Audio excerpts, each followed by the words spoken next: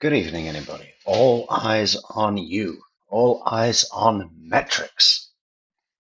Good evening, good evening, good evening. It's the day, it's the long day. We're getting very close to the end of the trial. Is this the final witness for the defense? I think it might be.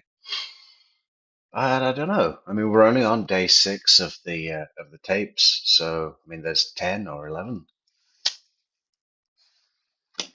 and I think she's on the stand for a lot shorter time. Well, I don't know. Let's just see what happens. Let's just see what happens. But yeah, she's been in for 6 years already, right? 6 years she's been in, sitting, waiting, prepping. But has she done much prep? It doesn't seem like it. She seems under prepped. That's the general theme of Katie on the stand. I mean, I guess Kawass has this approach as a defense attorney to try and win the jury over by being quote unquote likable, relatable, and approachable, right? Someone that each and every jury member would love to spend time with, you know, a holiday weekend, a trip away, you know, but it's just not the case. And I don't know if she's got the amount of self-awareness required to be an attorney. I mean, take it outside the role of being a professional attorney in a murder trial, serious business. Take her outside of that role. Um, yeah, I mean, I don't suppose she would bother me too much. It's just unfortunate the tactics that she's chosen to try and do on the judge and the prosecutor and the jury. But maybe that's just a Miami thing.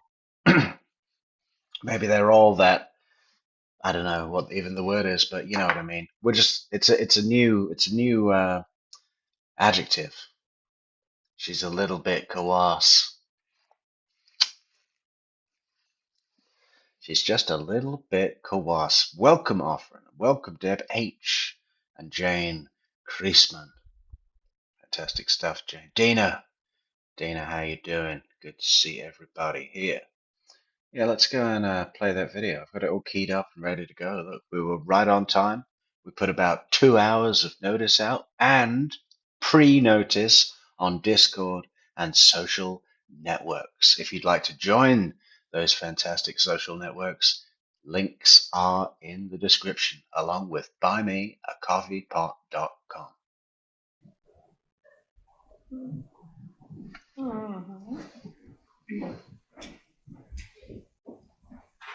Okay, please be seated. And we're ready to continue with the testimony. The defense may call its next witness. Your Honor, at this time, the defense calls Katherine Magbanua. All right, Ms. Magbanua, would you please come up and take the stand?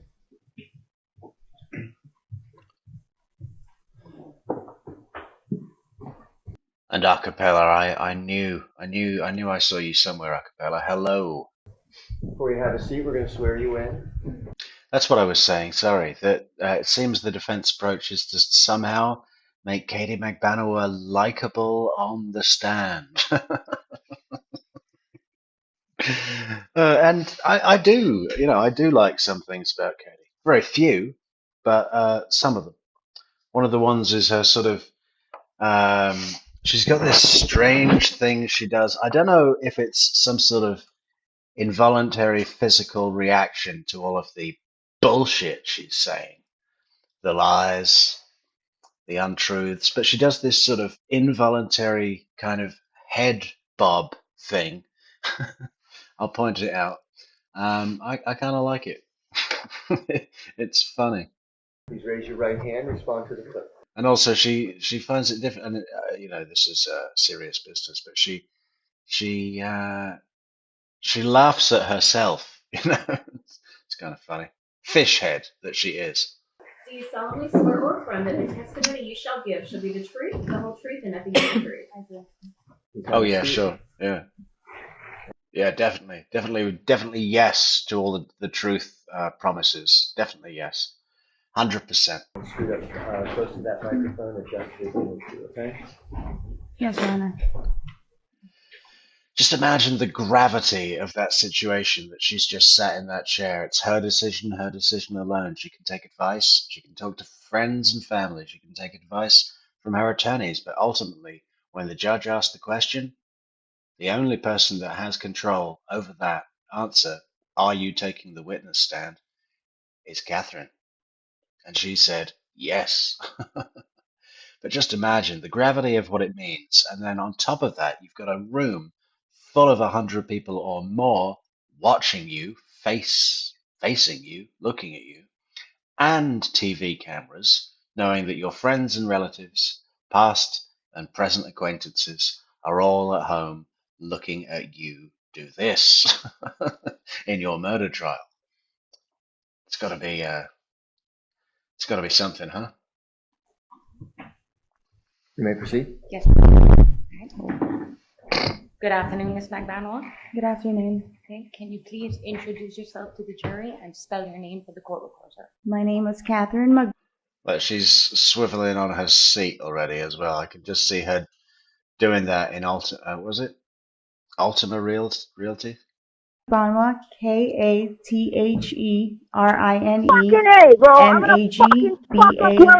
Magbanua. Do you like how I changed the sound effects for the coffees, guys? Thank you, Jane, for the 3 coffees on buymeacoffee.com. That's appreciated, Jane. Yeah. What is it? Is it fucking A, bro? I'm gonna fucking fuck up whoever the fuck is fucking with me. I think there's more fucks in that sentence than there are other words. Should we count them? I'm gonna fucking fuck up. Okay, up is a normal. No, all right. We need to write it down later. Okay. So before we get started, I just want to ask you how you're feeling. Freaking out. Okay. Are you a little nervous? Yes. All eyes on you? Yes. A lot of eyes you've never seen before? All eyes on you. A lot of eyes I haven't seen. Okay. All right. So if I ask you a question and it's confusing, stop me. Yes, Okay. ma'am. And I want to make sure that everything that we get out is clear for the jury. All right? Yes, ma'am. Okay. Now we're going to be talking about a lot of stuff. Yes, ma'am. We're going to go back in time, almost 10 years. Yes, ma'am. Okay? Because you know that this has a lot to do with your relationship with Sigfredo Garcia, right? Yes, ma'am. And also your relationship with Charles Adelson. Yes, ma'am. Okay. So now you understand the oath that you took just now. Yes, ma'am. Okay. And what was that oath? To tell the truth. Okay. You understand what the punishment for lying on the oath is, correct? Perjury? Yes. Yeah. Okay.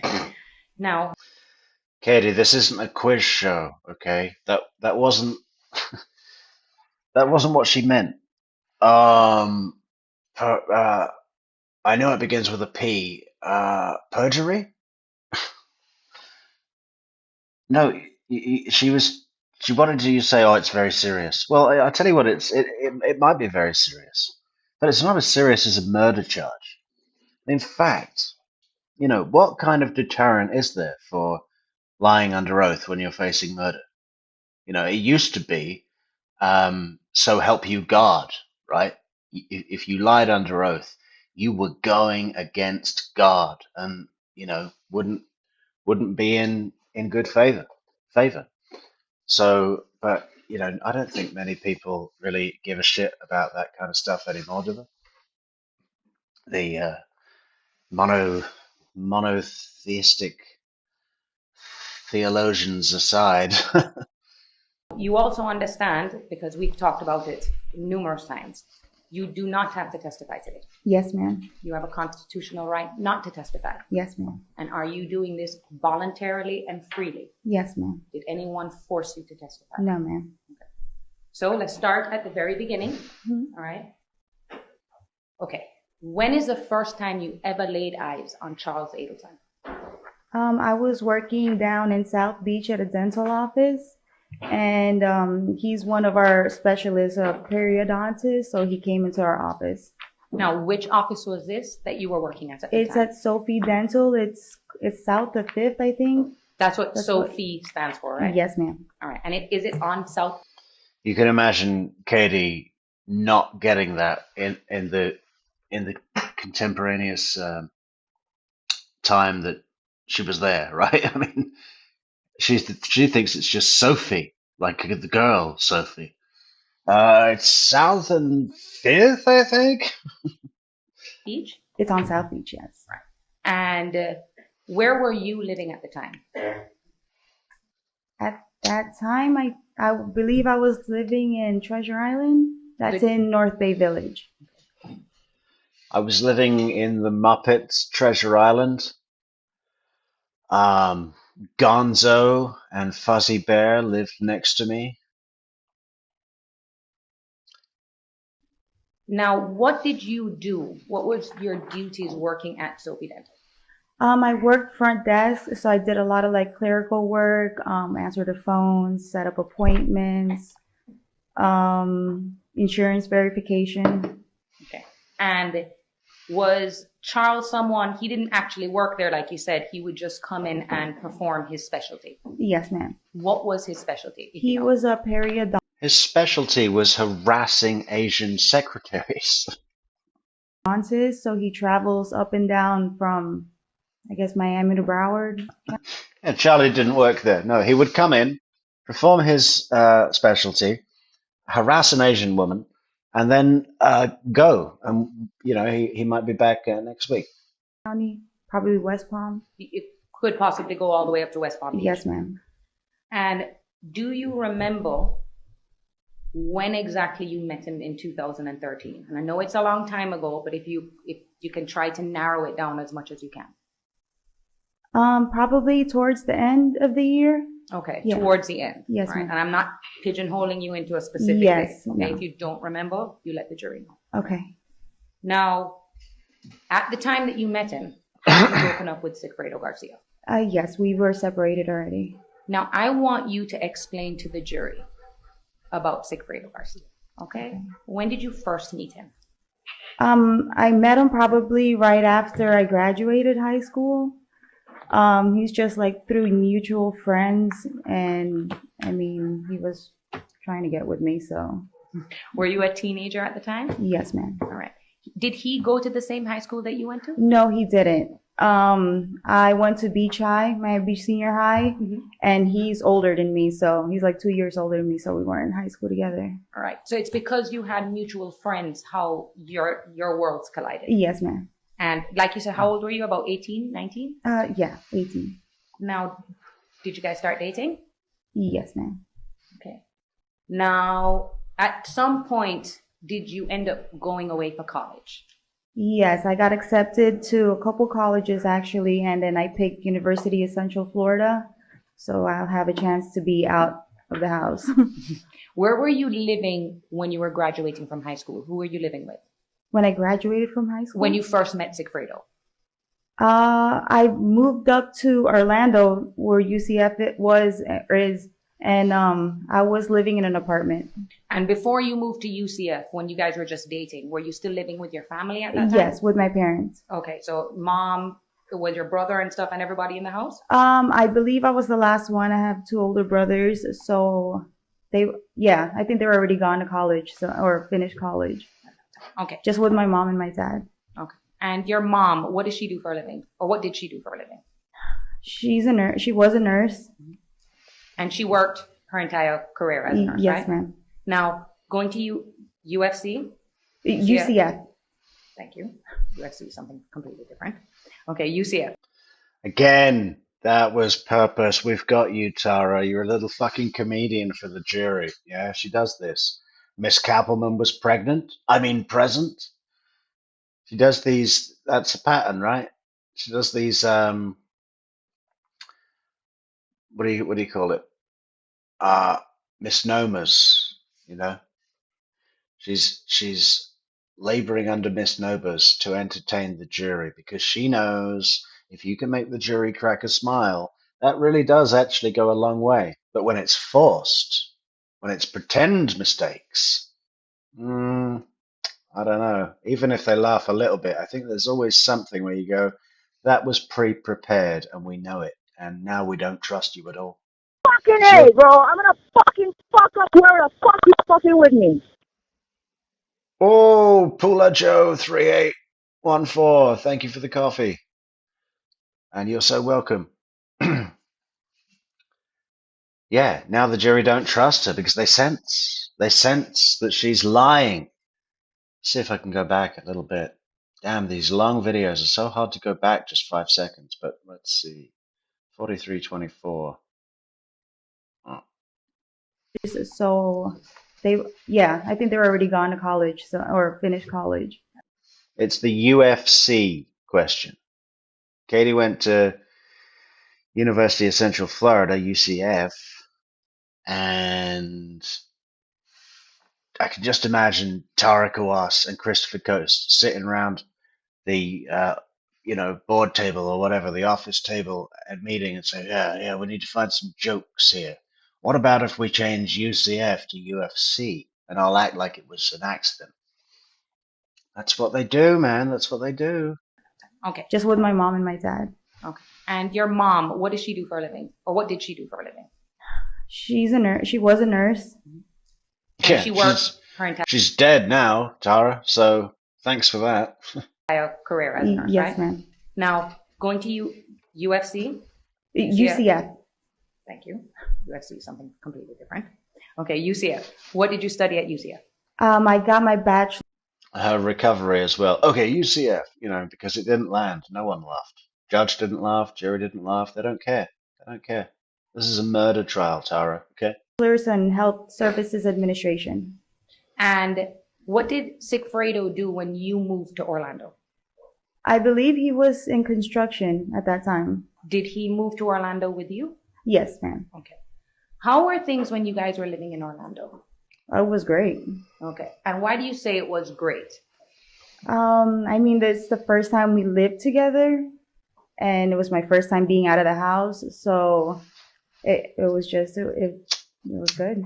Was he giving you any problems at that time in terms of infidelity or drug use? No, we didn't know anybody in Orlando. Okay. Yeah. So was he a stay-at-home working? Oh, he was working like almost 2 to 3 jobs because I ended up getting pregnant.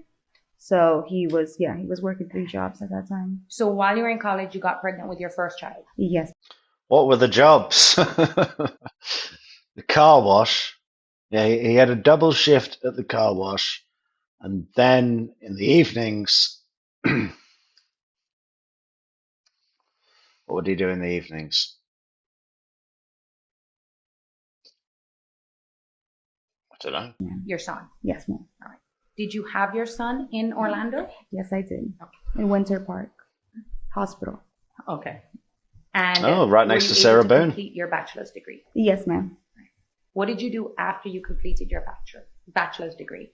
I stayed in Orlando for a little bit, but then eventually I ended up moving down south because I wanted to work in a hospital. Okay. And I needed a babysitter. When you say down south, you mean? To Miami. To Miami. Yes, ma'am. And when you say you needed a babysitter, who would have been the prime person to be a babysitter? Sigfredo's mom or my mom. All right. So, takes a village, right? Yes, ma'am. When did you get pregnant with Kaylee, your daughter? I got pregnant with her around 2012. Yeah, 2012.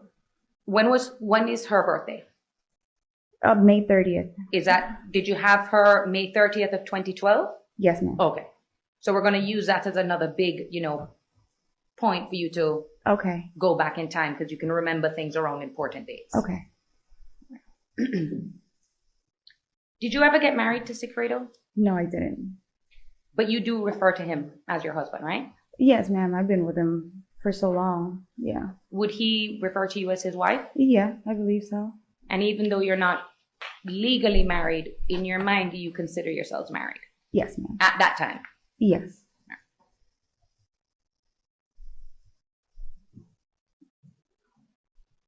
Now you come back to Miami. Do you remember how old you were at that time?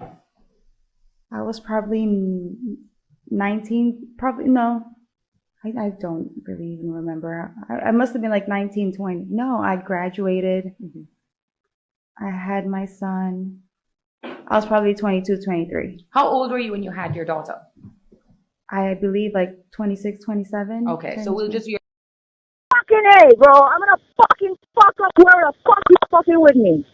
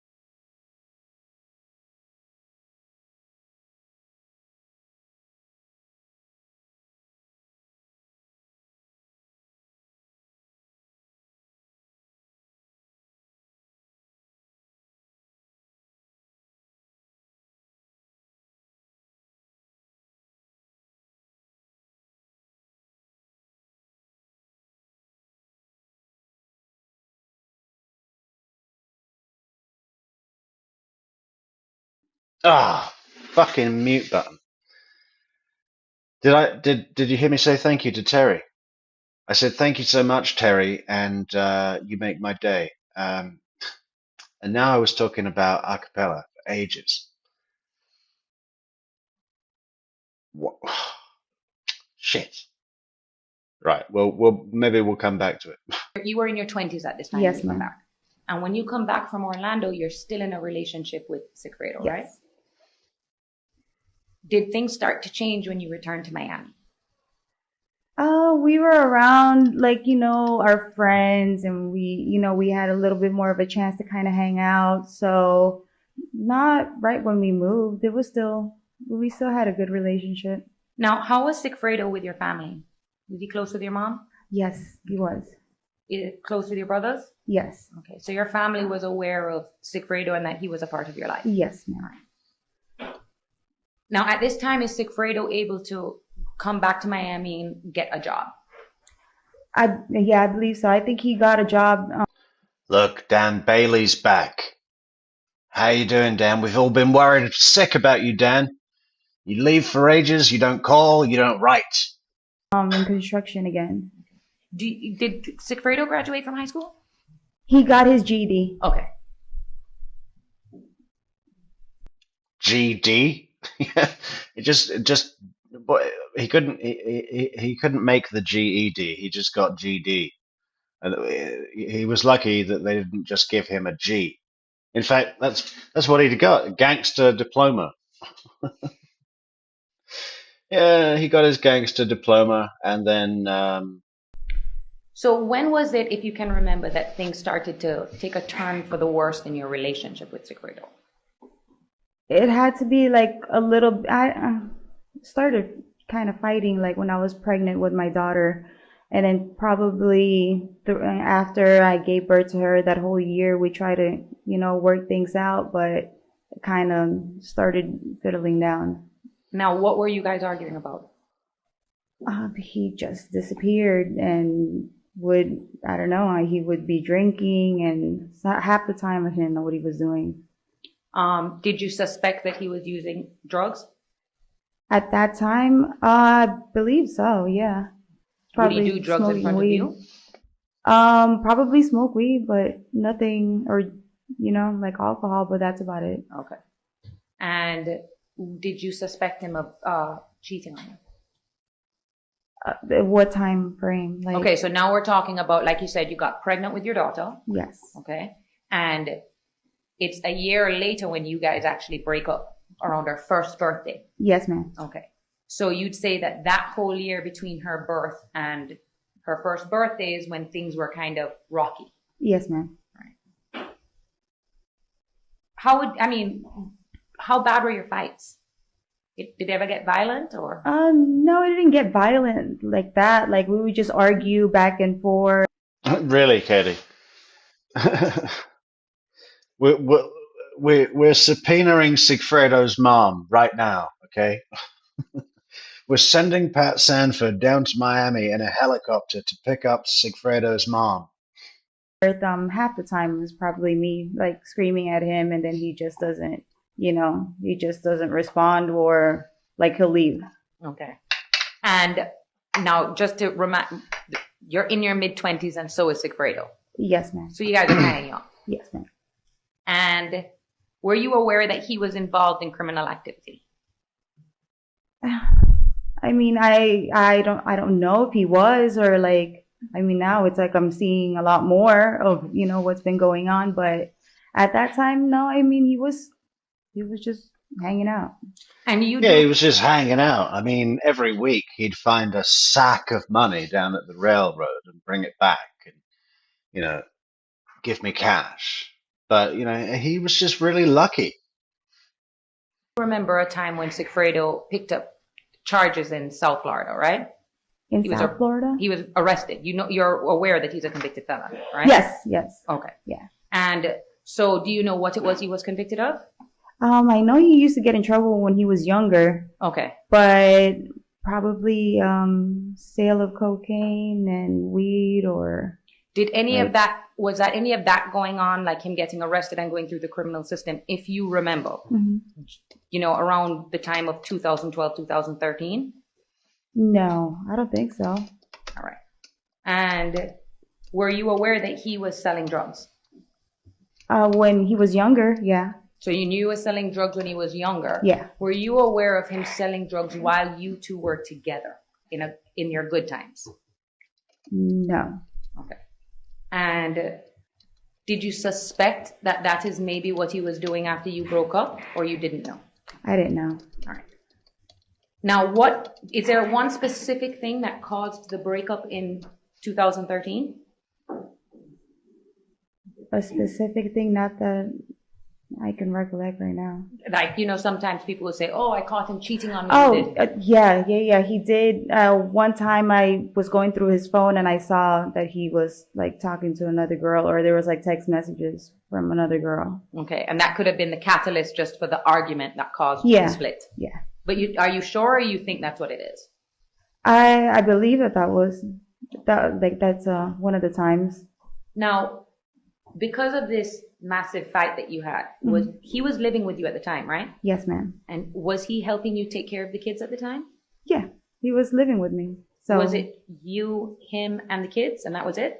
Yes, ma'am. Right. And so you kicked him out of the apartment? Yes, ma'am. Do you know where he went? No. Okay.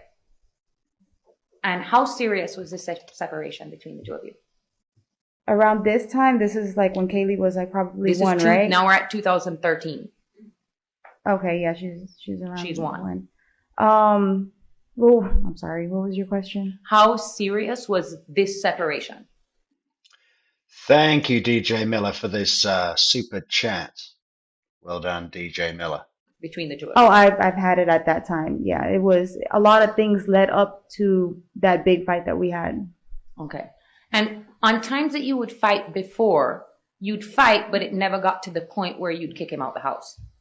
Yeah, no, I would kick him I've kicked him out once before that time, but nothing really. Like we would just argue and he'd come back like you did. Yeah, like he'd come back like later at nighttime and he'd be home. So would this be the first major breakup?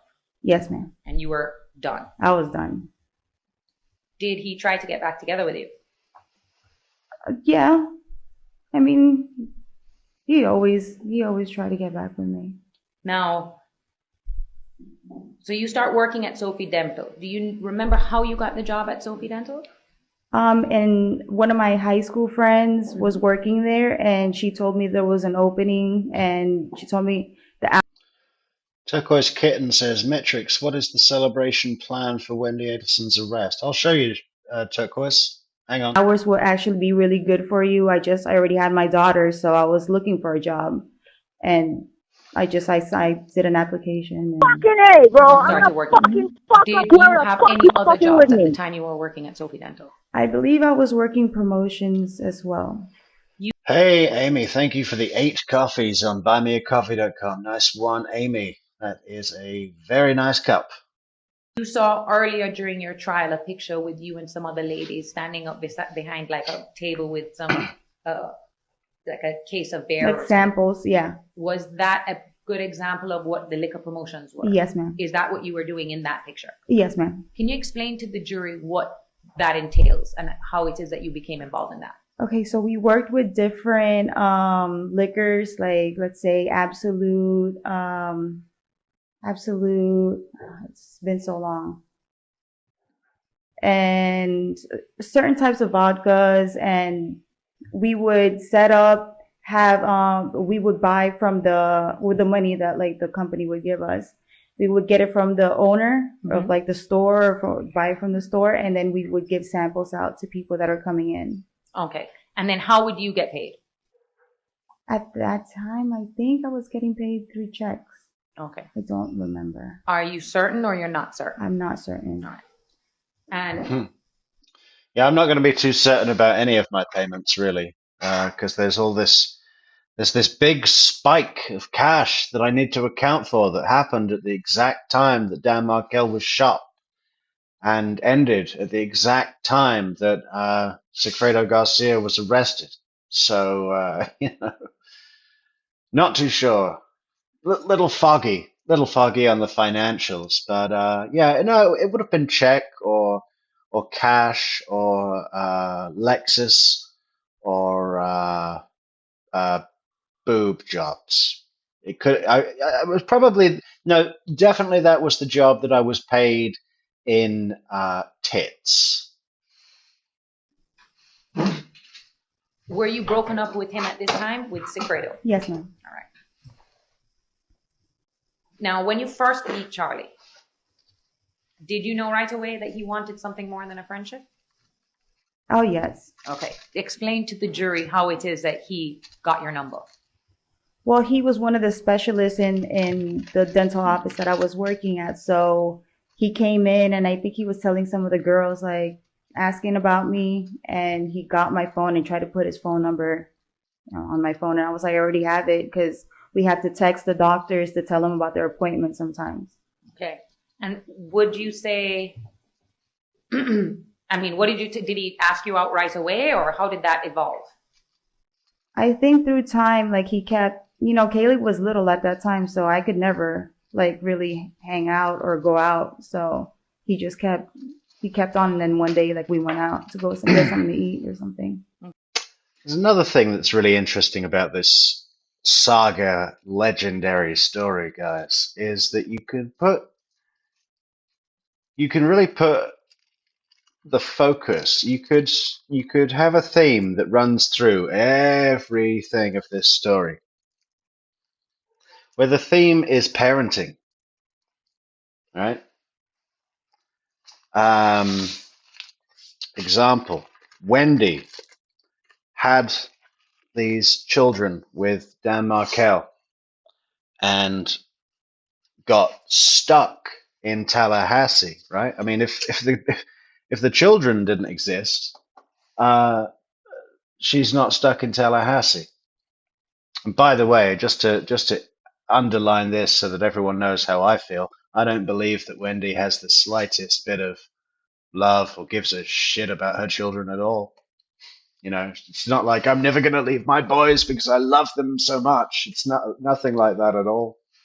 I'm never going to leave my boys because I will not be labeled as an abandoner mother in front of my socialite colleagues and associates. That's not how they do business. That's the real drive. It's not like, usually you'd say a parent, a loving mother would say, I'm not going anywhere without my fucking children, that sort of thing. That doesn't exist in this family at all. I cannot be seen to be an abandoner. That's the real motive. Anyway, you can see how parenting falls into that category. And then, of course, Wendy's, what's interesting is that Wendy, I believe, was 20. No, actually, that's wrong, isn't it? She would have been a bit older. No, she was 26 when they got married. That's right. Katie was 26 when she had the children, the first child. And for a second, I thought Wendy was the same, but obviously Wendy was 35 in 2014, and Ben, the oldest one, was just about to turn 5. So Wendy would have been probably 30 when she had Ben. But then Katie also has got this thing like Sigfredo, he's going out, he's partying, he's getting high, he's doing cocaine off strippers' tits, and leaving her with the kids. She resents that because basically it's not about come and be a present father and a good influence to our nuclear family. It's more like, okay, it's my turn to go out now, so you're going to stay at home with the kids, and I'm going to go out to the clubs. Up in the club, up in the club. But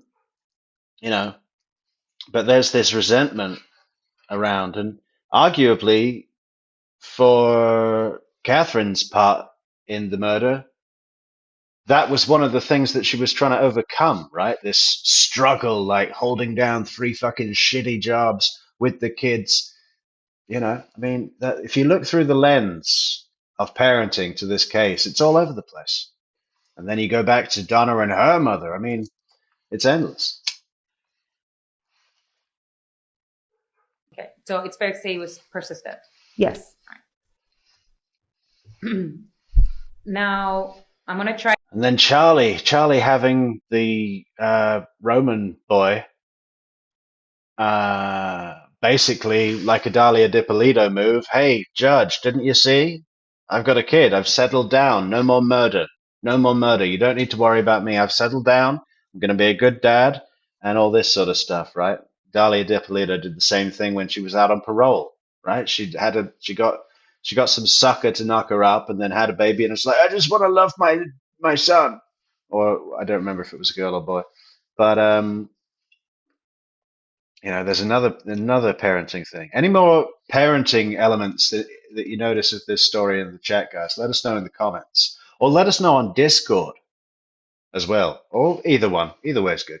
To help you with your memory. So I'm going to go back to, now we're moving forward. Do you remember if you guys were dating at New Year's Eve in 2013? Yes, ma'am. Okay. Did you guys go out for New Year's? Yeah, we went to this place called Hard Rock Hotel and Casino, and we spent New Year's over there with Okay, some and other friends. that establishment is in Fort Lauderdale? Yes, ma'am. Okay, and it's a big casino with lots of shops and clubs and all that kind of stuff, right? Yes, ma'am.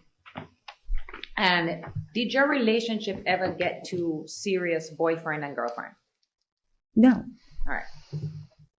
But yeah, how right. much, like, how about the communications between the two of you? Yeah, because I'm a street hoe, and you know, he's upper crust. He's Golden Prince, and just likes to ruffle his feathers with the street hoe now and then. Between you and Charles. We would text. Okay, now explain to the jury, because I know sometimes women complain that men do not communicate. The thing that Charlie liked best about me is that I was real easy to impress. And cheap. I was a cheap date.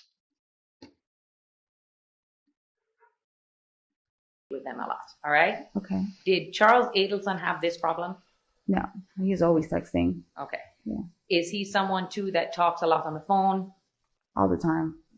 And even with his job where he's working all day, he will call and text and everything in between throughout the day. Yes, ma'am. Now, when was the first time you ever met Charlie's sister, Wendy?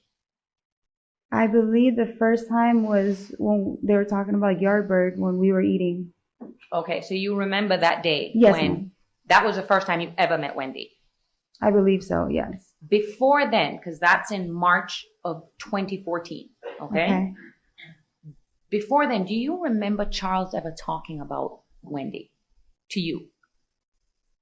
Not that I can remember. Okay. He probably said he had a sister, but like he had a sister and a brother, but I just didn't know when he told me he had a sister and a brother. He never spoke to you, or you never had any knowledge of, for example, Wendy's divorce? No.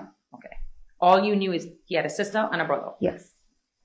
Now, that night you went to Yardbird, all right? That's a lie. They're just trying to distance Katie from knowing anything about Dan Markel or whatever. What is Yardbird? It's a restaurant that you can eat out on the patio. It has an indoor, outdoor. And it is on South Beach? Yes, ma'am. Was it daytime or nighttime? It was after work, so it was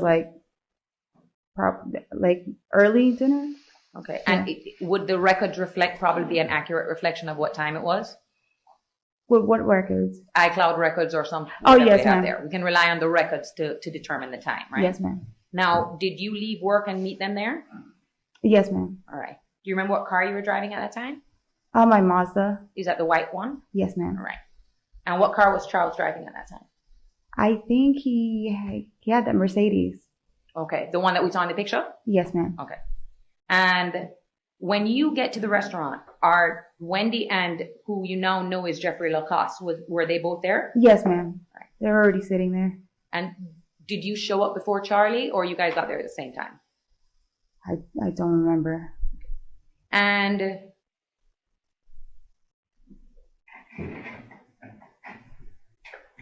How did Wendy and Jeffrey, I mean, I know you probably don't remember too much, but did anything weird stand out with the two of them, or it was obvious to you that they were dating?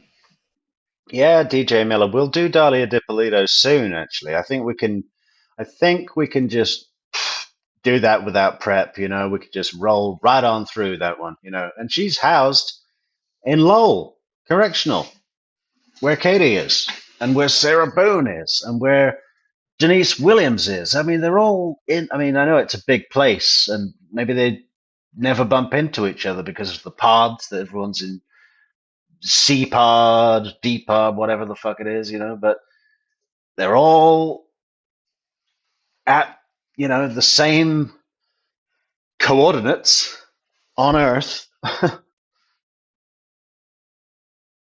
Nothing weird. They were just there together. Anything stand out from you from that dinner? Anything that, you know, you remember that stood out to you? No, not that I can recall. Okay. And then after that dinner, where did you go? Home. Okay. Yeah. And do you know where Charles went? He probably went back to his house. Okay. He didn't go home with you? No. Now, at this time when you're full on, well, not full on, but you're dating Charles, right? Yes, ma'am. Are you seeing any other men? No, ma'am. Right. Did you have time to see any other men? I did not. How many jobs were you working at that time now? Now we're in March of 2014. Could you find any men that would be willing to tolerate you? No, no, definitely not.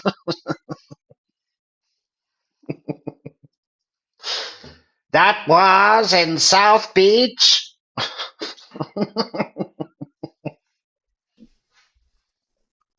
Were you still at Sophie Katie, why do you talk like a pterodactyl?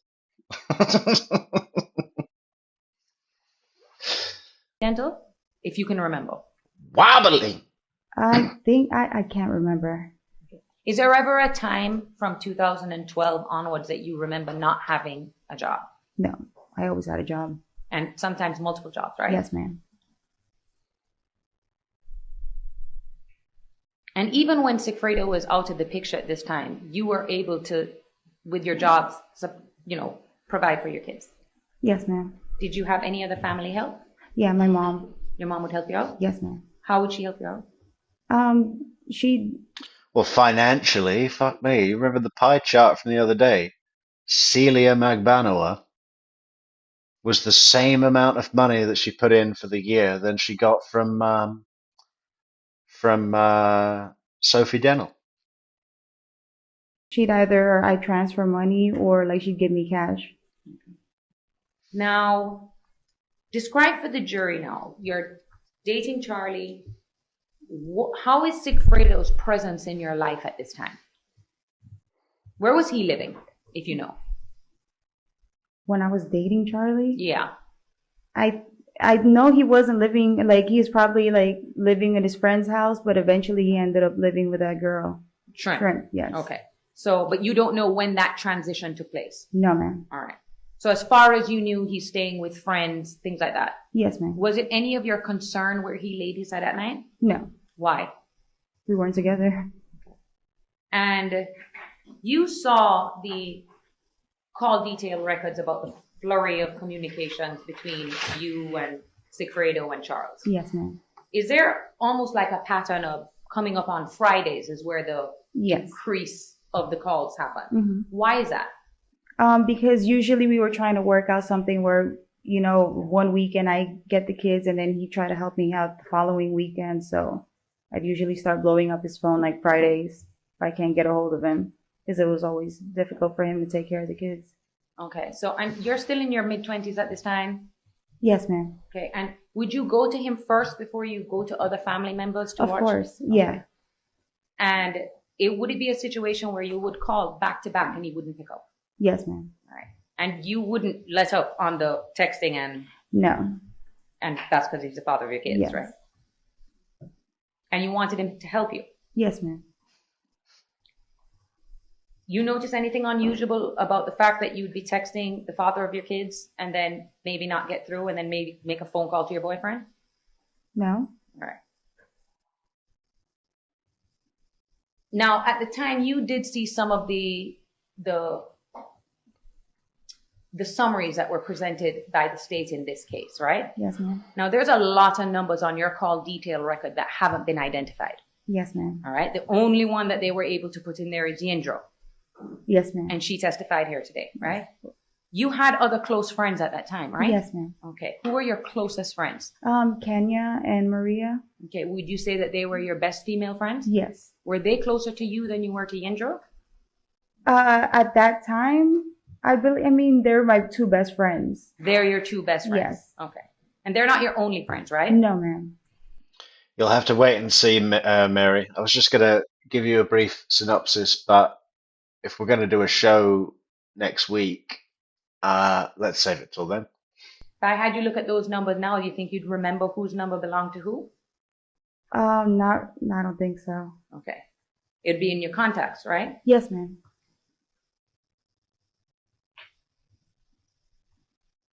Now, as far as you knew, did Sigfredo know about Charlie, that you were dating this guy? Yes, ma'am. And why do you believe, or how do you know that? How do I know that he knows? Or me? what is it that made you realize that he knew that you were dating this guy? Did you say it to him, or did he ever make a comment? I probably did. Like, I probably mentioned Charlie's name or whatever. Oh. Trying to get him mad. Oh, to push some buttons with him. Yeah. And you frequently spoke to your boyfriend, Charlie, about the father of your kids. Yes, ma'am. Sigfredo. Yes, ma'am. So you referred to him, to Charlie, as several different names, right? Well, one, you've called him Tuto before, right? Sigfredo? Yeah. Yes. So Charles Adelson knows the name Tuto. Yes, ma'am. Okay. So when you heard on some of the recordings him saying, I don't even know who these guys are, and he keeps repeating it over and over. Yes, ma'am. He's lying, right? Of course. Now, in June of 2014, okay, that is when Kaylee's birthday is, right? Yeah. May 30th. May 30th. Yes, Just ma'am. a few days before June 1st, 2nd, and 3rd, 4th, where they say the first trip happened, right? Yes, ma'am. All right. What did you do for your birthday? For Kaylee's birthday, if you can remember. I just had like a little gathering in the house, just like another friend of mine, I think, and her kids. Okay. Something small? Something small, yeah. How old was she turning? 1. Wait, no, this is 2014. 2. 2. Yeah. Okay. And you're still living at the same apartment? Yes, ma'am. Who was living with you at the time? My mom. All right. So it's just the 4 of you. Yes, ma'am. 2 kids, you and your mom. Yes, ma'am. Would Sigfredo still come over? Yes. Okay. Why is that? He'd come by every now and then, see the kids, hang out. Were there times where he would come and take the kids and take care of them for the weekend? Yes, ma'am. Okay. So he wasn't a complete, total absentee father. No. Was he consistent though? That he wasn't. He wasn't consistent about it.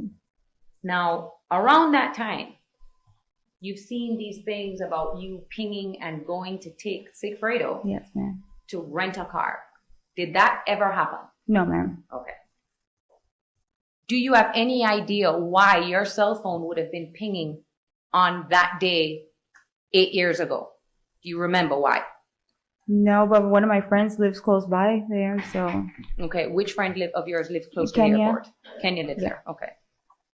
But you wouldn't even be able to tell the jury if that is consistent with that tower, because you don't know anything about towers, right? No, ma'am. All right. But had you taken him to go rent a car, you think you've never taken him to rent a car? No, I've never taken it. I don't think she knows nothing about towers at all. I mean, she's probably a big Jenga fan. Giant Jenga, you know. The big one that they have outside. She's probably not that tall enough to play that, actually. Yeah, all right, just the normal one. The normal one that you can do on a coffee table. Okay. Now, when you were at this time, did Sigfredo own a car, or was he just switching cars all the time? He was switching cars. I don't know if he had his own car at that time. So it could be that you just don't know whose cars he was driving. Yeah, he would just get his friends' cars, or I don't know. Did I you didn't ever- know what he was really doing at that time. Did you ask? No. Had you asked about what his day-to-day, what he was doing every single day, would he have answered you? Told you what he was doing every day? Probably not. Why? He doesn't tell me everything. But also too, like, you don't have to tell him what you're doing every day, right? Yes, ma'am. Why is that? We're not together. So I want to talk to you about this day, because this day actually stands out in your memory, okay? It's the July 1st Yes, ma'am. confrontation, okay? Now, explain to the jury in your own words what happened that day. So let's start with, do you get a call from Charlie? Like, is he inviting you to go out? I don't remember, like, who called who first. By the way, guys, I know for most of you listening that it's not yet past midnight, but it is here, and it's April 19th. You know what that means? That means it's 9 years ago. No. Yeah. It's 9 years ago today that Donna Adelson came walking down those steps of the Icon to pick up Ben and Lincoln. And Sammy stopped her to say, I was with Taco up in Broward. My brother Taco, he's incarcerated, he's going through some tough times, and he helped you with your family problem up north, and do the right thing, man. Take care of Taco like you've been taking care of Katie and Tuda, man. Do the right thing. This ain't going away. 9 years ago today. Fascinating, isn't it? And we're still not done. That bump operation, you heard how many cops were in attendance. Every cop in the Miami-Dade district area, tri-county, cops from Broward, cops from Leon. I mean, fucking high altitudes plane. What the hell was that about? Yeah, and it's still going on 9 years later. We're not done. We're not done. Or Okay. whatever, but I know he wanted to go out on the jet ski. And were those his jet skis? Oh, a jet ski, yeah. Or just one? One, yes. Okay. Had you guys ever gone jet skiing before? I believe so. All right. And what had Sigfredo? And I have to believe that Tara Kawass knew that it was one jet ski. I mean, they've been preparing for this for 6 years. Is that kind of mistake to make it look like this isn't all just a prepared script? That Tara Kawass is actually inquiring instead of just reading lines? It's funny as well because you can see Katie forget the script sometimes. And, you know, searching for the answer of the script, not the real truthful answer, the scripted answer. So what happened with Sigfredo that day? Did he come and pick up your kids? Yes, he did. All right. Was it his turn to watch the kids? Yes, ma'am. And he picks them up. How old are Ethan and Kaylee around this time? Kaylee would be 2, and so Ethan would be 5? No, probably 7. 7, okay. So he takes the kids. Do you 5 years remember what apart. car he was driving at that time? I believe he had like a blue Volvo. Okay. And is this the car that he was in when the confrontation happened? Yes, ma'am. All right. So Hey, nothing says Latin street thug like a blue Volvo.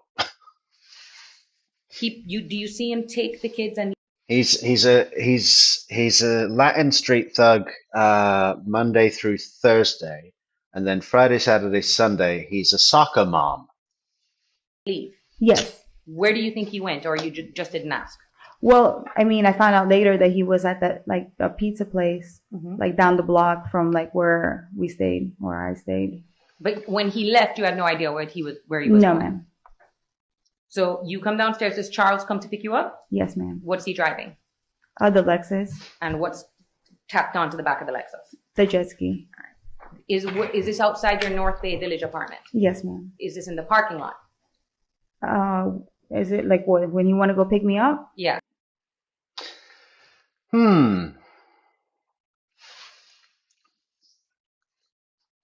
This jet ski incident, I've fluctuated on whether or not I believe it's real. Excuse me. In the beginning, I didn't think it was real. I thought it was made up, and you know, that was in large part because it was Mr. Hand Grenade that was telling us about it originally, I think, because he was, oh, I don't remember the details, but I didn't believe it, and then it became more believable to me. But I forgot that Charlie was driving the Lexus that eventually went to Catherine. And yeah, that's possible, but wouldn't it be a bit awkward? Like, for when Katie's back with Sigfredo, hey, you've got this Lexus. Wait a minute. That's the Lexus of your ex-boyfriend who I hate and wanted to pummel into the ground like a tent peg. It could be triggering, you know what I mean? And yeah, I guess he could get over it if it's a nice enough car and it's for free. I mean, but I don't know. It just sounds like the fact that it was that car that Charlie was driving that Sigfredo supposedly went and confronted or banged on the window or whatever would be consistent with that story not happening.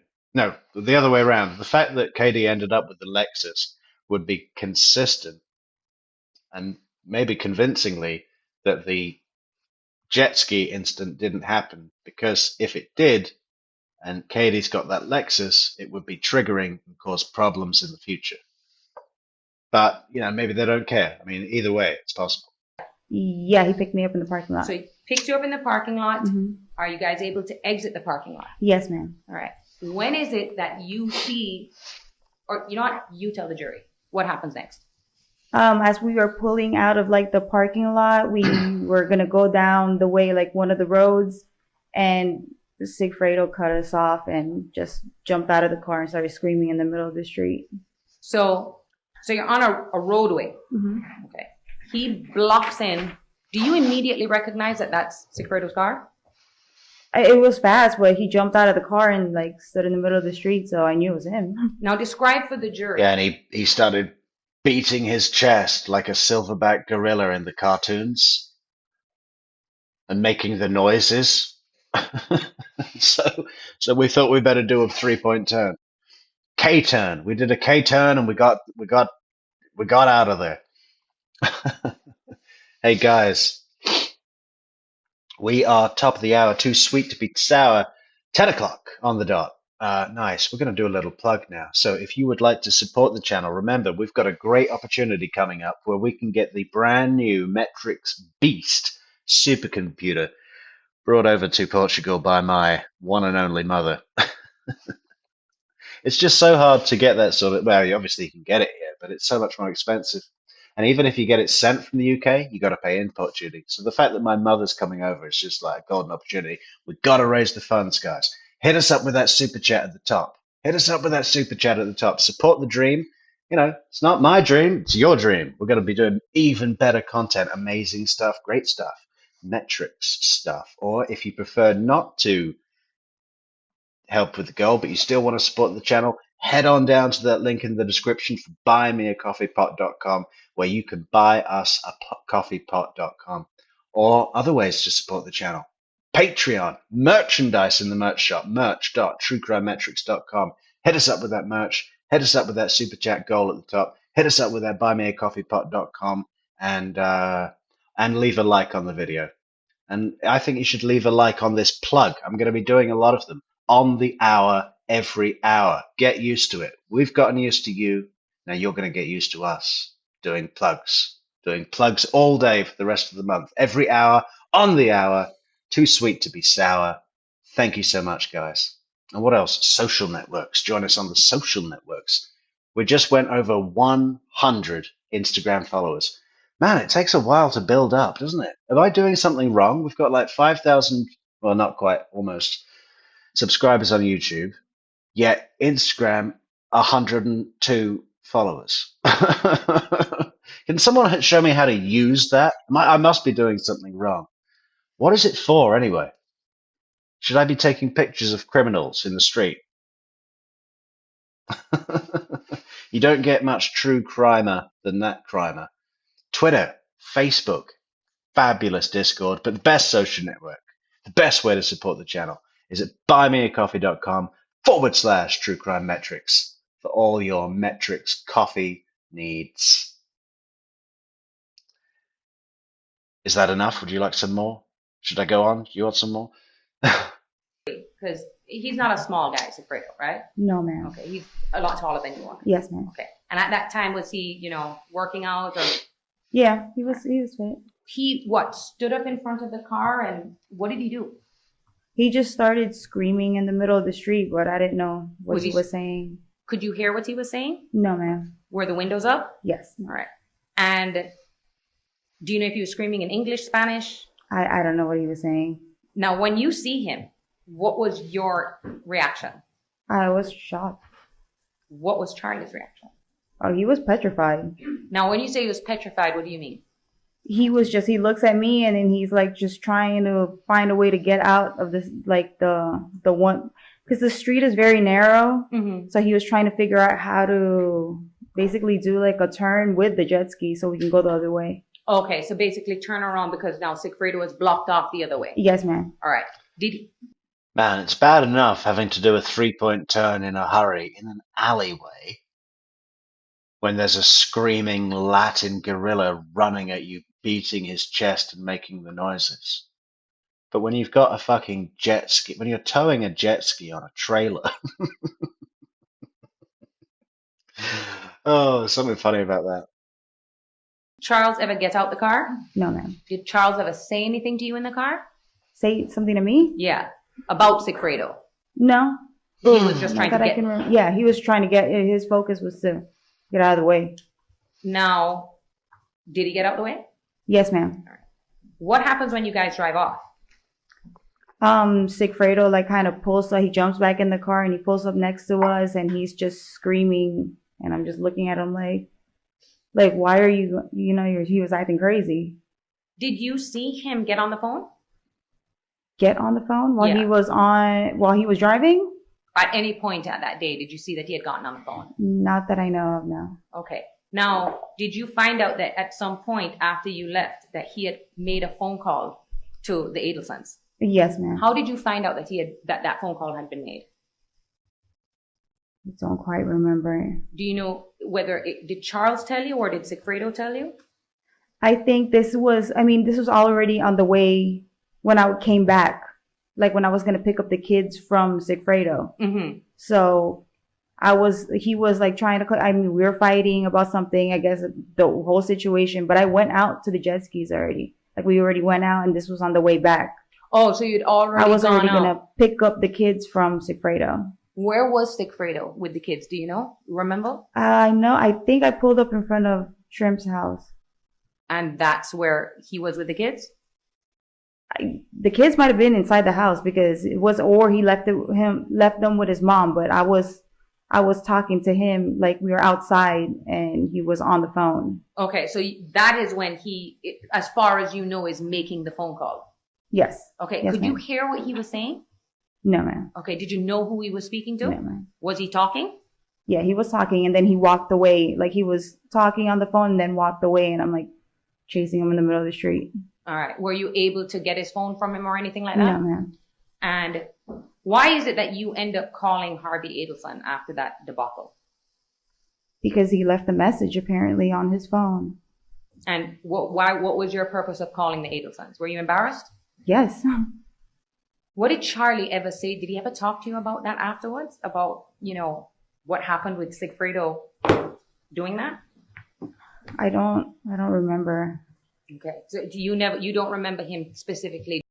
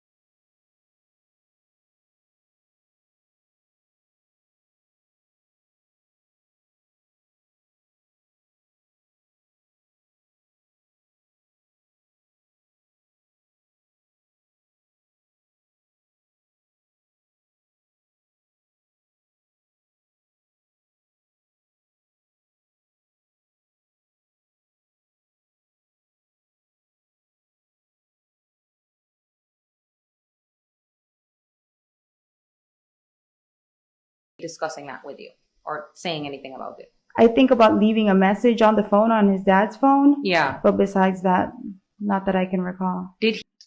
My God, the mute button. You see, this is all going to be. That's what I'm saying. Evil dressed up as innocence. The hair, the bare neck, the sweater. She doesn't even need to change the wardrobe. This is it. This is Wendy right here. Cast. Right? The evil eyes of Charlotte Rampling with that fixed, stressed smile. Evil dressed up as innocence. The earring. The shiny, shiny, shiny. You know, going up to the paella bar. Going up to the paella bar at the Harvey's 70th birthday saying, "Sí, señor. Más paella, señor. Muy bueno, señor." Yeah, I speak. Do you speak Spanish? No, I do. Yeah, I'm sure, Wendy. I'm sure. I'm sure you do. I know it says that on your resume, but it says a lot of things on your resume. We've read it. We've read all the way through it. And we think it's all bullshit. So, Jennifer Lawrence as Wendy Adelson. Definitely. Sorry about the mute button, guys. I can't keep an eye on the chat. Like, Amy, don't even bother letting me know in the chat. Get straight on WhatsApp because, you know, I don't see the chat when I'm doing something. But it's my fault. You see, usually I've got this nice microphone here, and when I press the mute button, it flashes to tell me it's on mute, which is a helpful visual aid. But at the moment, for some reason, this mute button isn't doing anything. So in order to mute, I've got to do it on the computer when there's no visual aid to remind me I'm on mute. So that's why. And we're going to solve that problem real soon. Sorry. He seemed upset that this is what had happened. Like, you know, oh, your psycho ex-boyfriend is like, I can't be with you because he's so crazy. I mean, I guess. No, did Charlie ever kind of say that to you?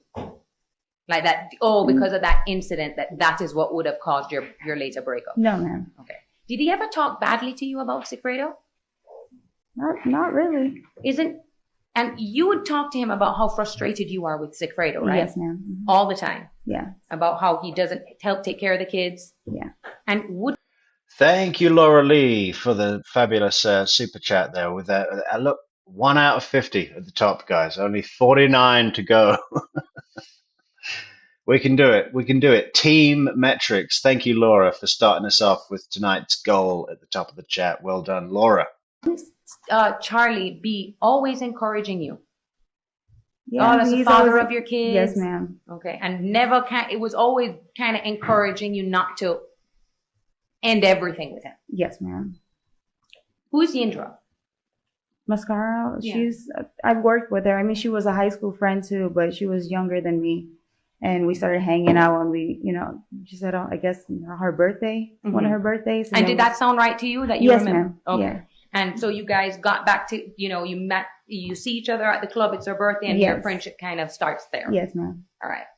Now, she actually worked in the clubs with you, right? Yes, ma'am. Now, let's talk about the 2 clubs that you worked at. Were there more clubs that you worked at, or it was just those 2? At that time, I think it was only those 2. What is the first club you worked at? I worked in Fate. Okay, so Fate nightclub. first? Yes, ma'am. Okay. And that's the one where your former boss came in here, Mr. Naval? Yes, ma'am. Okay. Now, explain to the jury how it is that you made money and how you were paid at that job, at Club Fate. I did bottle service and I bartended as well, and we would get cash tips or on credit cards. Okay. And was what he said, Mr. Neighbor said it, fairly correct that the only thing they can really track from you guys is what's written on the credit card receipt? Yes, ma'am. All right. Did you declare all of your cash tips? No, ma'am. Okay. As far as all the other employees, did you know if they all declare their cash tips? I don't think any of them did. Okay. Is that something that's normal in the service industry? Yes, ma'am. And why do people not declare all of their tips So they can keep all the money. and not have to pay too much taxes, Yes. right? Mhm. So how long do you remember working at Club Faith? The dates have been so off. Like I don't even remember anymore. Okay, so if we should rely on things that are in records. Yes, ma'am. Okay, because I don't want you to, if you don't remember, you don't remember. Yeah. Now, what would you do with your cash? Every time you made cash, did you just go to the bank the next day and deposit it? No, I usually saved it Okay, and where would you save it? At home? Or? at home. All right, but you did deposit some of your cash into the bank. Yes, ma'am. And when I had a chance to. Okay, and you have 2 bank accounts, Yes, ma'am. and you deposited cash into both bank accounts. Yes, ma'am. All right, and that's something you've been doing since you Yeah. had a bank account, Yes, ma'am. even before you met Charles Adelson. Yeah. Did Sigfredo ever come out to the clubs and see you working? Not that I know of. Okay, that probably wouldn't have been a good idea, right? Probably not. All right. And did Charlie ever come out to Club Fate while you were working there? Not that I know of. All right. Did you have other jobs while you were working at Club Fate? I Yeah. don't remember. Were you, because there, you saw on, You want to check out the size of those deposits, Acapella?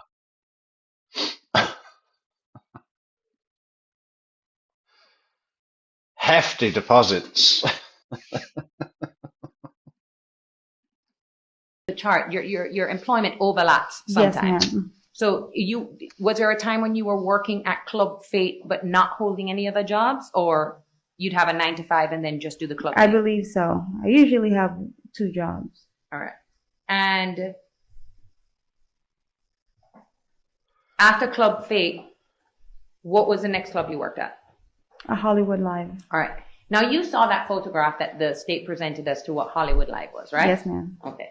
In your opinion, is that a fair and accurate representation of what the club looked like No, it was not. back in 2016? Yes, ma'am. Okay. It wasn't the club opened that night, right? Yes, ma'am. Okay. And it didn't look as run down as it did in that picture. No. You now know that picture was taken during the pandemic. The pandemic, yes, ma'am. Do you know someone by the name of Dan Markel? Yeah, not now. I mean, not now, but I'm now just I going to do. ask you right now, and you can tell the jury. Did you have anything to do with the murder of Dan Markel? No, ma'am. Okay. Did you know anything about the murder of Dan Markel? No, ma'am. Would you have ever assisted anyone in having a father of 2 killed? No, ma'am. Would you assist anyone in having anybody killed? No, ma'am. Okay. No, ma'am. No, ma'am. No, ma'am. No, ma'am. Now I'm reminded of Clarissa Labredo. No. No. No. I don't know. What the hell? Oh my God, that woman is so annoying. Did you know anything about Wendy Adelson's divorce? No, ma'am. Did you know anything about her custody battle over No, her ma'am. kids? No, ma'am. Did you even know she had kids? I knew she had children, yes. Okay. Were her kids with you when that time that you were at the Icon with Yindro? No, ma'am. Okay. And that was in Father's Day in 2014. Well, yeah. What happened on that day that you all came together on that day in June? I think it was What June. happened? Yeah. How is it that you ended up in a picture with Wendy Adelson and Yindro? I know, Nancy. Fucking Sarah's just oiling her wrecking ball, right? She's just sitting at the prosecution table with this giant iron sphere, just rubbing oil on that thing, polishing it up. Oh, Charlie invited me to go down to the beach, and then his sister was in town, I guess. And I was already with Yindra, so I was like, "You want to go to the beach?" So then she And explain- tagged along with me. Sorry. explain for the jury. South Beach, okay, it's more like a tourist place, Yes. especially south of Fifth, right? Yes, ma'am. This is the South Beach everybody sees on TV with the neon lights and all the hotels, right? Yes, ma'am. Now, the Icon, it's a massive like, I don't even know how many stories apartment building. Yes, ma'am. Is that the building that had that staircase that you saw Donna Adelson walking down? On the bump? I don't know. Okay. But when you get off the bridge, Yes, ma'am. it's one of the first buildings on your right. Yes, ma'am. Okay. And you even recognize the school. Yes, that was my elementary It school. was your elementary Yeah. school. Now, that apartment building has a very nice pool Yes, ma'am. and access to the beach. So you said he invited you to come over to hang out at the beach and the pool, and you invited Yindra with you. Yes, ma'am. That's the second time you hung out with Wendy Adelson. Yes, ma'am. Did she talk to you or Yindra about divorce? No. Anything about relocation with her kids? No, ma'am. You guys weren't close like that, right? No. You had no idea that this was going on in her personal life. No, ma'am. Now, I want to talk to you about July 18th. Yes, ma'am. You now know that that is an important day. Yes, ma'am. Back in 2014, that day doesn't stick out to you. No, ma'am. All right. So if, for example, we had all your text messages from that day on Charlie's iCloud, Yes, ma'am. that would be a good memory jogger for you, right? I believe so. If Charles Adelson had ever spoken to you about a homicide or a murder, would that stick out in your mind? Of course. Okay. Do you remember him mentioning that his brother had been in an accident? Do I remember him mentioning that? That his brother had been in a car accident? Yes, ma'am. Okay. That was the night that you said that you could have possibly dropped your kids off to Yindra to go and be with him? Yes, ma'am. Okay. Do you remember if that's night that you went and spent with Charlie? No, I don't remember. Is it possible though? Maybe. Okay. If the record said you did, can we rely on it? Yes, ma'am. And if you were there that night, did anything stand out to you about Charlie's behavior? No, ma'am. Okay. Did he ever to you seem weird or nervous or say that he was sick? Did anything stand out to you that ma'am. night? No. All right. Did Charles Adelson give you $100,000 in stapled cash to then go and give to the father of your kids who you were not with the next day? No, ma'am. If Charles Adelson had said to you, here's $100,000 in stapled money, what would you do? What would be your first question to him? Why are you giving me that? Okay. Did you ever see him with stapled money? No, ma'am. Now, you heard Miss Umchindo.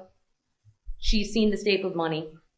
Were you, even though you were dating, Yes, were ma'am. you at his house every single day? No, ma'am. And why was that? I had the children. I had the kids, and I could never just go away and spend a night. Okay, so you'd have to get basically A babysitter. a babysitter. Yeah.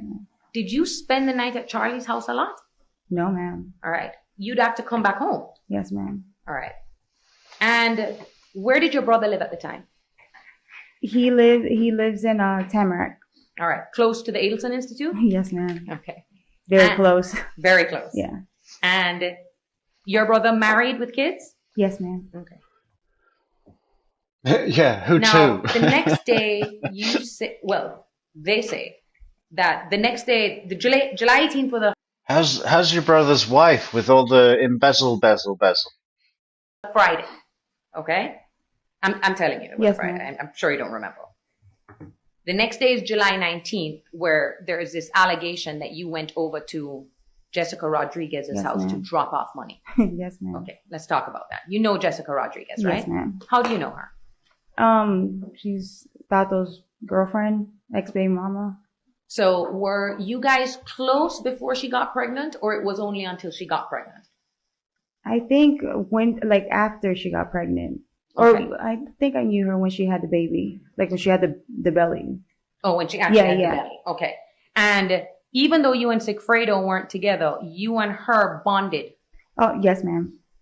Was she having the same problems with Louis that you were having with Yes, ma'am. Sigfredo? Mm-hmm. She has no idea where he is and all of that? Did she complain about him to you? I believe, yeah, we probably spoke about it. Did you know that he was a Latin King gang member? I did because of the Crown. Now that they talk about it, all the time with the Latin Kings. I don't know. Yeah, he'd walk around all the time with a Burger King crown on his head, and on the front of the paper crown it said in marker pen, Latin King.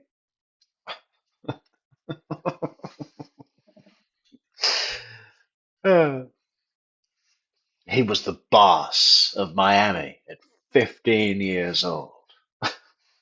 Come on. At that time if I knew he was in the Latin King, but I do now. You do know. Yeah. Okay. Was Sigfredo, to your knowledge, ever in a gang? No, Sigfredo was not in a gang. All right. And so on this day, did that happen? No, ma'am. You never went and were trying to find Sigfredo and to get him to drop off money for a murder? No, ma'am. I was looking for Sigfredo, but not for that. And in your text messages, you see that from that day, you actually was trying to get Ethan and you were going to go take him to the pool. Yes, ma'am. Okay. But it's a weekend. Yes, That's ma'am. Saturday. So it's not unusual for you to be looking for Sigfredo. No, ma'am. It was probably his weekend. And he wasn't picking up the phone. Yes, ma'am. Okay. You heard Luis Rivera say that you called him first. Yes, ma'am. That's not true, is it? Fucking A, bro. I'm gonna fucking fuck up where the You fuck were you looking fucking for with him. Do me. you remember if who you called Hey, thanks for the coffee, Rick. From Fort Lauderdale. Nice. Do you live in Whale Harbor? was Anthony Ortiz or Jessica Rodriguez? I don't remember. Okay. Would that be normal that you would try one of them to try and find out where Sigfredo is? By the way, guys, Whale Harbor, Street View on Google Maps, not allowed. Not allowed. Way too exclusive of a neighborhood. I wonder why that is. Yes, ma'am. Why? If I couldn't find him and I was blowing up his phone, it'd be the next person that I would think would be around him. And that's Hibaro, right? Yes. That's Anthony Ortiz. Yes, ma'am. He was close to Sigfredo. Yes, ma'am. All right. And you would probably go to Jessica first before you call Luis. Yes, ma'am. All right. That number that they found in your phone turned out to be a wrong number for him. Yes, ma'am. You don't talk to him that much, do you? To whom? Back then, you didn't talk to Luis a lot? No, ma'am. Ever on the phone? No, ma'am. And they only got your records from May forward, right? Yes, ma'am. We're unable to get any of your records past then, before then, right? And that time that you tried to reach out to that number, that's because you didn't know what his new number was. No, ma'am. Okay. And you had an old wrong number for him. Yes, ma'am. Well, I've had the same phone forever. How long have you had your phone? I've had that phone since I was in high school. The same number? The same number. Not the phone. The same number, yes.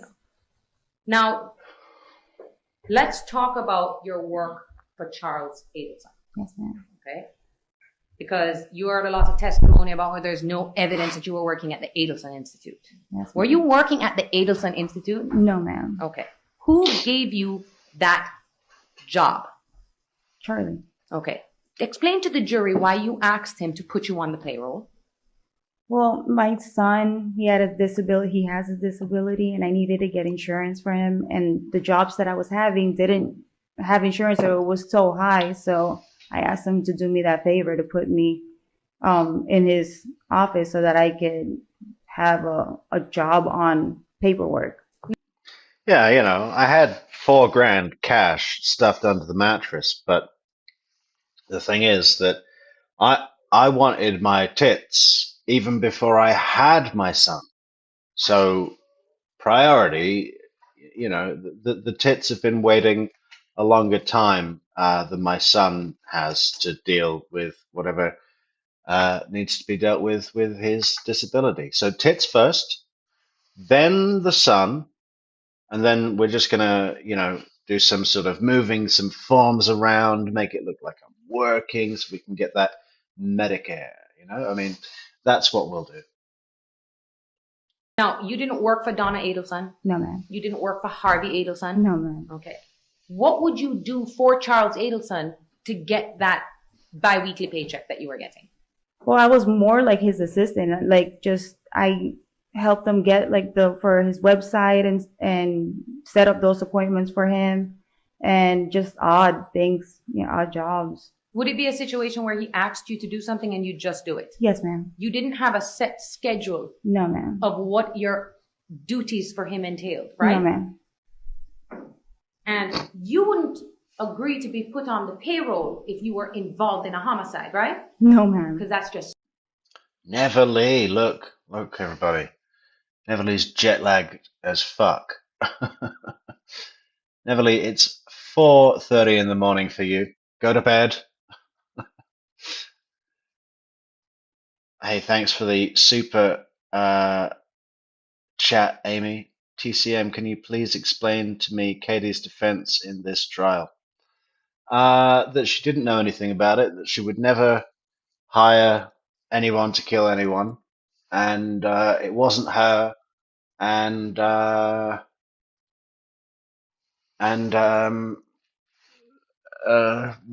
was it? What else? We're getting lost, isn't it? I mean, they seem to be going for just a sort of character defense, like she's a good person, she's a single mother, she threw him out because of drugs, and like, oh, so if she's not all right with drugs in the house, but she's going to be all right with the murder. Okay, yeah, sure. I think she was all right with drugs. She wanted to go party too, right? The problem was, Sigfredo, you're being greedy with the partying. You're always leaving me with the kids. That was the issue. Not that he's an absentee. He was just more of an absentee that didn't allow her to be an absentee. She wanted them to be like equally absent from the children's lives, right? But somehow Sigfredo always took her share of the absence.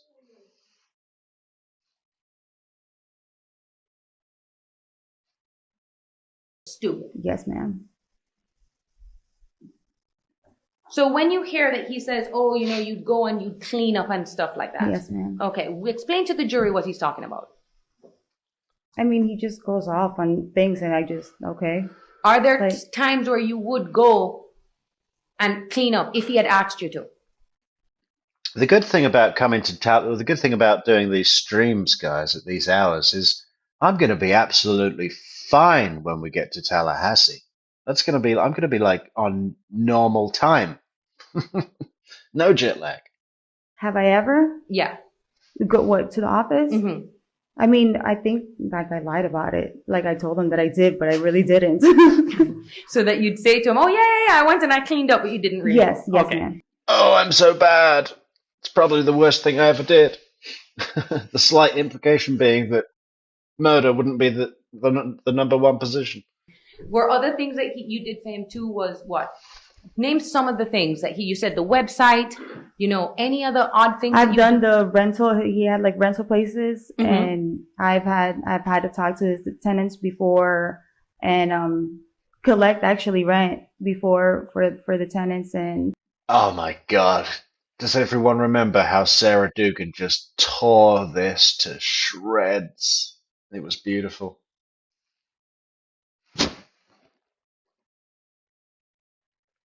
Don't really remember much. It's been so long. But it was a situation where it's just, hey, if he calls me and he asks me for something, I'm just going to do it. Yes, ma'am. Okay. He didn't ask you to do anything weird. No, ma'am. Like get someone to get a hitman to commit a murder of his ex-husband. No, ma'am. Okay. What do you mean weird? Like drip candle wax on his balls? Yeah, but only twice. Had Charlie Adelson asked you if you knew a hitman? If I knew one? If you knew a hitman or knew someone that could commit a murder for him, would you stay in a relationship with someone like that? No, ma'am. Would you have called the police? Yes, ma'am. Now I want to talk about your breast augmentation. Yes, ma'am. How long have you wanted breast augmentation? Since I was in high school. Yindra even said that. Yes, ma'am. And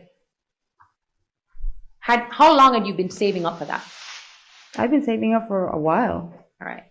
What is the benefit of paying for that in cash as opposed to a credit card? Well, working in the medical field, whenever you pay cash, you get a discount. So I spoke to the doctor about it, actually the coordinator, and I asked him if I paid a certain amount, can you guys give me a discount? And that's because if you get charged by credit card, they could They'll be get charged a fee. yeah, exactly. Did Charles Adelson give you money or pay for your breast augmentation? No, ma'am. Who paid for your breast augmentation? I did. So Sigfredo didn't pay for it either? No, ma'am. When you had your breast surgery, do you remember when that was? When was it? I believe it was like October, around October. Had you broken up with Charles at this point? We never really broke up because we never really had a specific day where we started going out. But I don't think I was we weren't hanging out as much at that time. Do you remember, explain to the jury how it is that things kind of tapered off with you and Charlie? How it kind of dwindled down? Yeah, because I'm sure he was, how he is, calling you all the time and Yes, you guys ma'am. talking to each other all day. Yes, ma'am. And then at some point, did it he was just not calling you as much? Yeah, it just kind of, dwindled down. I see now from the text messages. All right. And you can see now from the communication how right after the murder just goes. Yes, ma'am. He never said anything to you though, about why that happened. He just kind of ghosted No, you. ma'am. Yeah. Were you aware that he began talking and seeing to another woman? No, ma'am. Did you ask him about that? No, ma'am. That wasn't your business. That was my business. Now, even though you guys, the intimacy in your relationship kind of dwindles down, because you were never formally boyfriend and girlfriend. Yes, ma'am. Okay. So when that kind of dwindled down, did you remain friends with Charles? Yes, ma'am. Did he constantly keep in communication with you? Yeah, we would text. All throughout up until Sigfredo was arrested? Yes, ma'am. All right. It's maybe not daily, but every few days you guys remained in contact. Yes, ma'am. So it wasn't weird that. And the other thing, Katie really, really holds on to this dwindled down phraseology when she's up against Sarah Dugan, right? And you know how with Donna, when she says things that other people have said, that you can tell that the language that she's using wouldn't be appropriate for the people she's claiming said those things, but it is absolutely appropriate for a woman who is in her 70s. Example. Oh, Katie said that she would be sitting very pretty somewhere on a beach in Maui with an expensive drink. Sitting pretty was a red flag. And there was another one. What was it? Was it the shower rape or the prison extortion? Knock those pretty white teeth out, something like that. And there's been a few more with Donna, and they're always really obvious. What was the other one? Anyway, I can't remember right now. But this dwindles down thing, that's totally not Katie's words. That's Tara's words. How can you tell? It sounds fantastic in a Jamaican accent. Dwindle down. Dwindle down. Your relationship dwindled down. Your relationship dwindled down. It doesn't sound good in a sort of Filipina, ghetto Hispanic street talk. Can you see Katie sitting in a taco restaurant with Yindra using the words dwindled down? That's Tara's thing. She's given it. She's introduced it. She said, this is how we're going to frame it. Your relationship dwindled down. And, in their scripting, they've just hit that line home so much that Katie's now made it her own, but it doesn't fit Katie. It fits Tara Kawass. And it's just an indicator of this all being bullshit, as if we needed one, as if we didn't already know. Something happens in May and It's not like he just called you out of the blue. Yes, ma'am. You've always been talking. Yeah, we were always communicating. Now, when did you move out of the Treasure Island apartment and move to the other townhouse? After the Treasure Island, I believe I stayed like in 125th, around that area at an apartment, and then I moved to the townhouse when I was with Sigfredo. Okay, now let's talk about when it is that you remember you and Sigfredo getting back together. Well, that Pacquiao fight. Okay, so that's correct. Out. Yes, ma'am. Okay, was that like the official day that you guys kind of said, okay, we're back? Yes, ma'am. That was over a year, or about a year after the murder of Dan Markel. That was in May 2015. May 2015. Yes, ma'am. And Luis Rivera was there, right? Yes, ma'am. Okay, but then he got arrested right after that. I believe so. When he got arrested, did everyone find out what he was arrested for? I believe so. About that RICO? Mm-hmm. Yes, ma'am. Were you surprised? Not really. Were you worried that Sigfredo was going to get arrested? No, because he's not in the gang. Okay. Did Sigfredo ever say anything to you about Luis's arrest? Not that I remember now.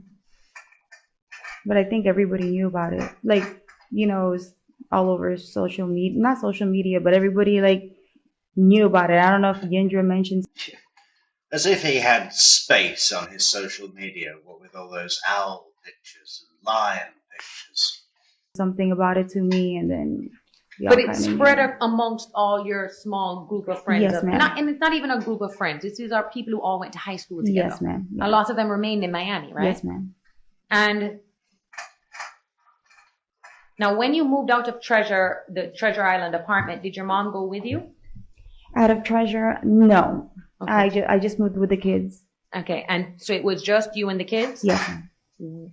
Do you remember an accident with Sigfredo Garcia? What kind of accident? On a motorcycle? Yes, ma'am. Okay. Do you remember when that was? I believe that was in the beginning of 2015. Mm-hmm. Did you find out who it was that he was on the bike with? Yes, ma'am. Okay. Was that an issue for you? Yes, ma'am. Was Sigfredo trying to get back together with you at that time? I think he was trying to get me to take care of him, but I was like, you're on your own because you just got in a car. You know, like this girl was just in a motorcycle accident with him. And you had no idea that he was still seeing Shrimp?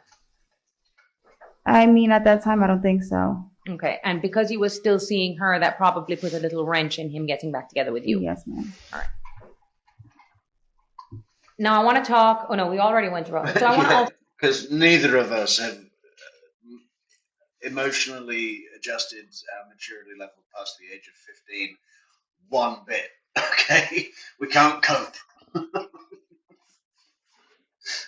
What do you mean you got in a motorcycle accident with that whore? Slut. talk. Yes. You see the cash deposits, right? Yes, ma'am. All right. Now, is there ever a time where if Sigfredo ever came into a large money, he'd come and give it to you? Yes, ma'am. Okay. Do you know how many times that happened? Not a specific number, but it would happen every now and then. Okay. Did you ask him where the money came from? No, ma'am. Why? It's probably something illegal. Okay. Yeah.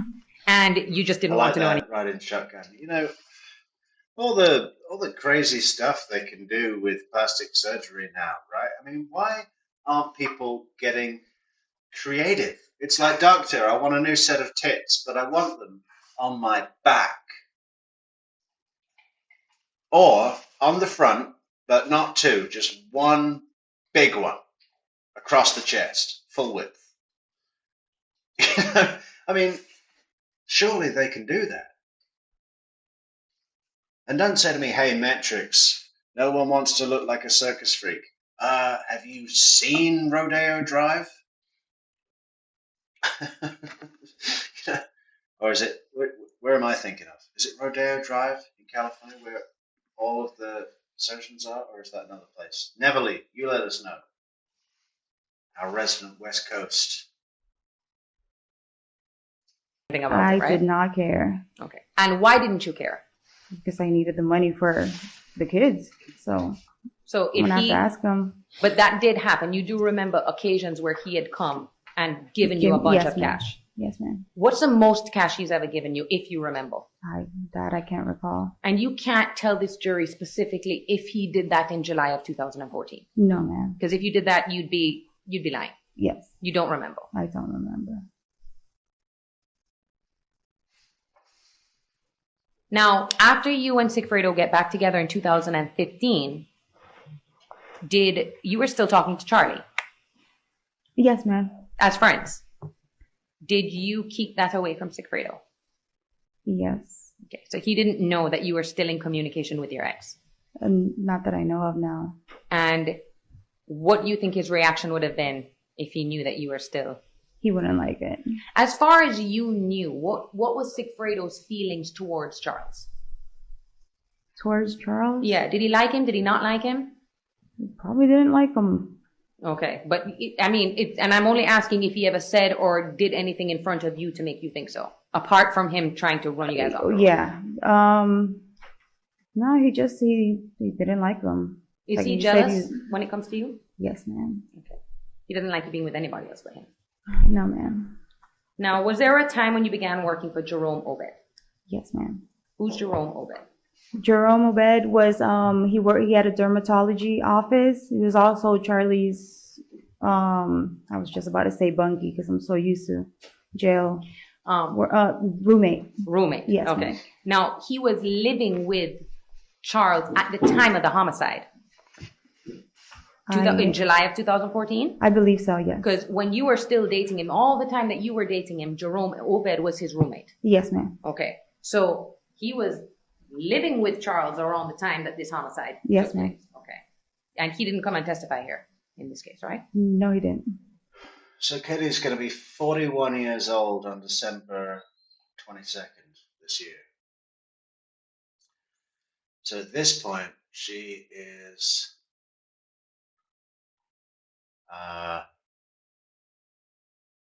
38.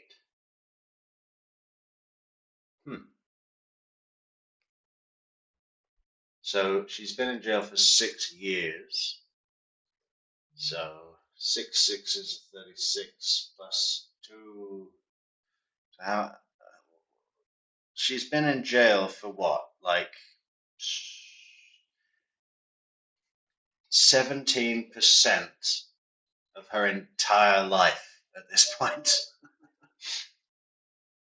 that roughly right? I'm going to check it. If you saw him, you'd remember what he Yes, ma'am.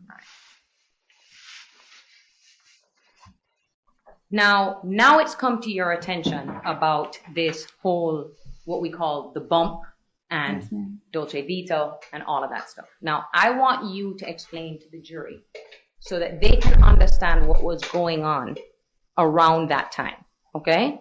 So we now know that is April of 2016, right? Yes, ma'am. Okay. You're still with Sigfredo. Yes, ma'am. He's working, right? Yes, ma'am. Life is good as far as you know it. And you're still communicating with Charles on a regular basis. Not as much as before, but on a regular basis. Yes, ma'am. Do you remember the time where he called you? You can hear it now. Yes, ma'am. Is that weird for you listening to? So weird. Okay. Do you have an independent recollection of the circumstances surrounding each of those conversations? A recollection of it? Like, does it almost sound sometimes when you listen to it, it's almost as if you're listening to it for the first time? Because it's been so long. It's not the first time that I've ever heard from the last time, but do I have yeah. Okay, I mean, so let's a talk little about bit. Let's talk about what you do remember. Okay. Because the best person to explain what was going on in those conversations is you. Because Sigfredo's not here, right? They didn't tap his phone. Rodeo Drive, is that what I said? I think it is. I'm right. No. Charles is not here, right? Mm-hmm. Do you know where he is? In jail? Okay. Do you know how long he's been in jail? A month. Okay, so we'll get to that in a second. So he reaches out to you, and you heard that phone call where he tells you, oh my God, someone came up to my mom on the street. Yes, ma'am. Okay. And he said to you, they mentioned something about an ex-girlfriend. Yes, ma'am. All right. What was your response to him? You have a whole bunch of other girlfriends? Okay. And you could hear your voice and the tone that you had. Yes, ma'am. Is surprised and shocked the words used to describe how you felt when he was telling you that someone mentioned or came up to his mom? Mm-hmm. All right. Now, at that time when he tells you, oh, it has something to do with an ex-girlfriend, you had no idea that it had anything to do with you. Yes, ma'am. Because that would be strange. Yes, ma'am. And he actually says to you on the phone, listen, if I'm wrong, I'm going to feel like an idiot. Yes, ma'am. If it's not you on the phone call. Yes, ma'am. Right? So Charlie then goes and meets with his mother, right? Yes, ma'am. I'm sorry. And then the next day he is asking to meet you in person. Yes, ma'am. All right. Did you find that strange? Well, from like him wanting to meet me the following day? Yeah. Well, yeah. Why did you think it was strange? See, that's what I'm getting confused, because is it because they said my name already, or is it because he's saying the ex-girlfriend situation? Well, up until this point, because this is where I know things might get a little Yes. washed over for you, okay? Is he hasn't said anything. He's already met with his mom. So we can Okay. assume that his mother showed him the paper or gave him the paper, Okay. right? And probably told him that they had said your name and Tuto's name. Yes, ma'am. The next day is when you go and All of Katie's a little bit thick after 6 years with the potato pasta. You know, it's yeah. I mean, she's yeah. I mean, I don't. Let's check the pre-jail picture out. I think there's a good shot of her neck here. See, it's not thick there.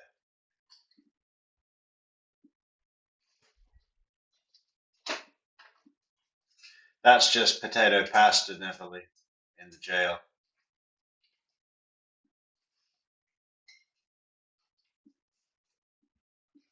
It's not like Wendy's fucking tree trunk elephant leg. Disgusting. he says, I need to talk to you in person. And that's when the Dolce Vita meeting is. Yes, ma'am. Fucking Okay. A, bro. Now, I'm you gonna saw that fucking picture fuck where up it where the is fuck you fucking that with me. it's a Mercedes and then you're behind on the Lexus, right? Yes, ma'am. That's not the same day as the meeting though. No, I don't even know when they got that picture. Because y'all aren't not wearing the same things that you are in Dolce Vita. No, ma'am. Did you go into a car and sit down with him before? You I remember don't doing recall that? that. All right. I was the first time I heard it, like when they were talking about it. I was like, I don't recall that. You don't remember going and sitting in his car for 10 minutes and then Going- leaving? Yeah, just for you, Ryden, I'll play it twice more because you put 3 coffees. Thanks, Ryden. Who loves the what did she say? Ryden Shotgun says, love the Katie message. Gotta hear it again. Thank you, Ryden. I'll give you twice more. So you get what you pay for, guys. Fucking A, bro. I'm gonna fucking fuck up where the fuck you fucking with me. Fucking A, bro. I'm gonna fucking fuck up whoever the fuck is. No, it's difficult. It just goes on so long. You get lost. It's like walking through thick trees, right? Fucking A, bro. I'm gonna fucking fuck up whoever the fuck it is that fucking fucked with me. And again, and again. Fucking A, bro. I'm gonna fucking fuck up where the fuck you fucking with me. I wish they played it while she was on the stand. I love it when, is it Sarah in this one or Georgia in the last one? I think it's Sarah in this one where she's just like, but you were pretty tough on those calls. You were pretty tough on those calls. You said you fucked bitches up for no reason. in the car and going to go meet at Dolce Vita. No, ma'am. The safest place if you guys were going to be talking about something that you shouldn't be would be in his car. In the car. So you then go to Dolce Vita. Try your best, because I know we've spoken about this over and over and over again. And you have been asked over and over again what you can remember Yes, ma'am. about that meeting. Yes, ma'am. Now, we now have an enhancement, right? Yes, ma'am. We didn't have that in 2019, No, right? ma'am. No. In 2019, you were interviewed by Georgia Kappelman and Jason Newland. Yes, ma'am. You know, when you heard her reference that meeting as a joke? Not to me. Okay, it wasn't a joke to you, right? No, ma'am. Where'd that meeting take place? In Leon County Jail? Okay, and had you any idea that they were coming to talk to you?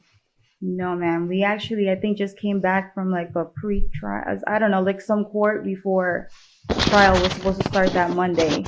And then they just called me out. It was probably it was pretty late already. It was at night? Yes, ma'am. Okay, and you were told that basically they're coming to talk and interview you.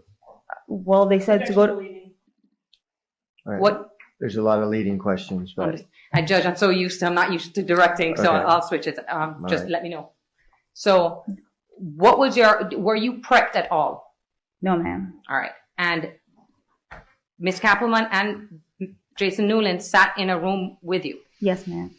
Were they allowed to ask you whatever they wanted? Whatever they wanted. And you answered all their questions? Yes, ma'am. They just didn't like your answers? They did not like my answer.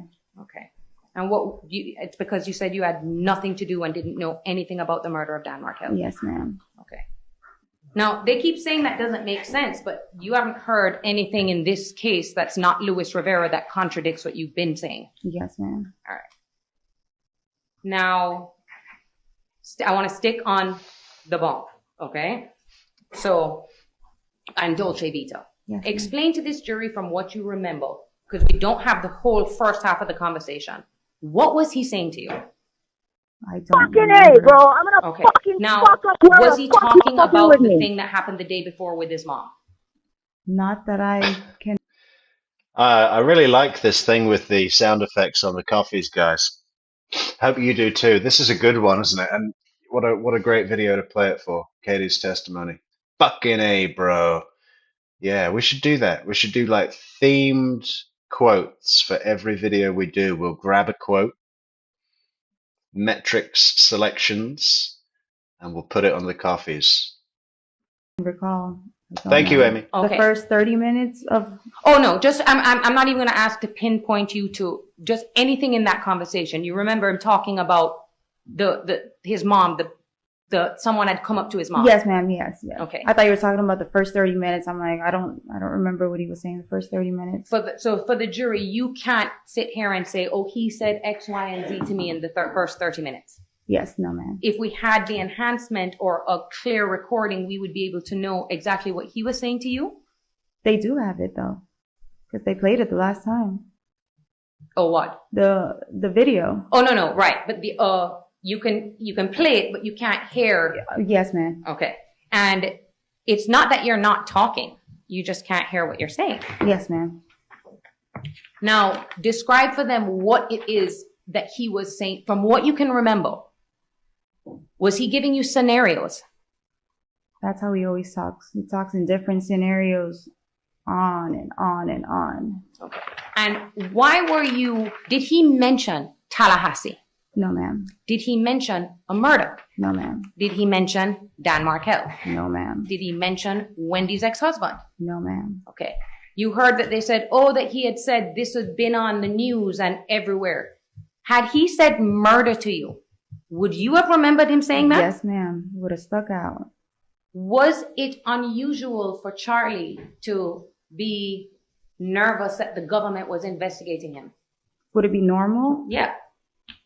Yeah, he's always sketched out about everything. That he sketched Yeah. out about everything. Yeah. So you even hear when he's talking to his mom, is it the IRS? Yes, ma'am. Okay. So he didn't, can you remember specifically what he said to you? Not specifically, no. Okay. And he was telling you that the reason he was even coming to you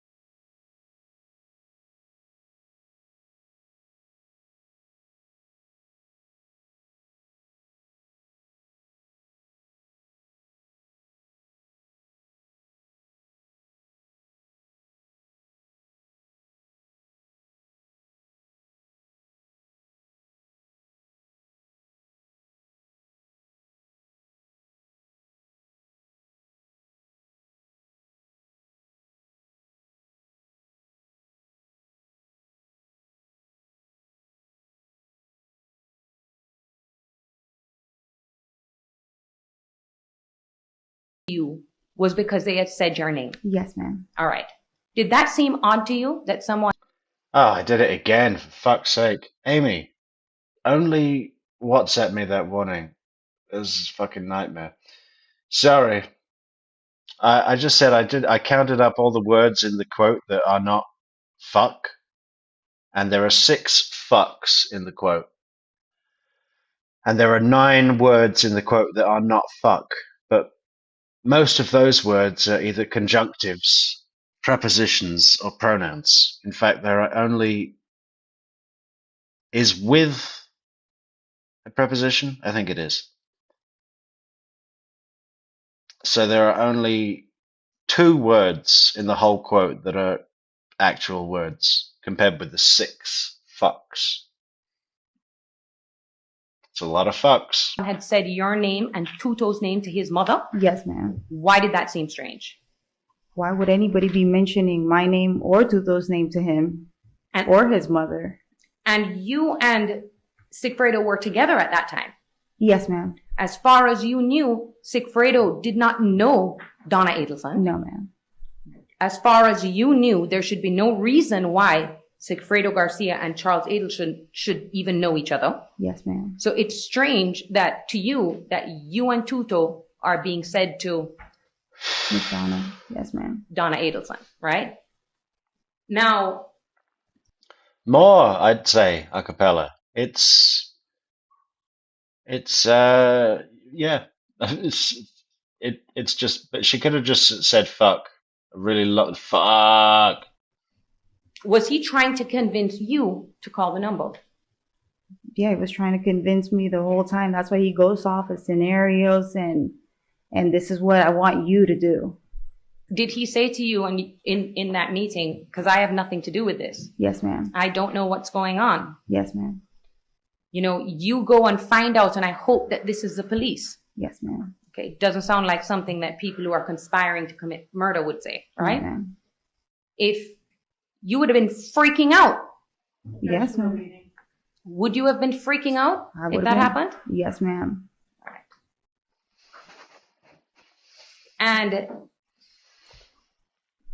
are you able to fill the gaps for the jury if you were to sit down and listen to that enhancement to try and fill in what it is? Do you even remember what you were saying to him? No, I don't recall. All right. But did he ever show you that paper? No, ma'am. Okay. You would have remembered if you saw an article about Yes, ma'am. a law professor that was murdered. Yes, ma'am. Okay. And in the video, you can actually see him holding it down here. Yes, ma'am. So you can't see it. I did not see it. Why did you agree to call the number? Explain to the jury why you agreed to call the number. Well, besides the fact that they were saying my name, I mean,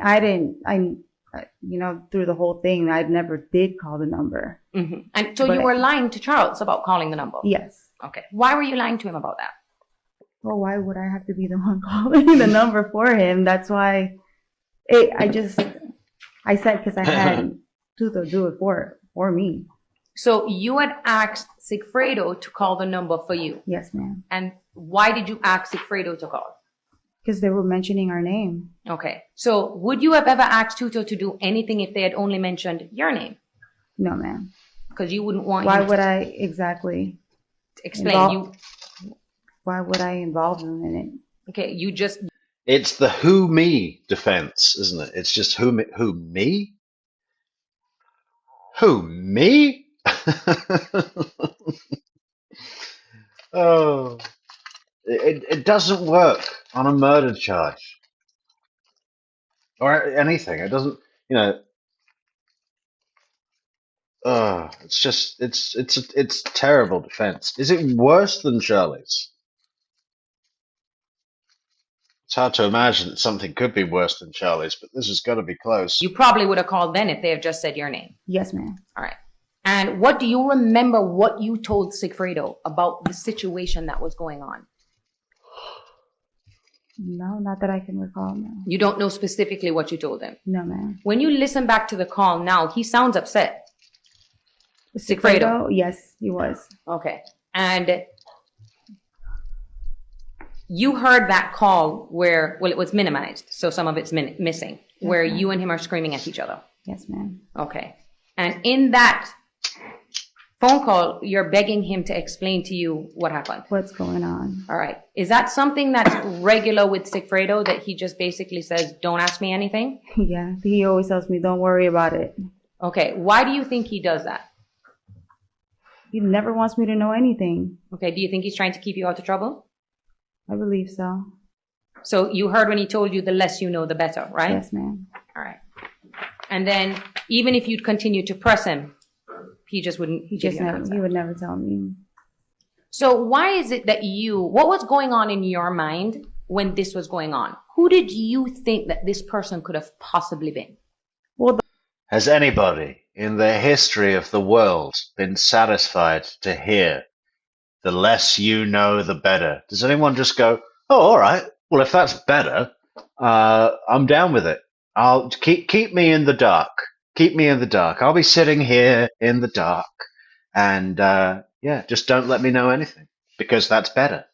No one does that. the whole time, like because all those phone calls that they played wasn't all the phone calls. There's so many calls in between that, and that's why I was so frustrated by the time at the end of the call when I'm basically screaming at Charlie, because he's been going on and on and on about this for a number of phone calls. Okay, and he never said, you never hear him say, don't talk on the phone, Katie. No, he The never told only me one that said that to you was Sigfredo. Yes, ma'am.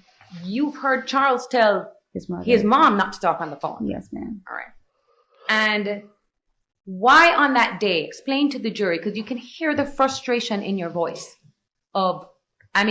you're screaming at him to call the FBI. Yes, ma'am. Explain to them what point did you reach there with him?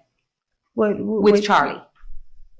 Well, that's what I said. He kept on and kept talking about this over and over and over. So I was like, just call the cops, call the FBI. Why are they harassing? But like I told you the whole time, since I don't know when they had mentioned about a brother and Tato and all that stuff, so I thought it had to do with drugs, or somebody that's trying to extort money from his family, which is like from Tato's family, from somebody that Tato might know. Oh, so you were trying to investigate that maybe it was possibly someone that was linked to Sigfredo.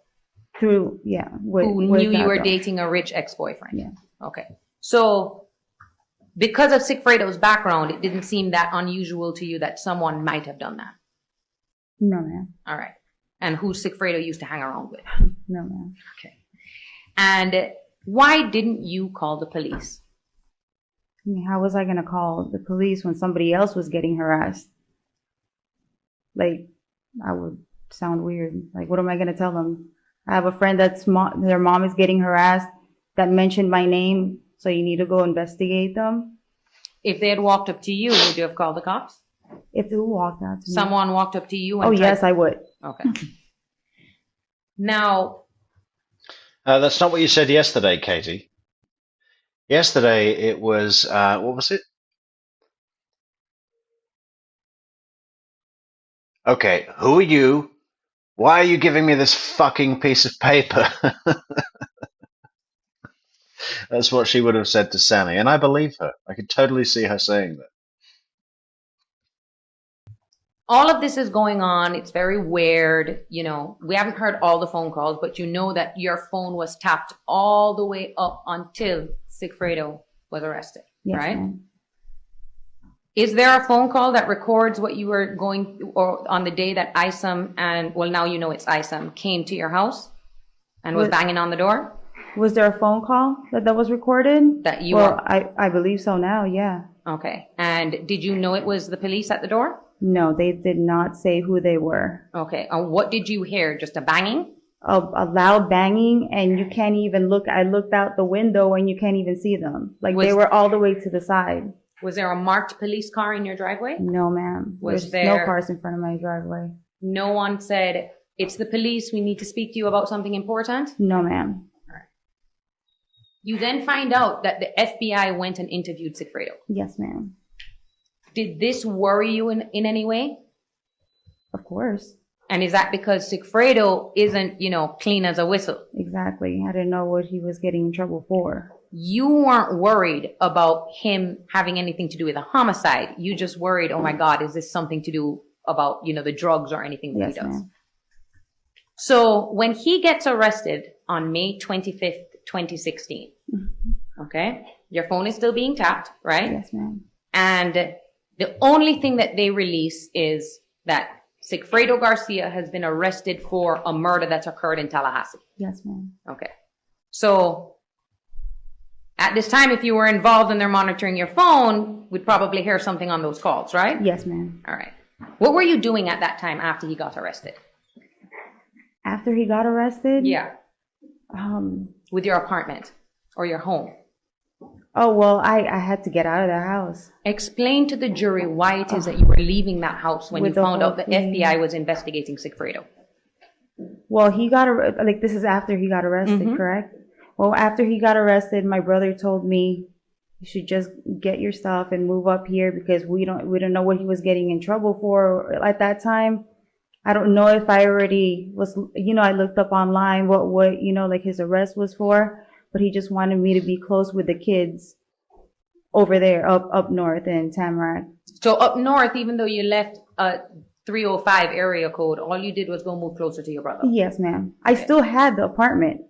I still had the apartment, but eventually I even had to talk to my landlord. Can you give me some time so I can get all my stuff out and move out because I wasn't going to be able to stay there. And at that time, what was it like in the media with Sigfredo being arrested amongst your community and circle of friends? Well, everybody was kind of like blowing up my phone and I was like really distraught. I don't know why none of those phone calls are played, but I didn't know what was going on. I tried to retain an attorney for him and I was just trying to. You can play them if you want, Katie, as part of your defense case. I mean, it's not all up to the state. I don't think they exist. I think you're making it up. Amber Heard, I gave them everything. I gave them absolutely everything. Figure everything. Jodi Arias, there was a hard drive with photos of me with bruises all over. Oh yeah? That's the hard drive we can't find. Out. Now, they plucked Sigfredo out of your life and put him in a jail, Yes, right? ma'am. Since that day, have you ever been in a position to sit down and talk to Sigfredo about what happened? No, ma'am. Why is that? He's been in jail the whole time. Okay. Yeah, that must really suck for your conspiracy plan when one of you just is taken away. Taken away and kept. And every call or anything he makes, It's all monitored. and he would say to you, don't talk to me about this. Yes, ma'am. Okay. So you've never ever had that chance, even though you've wanted to No, ma'am. answer the questions about what his involvement in this case is. Yes, ma'am. All right. So then a week later, we find out Luis Rivero gets charged. Yes, ma'am. And is that when they release all the warrants in the media?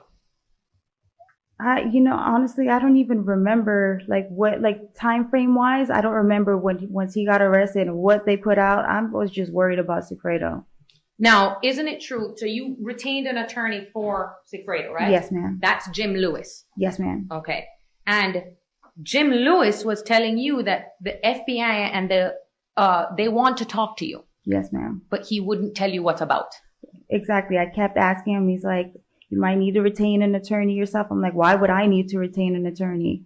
And then he's like, it's just best. They're trying to speak to you. And I was like, who's trying to speak to me? And that's when I was just like, I have no idea what's going on, but I don't know what was released yet. Okay.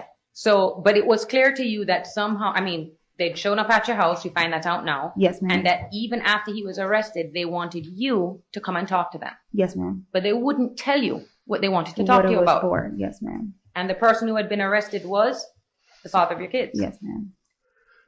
During that summer, because that happens in June, had it been released in the media, a document calling for your arrest? Yes, ma'am. Okay. And it was prepared by the Tallahassee Police Department. Correct? Yes, ma'am. And it was how long? 19 pages. All right. And it got released to the media. Yes, ma'am. Did it basically outline your involvement in a homicide for Dan Markel? Yes. Did it? Yes, ma'am. Okay. And this was just out for anyone to click and read? Yes, ma'am. Did you seek out the assistance of an attorney at that time? Yes, ma'am. Was it clear to you that they considered you a suspect? Yes, ma'am. Did they at any time after that try to get you to come in or talk to you? No, ma'am. Did they ever offer you a state subpoena like they did with Wendy Adelson to get you to come in? No, ma'am. All right. So you're just in the dark. Yes, ma'am.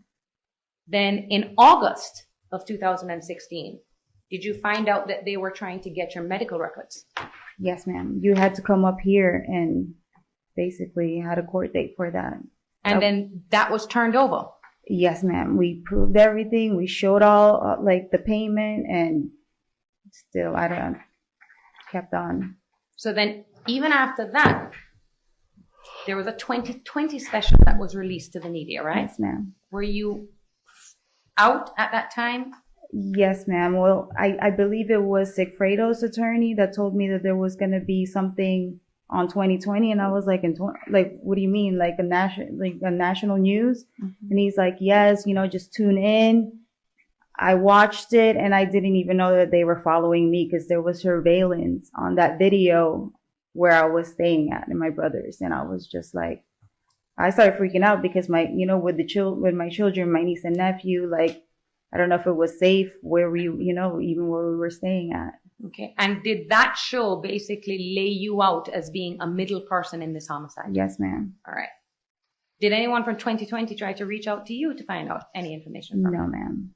Now, at the end of that episode, there was the two hosts came on, yes, and they said, we just received information that Luis Rivera is cooperating. Yes, ma'am. You remember that, right? Yes, ma'am. Then you and I talked after that. Yes, ma'am. Okay.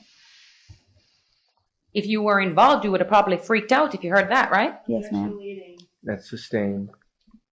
Now, that was in September of 2016, right? Yes, ma'am. They released this thing in the media. Your name is tarnished. And when is the next time that that something happens to you in regards to this case? When I got arrested. All right, so let's talk about that day. Yes, ma'am. Where did you just come from? I had just dropped off I had a ballet recital for my daughter, and my son thankfully wanted to stay with my mom at that time.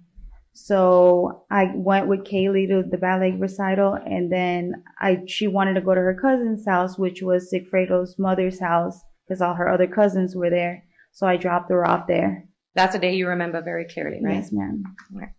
And you had actually sent a message to Tallahassee Police Department through your attorney that if you ever get a warrant, you'll voluntarily turn yourself in. Just to let you know, and I'll come in. Okay. On October 1st, describe for the jury how it is that the police pulled you over and how many of them there were. It was crazy because I was in the shopping plaza. Like, I had to get a couple of stuff for the kids. I already got the food and dropped it off at his mom's house, and then I came back out and I went to the plaza to get some stuff. And as I was leaving the plaza, like, there was a little bit of congestion in one area, so I was just like, maybe something happened or whatever. What car were you driving? I was driving the Lexus. Okay, continue. Yes. So as I was leaving the plaza, they just like swarms of like guys just had all these guns pointed at me, telling me, stop the car, stop the car. So I put up my hands because at that time there was a lot of shootings that was happening. Like, so the officers would like just shoot if they thought that you were, like you were doing something. Yeah. So I put up my hands and they're like, put it on park. So I parked the car, and then I got out, and I was like, that's when I was so nervous that I urinated on myself. Okay. And that's from just the way it's because of all these guns coming at you. You thought you were going to get shot. There was, they had like the big guns, and they were all pointing it at me. A whole bunch of like SWAT team. Broward SWAT, right? I believe so. Now there are two faces that you recognize that day, though, right? Yes, ma'am. You recognize them now? Yes, ma'am. Who are they? Retired ISOM and Sanford. Okay. And Retired they actually ISOM. took your phone from you. Yes, ma'am. The one that Uncle ISOM. the same one I've they were always monitoring. had. You've Yes, always ma'am. had. They unlocked the phone for you, Yes, ma'am. and they allowed you to call me, Yes, right? ma'am. To let me know that they were going to take you to jail. Arrest me. Yes, ma'am. All right. Now, we had a conversation, right? And then We sort of couple hours skipped a later, bit there, didn't we, Tara? I came up to see you in the jail. Sort of skipped a little bit there, didn't we?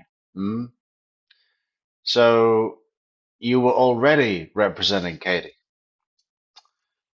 but your office is in the same building as someone Charlie knows. Yeah, it's definitely the Adelsons that set up Katie's lawyers. Obviously, so much for sure. It's like it's totally clear. It's totally clear. It's like 99% certain. It's fucking obvious.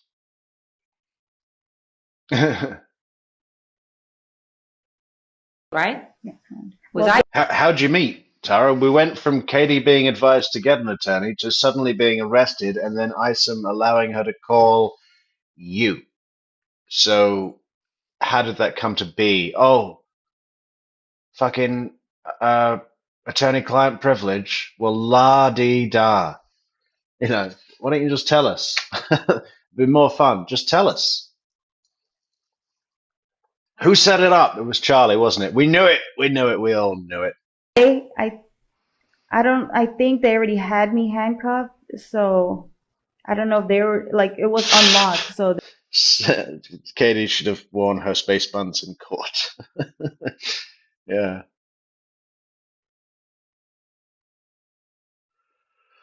Do you want to hear a little letter from Katie? Where's the beach picture I sent to her? Let me see if I can find the beach picture.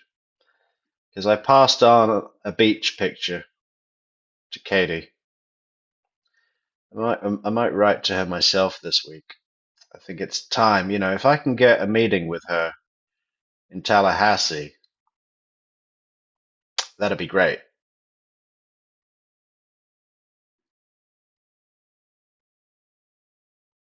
You know, I'm going to be there. She's going to be there. Why would we not meet up? Um,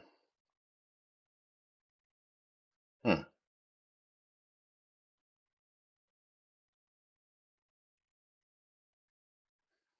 Got it here somewhere.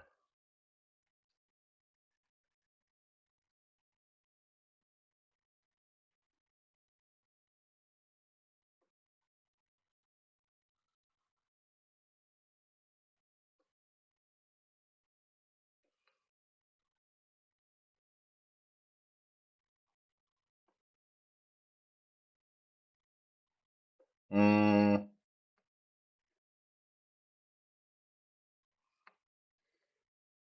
hmm. I'll just play it while I'm looking for it. And I think it was Isom, and he had me, I'm like, put it on speaker. Mm-hmm. And that's when I was talking to you, and then he walked away with my phone, and I don't know what he was talking to you about. So you had your unlocked phone. Yes, He ma'am. could have gone through it if he wanted to. Whatever he wanted to do with it. But he's had it since then. Yes, ma'am. You haven't seen your phone again. At all. Okay. Did any of them say anything to you? No. Okay. Now when you go to the jail, Yes, ma'am. myself, and that's the first time you ever met Mr. DeCoste, right? Yes, ma'am. All right. Did I have a warrant with me? No, you didn't. Actually, I was asking you, why am I being arrested? Okay. And I wasn't able to tell you that, right? No, ma'am. And why wasn't I able to tell you that? Overruled. You didn't have a warrant, and I wanted to know why I was getting arrested for. What information was I able to give you as to why all of a sudden they were able to arrest you? At that time, I don't recall. I just know that, like, the warrant that you're trying to get was, like, redacted. Well, it Like, ended when up it's being all- redacted. Yeah. but- So we had no idea what had changed from the Exactly. 19-page probable cause affidavit to now give you probable cause, Yes, ma'am. right? And When we were there, I explained to you that now would be the time if you know anything. Yes, ma'am. Okay? And I'd also explained to you that those detectives were there with the specific purpose of me talking to you about cooperating. Yes, ma'am. We had that conversation. Yes, we did. And I had no idea what it was, evidence that they had against you. Yes, ma'am. Right? What did you tell me? That day? That day. When I Who said, if wanted you to know talk? anything at all, talk now. I knew nothing. Overruled. Okay? I knew nothing. All right? I know nothing. Were you under the belief that if you did have the information they sought, that I would be able to get you home? Yes, ma'am. All right. After that, were you then transported to Leon County? I believe I stayed there for like 10 days. We were still trying to figure out like what was going on, what was the whole probable cause. And I think they transported me like probably on the 10th day. And it wasn't until October 4th, when Luis Rivera cooperated, that we found out what it was. Yes, ma'am. That he had said that he heard. So there's the beach picture I passed along to Katie, which she references here, and says, "Pic is super cute. Laugh my ass off. You know I love the beach background. Yeah, my hair was so much thicker when I was in county. But when I got COVID twice, it's never been the same. I literally shed so much, it's crazy. I did braid my hair for certain days, but if it was more intricate, someone probably braided it for me. I learned to do it myself since there's no products and I didn't want to look like a crazy person during the trial. So I would braid it wet and get some type of waves to make it look somewhat decent. I think I wore it down a couple times, but yeah, my attorneys are aware, especially Tara, 'cause she said she will not stop till I come out of these gates. I'm very blessed to have someone that actually really cares and has stood by my side. I know the backlash they get, but I'm telling you, info just wasn't flowing correctly during both trials, and I just wish that things ran differently. There was way too many miscommunication between all parties, and I'm always left in the dark or wasn't in the right state of mind when what they were doing to me with my custody level changing and all that BS that the jail was putting me through during and right before my trials. It's been a lot, and now having to deal with this all over again and going back there is just giving me PTSD. Well, keep me updated and let me know what the comments are out there. You can copy and paste it and send them to me. I'm sure there's a lot that has to be said. I hope you have a wonderful day and rest of the week. Katie Magbanua." I think I can get an appointment with Katie. We're going to do just a casual meet, but it'll actually be an in-depth, no holds barred, tough questions interview. Yeah, cool. You on the phone. Yes, ma'am. And then that's why you got arrested. Now, Yes, ma'am.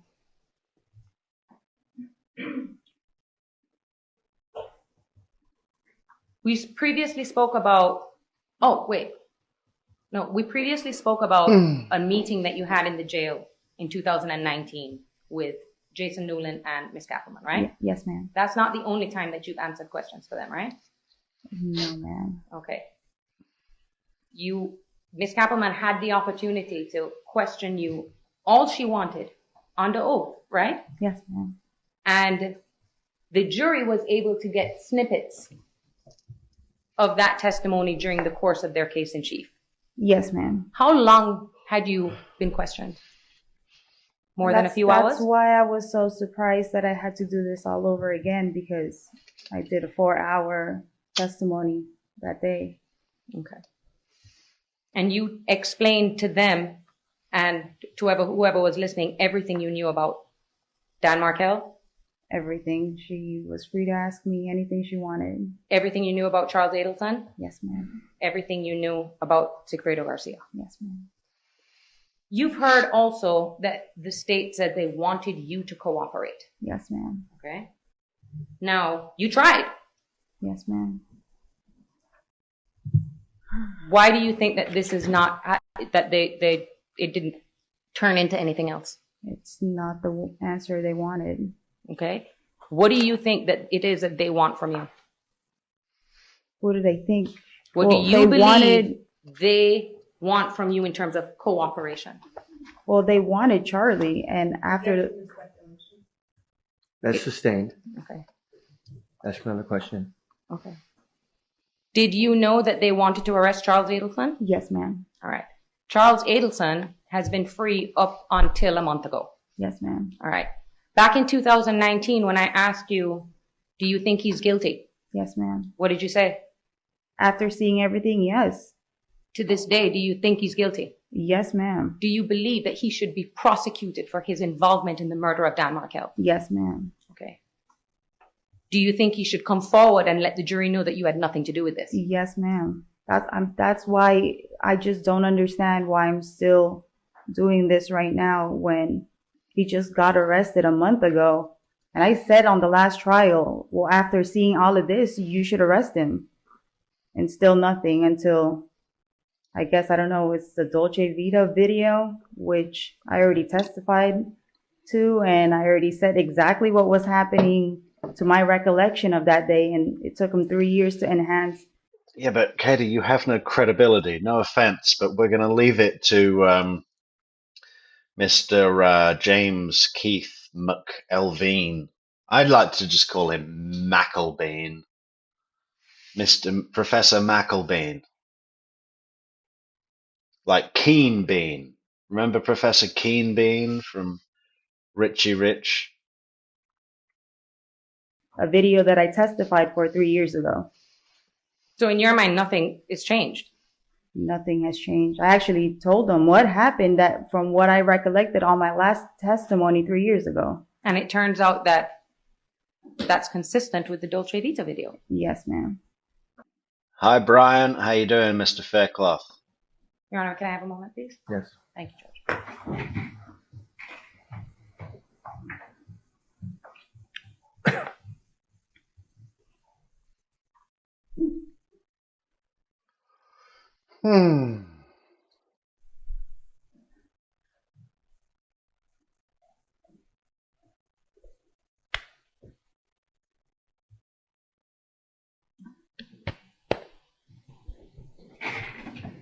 No further questions. Thank you, Judge. Okay, we'll take a short break before cross-examination. We're just going to take a 10-minute break, and we will start back at 2:45. So the deputy will take you back, and then we'll be back out promptly, okay, so that we can stay on schedule for today. 10-minute break, huh? I think we'll take a 10-minute break right now and listen to a little wiretap call. Mix it up a little.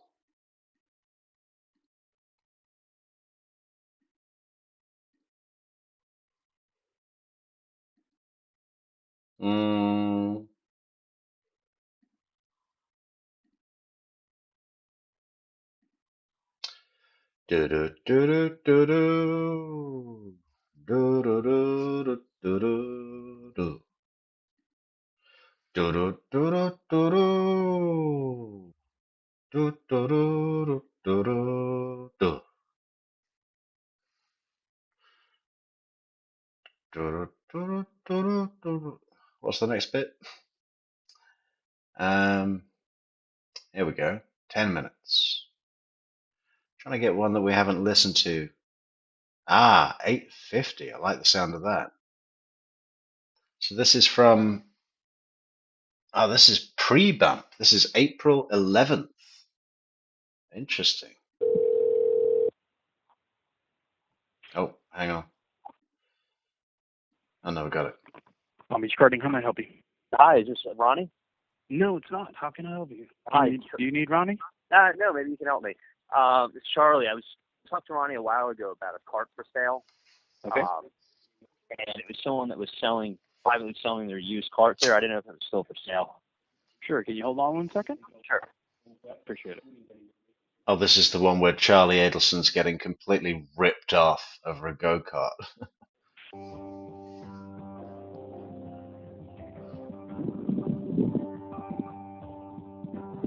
Hello? Yes.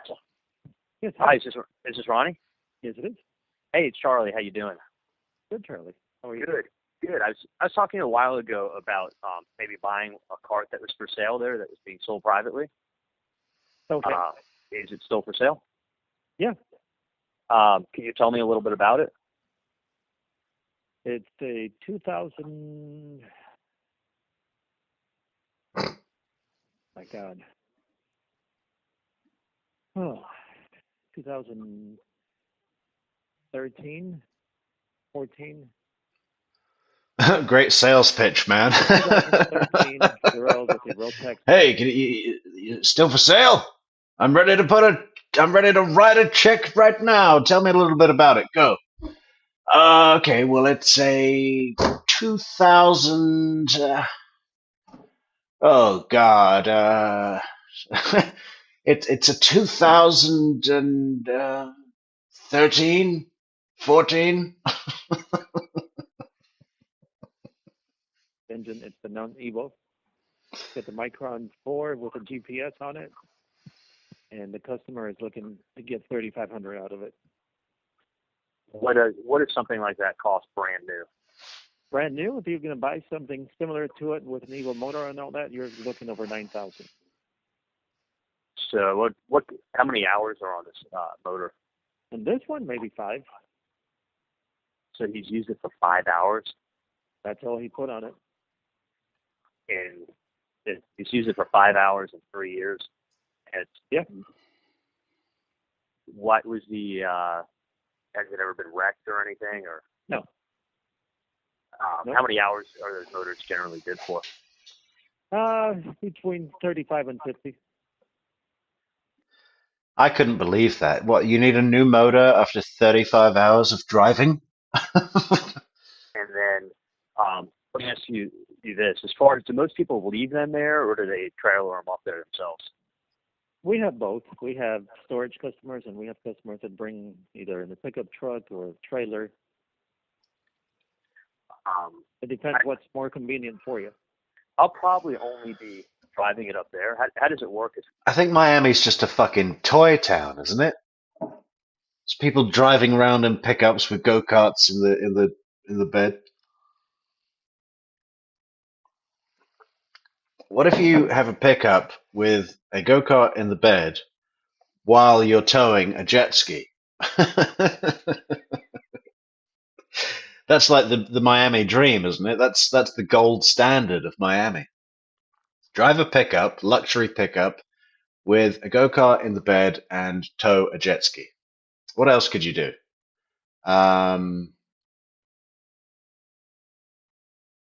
That's probably about all you can do in one vehicle. As far as storage and The storage is $125 a month. You Okay. sign a contract with us. We need your credit card on file, and we run the credit card the first 3 days of the month. Okay. Between the first and third, we run your storage charge. It's $125 plus tax. And then we need 24 hours notice, especially on something with a battery in it, so we can charge the battery overnight, check the cart, and have it ready for you when you can come out and practice. Okay. Do you guys have anything where you end up renting my card out if I allow you to, or does that work like that? Or If I have somebody that's looking for something specific like yours, and that's something you want to do, yeah, we could work something out. We have our own fleet of carts for renting to the customers, so we don't use customers' carts for that. because we have 6 right now, and I'm getting 10 more, so we'll have at least 10 in the next Yeah, so no one's renting your fucking go-kart, Charlie, okay? few weeks. of the tag cards. For the tag cards for rent, yeah. See, I mean, because I don't know how much sense it makes to. I mean, I want to have it, but I don't know if is it worth $125 a month to have it stored there. When if I come up, it saves you a lot of hassle. You know, if you're a motorcycle guy or a sports car guy, you can show up in a 2-seater on a motorcycle, and you don't need to worry about how you get your cart to the track. What about if I drive a minivan? Am I not allowed to come to your fucking go-kart track if I drive a minivan? If you're a sports car guy or a motorcycle guy, how are you going to tow a jet ski with a motorcycle?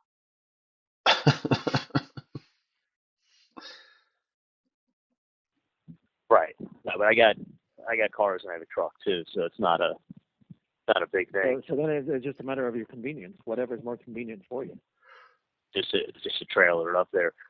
What do the trailers generally cost to? I mean, one thing too is if I had it here, I could just drive around the neighborhood and I can charge it up too. Yeah, the cops don't really like that. It's not something you should be driving around the neighborhood. Right. There's a park right by my house too, so it's like a little area I can mess around in. Whatever's your convenience factor, whatever is what's easy and convenient for you, that's what your best option is going to be. What's the so you said I get about 30 to 50 hours on a motor? Yeah. And then you have to when you replace the motor, how difficult are they to replace? You don't replace the motor, you do a refresh. Okay. And a total refresh in a motor like that would be around $1,200 where you refresh the bottom and top end. And then you guys do that there too? We can do it here.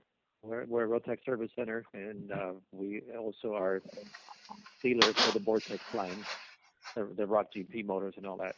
I mean, that's a good thing. You can start with that motor and then decide if you want to buy the Rock GP and put it on it to race the Rock GP classes here, or if you want to refresh that one.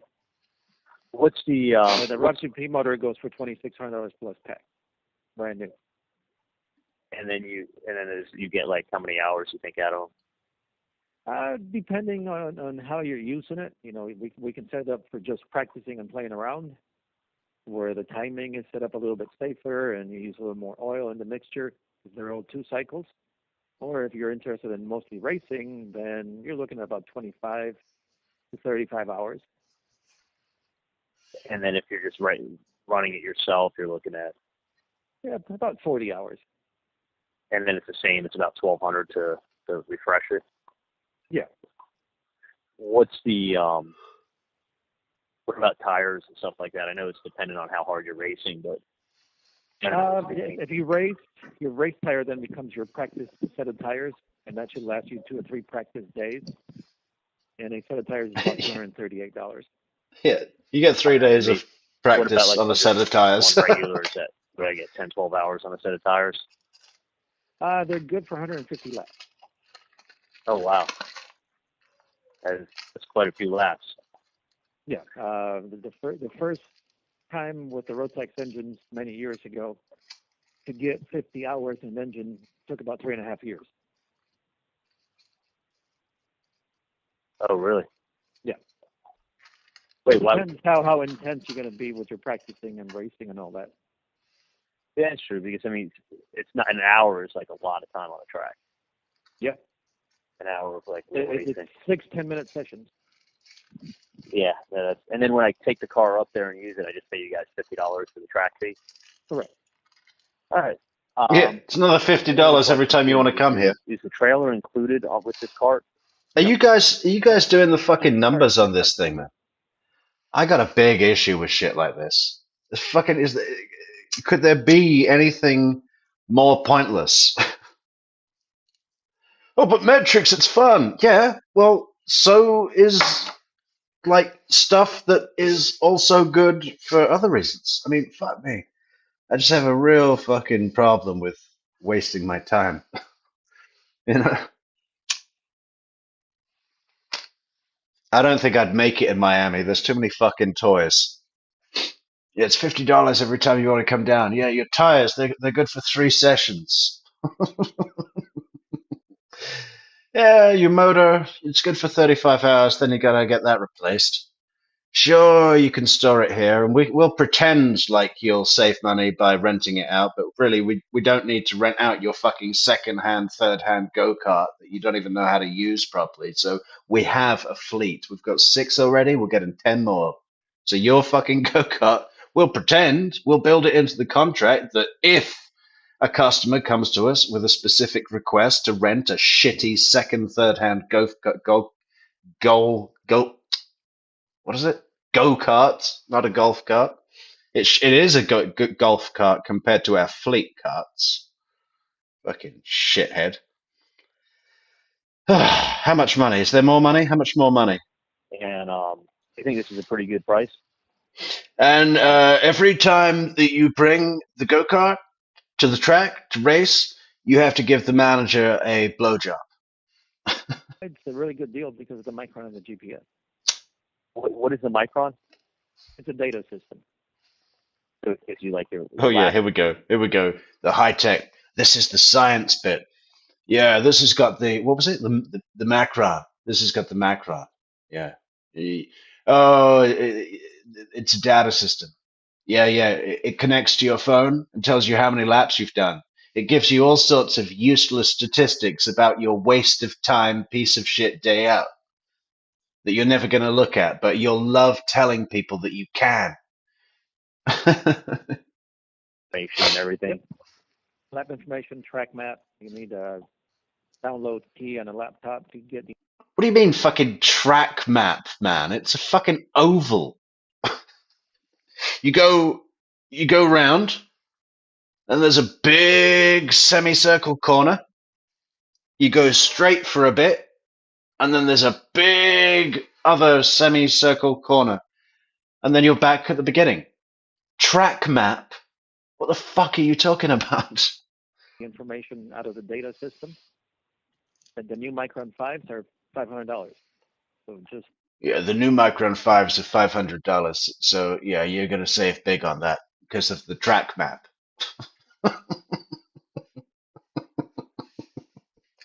It's got GPS with everything. It's a go-kart track. And data system, it's $500. A new motor, you're looking at about $3,800 for a road pack.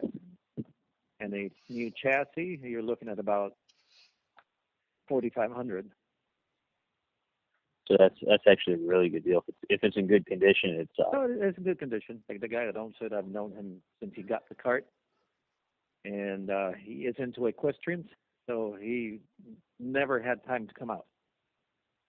So you just bought it for $9,000 and selling it for $3,500.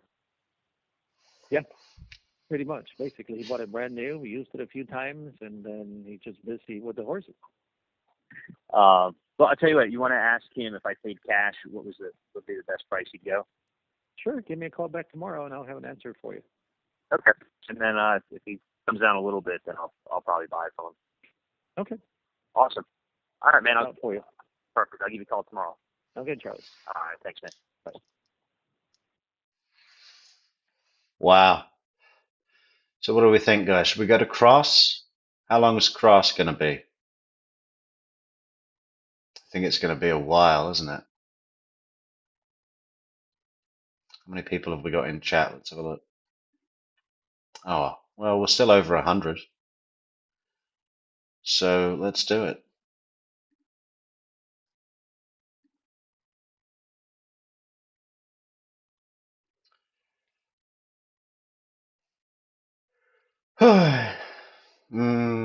Where do we go? Here.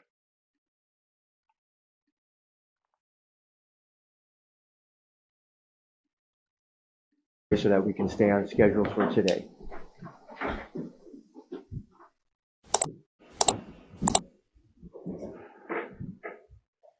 Please be seated. That was in South Beach. We'll continue with the testimony at this time. Cross-examination. Ms. Dugan, you may proceed.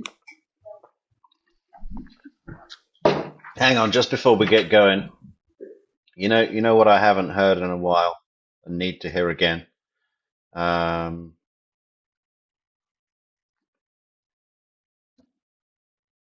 A, bro. I'm gonna fucking fuck up whoever the fuck you fucking with me.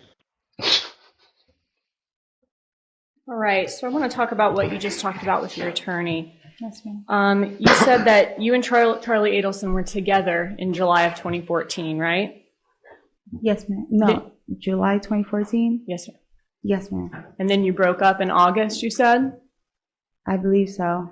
Okay. And then you became friends after that? Yes, ma'am. Okay. And then you became his personal assistant in September of 2014? Yes, ma'am. Okay. So that all goes on in the matter of those 2 months, July to September 2014? Yes, ma'am. If you're someone's personal assistant, you have to see or talk to them every day, right? See and talk to them every day? Mm-hmm. Talk to them on the phone, but right. Not have to see them. Okay. Did you and Charlie continue to talk on the phone every day, multiple times a day, since you were his personal assistant? Multiple times a day? I don't remember. Well, every day then? I don't remember if it's every day. Okay, well, how often would you talk to him? I don't know. You have like phone record? No, I'm just asking you, what's your memory of how often you talked to him? From 2014? Mm-hmm, when you became his personal assistant? This is Sarah Dugan's best performance, bar none, right? I think it's better than Chris DeCoste v. Wendy. It's brutal. You know, because she's coming at it from a genuine position. Chris DeCoste, as good as it is, as much as we all like seeing him kick Wendy in the teeth, you know, he's a song and dance man. It's all an illusion. But this is real and solid, good grounded energy. I don't know how often I was talking to him. Well, if you're working for him and being his personal assistant, you whenever said he would call me. So is that it's everyday duties that you had? He was calling. I don't know how often he was calling me. That's why I don't want to answer like a wrong amount or a wrong number. Yeah, this is a really good point, Neverly says about the go-karts. They have vast places like desert plains for dune buggies, but for go-karts, I'd think you just in circles, as Metrix says. Yeah, great. I mean, maybe there's not much desert in Miami, but I mean, there's plenty of places where you can off-road or something, right?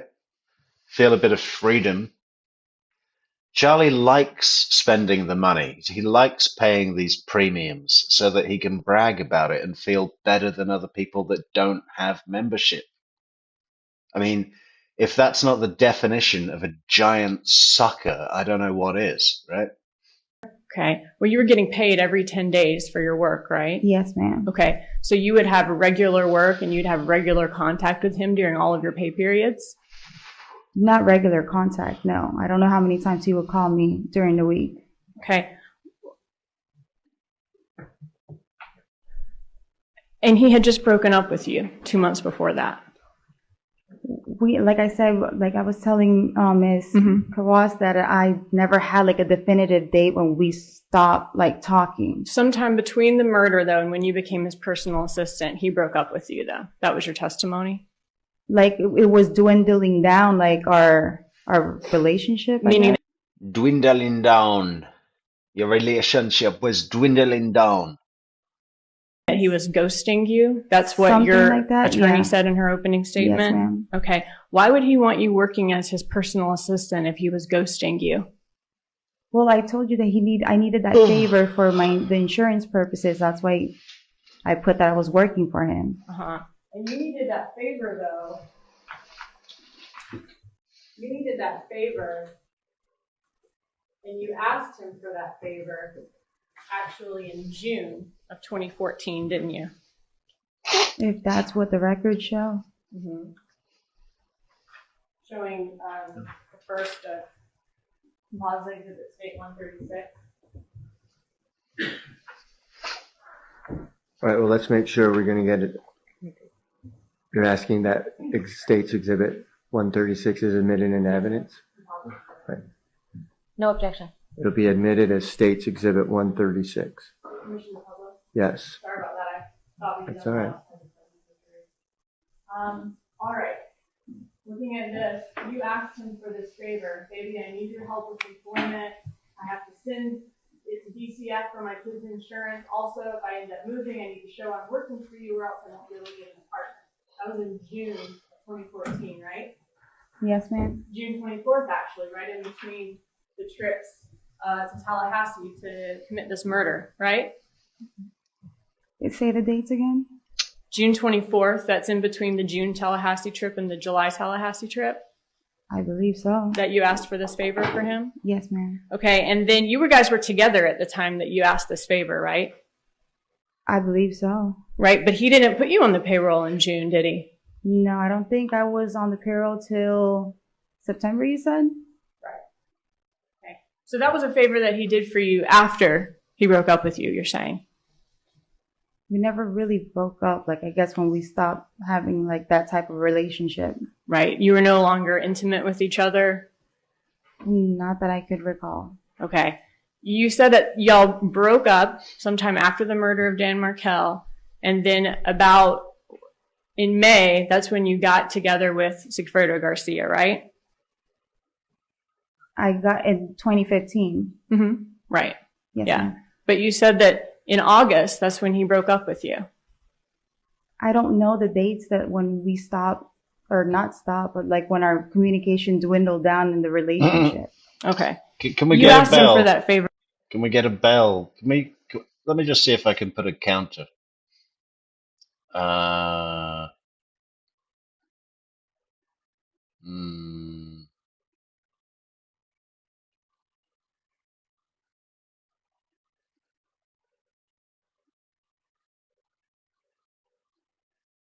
No,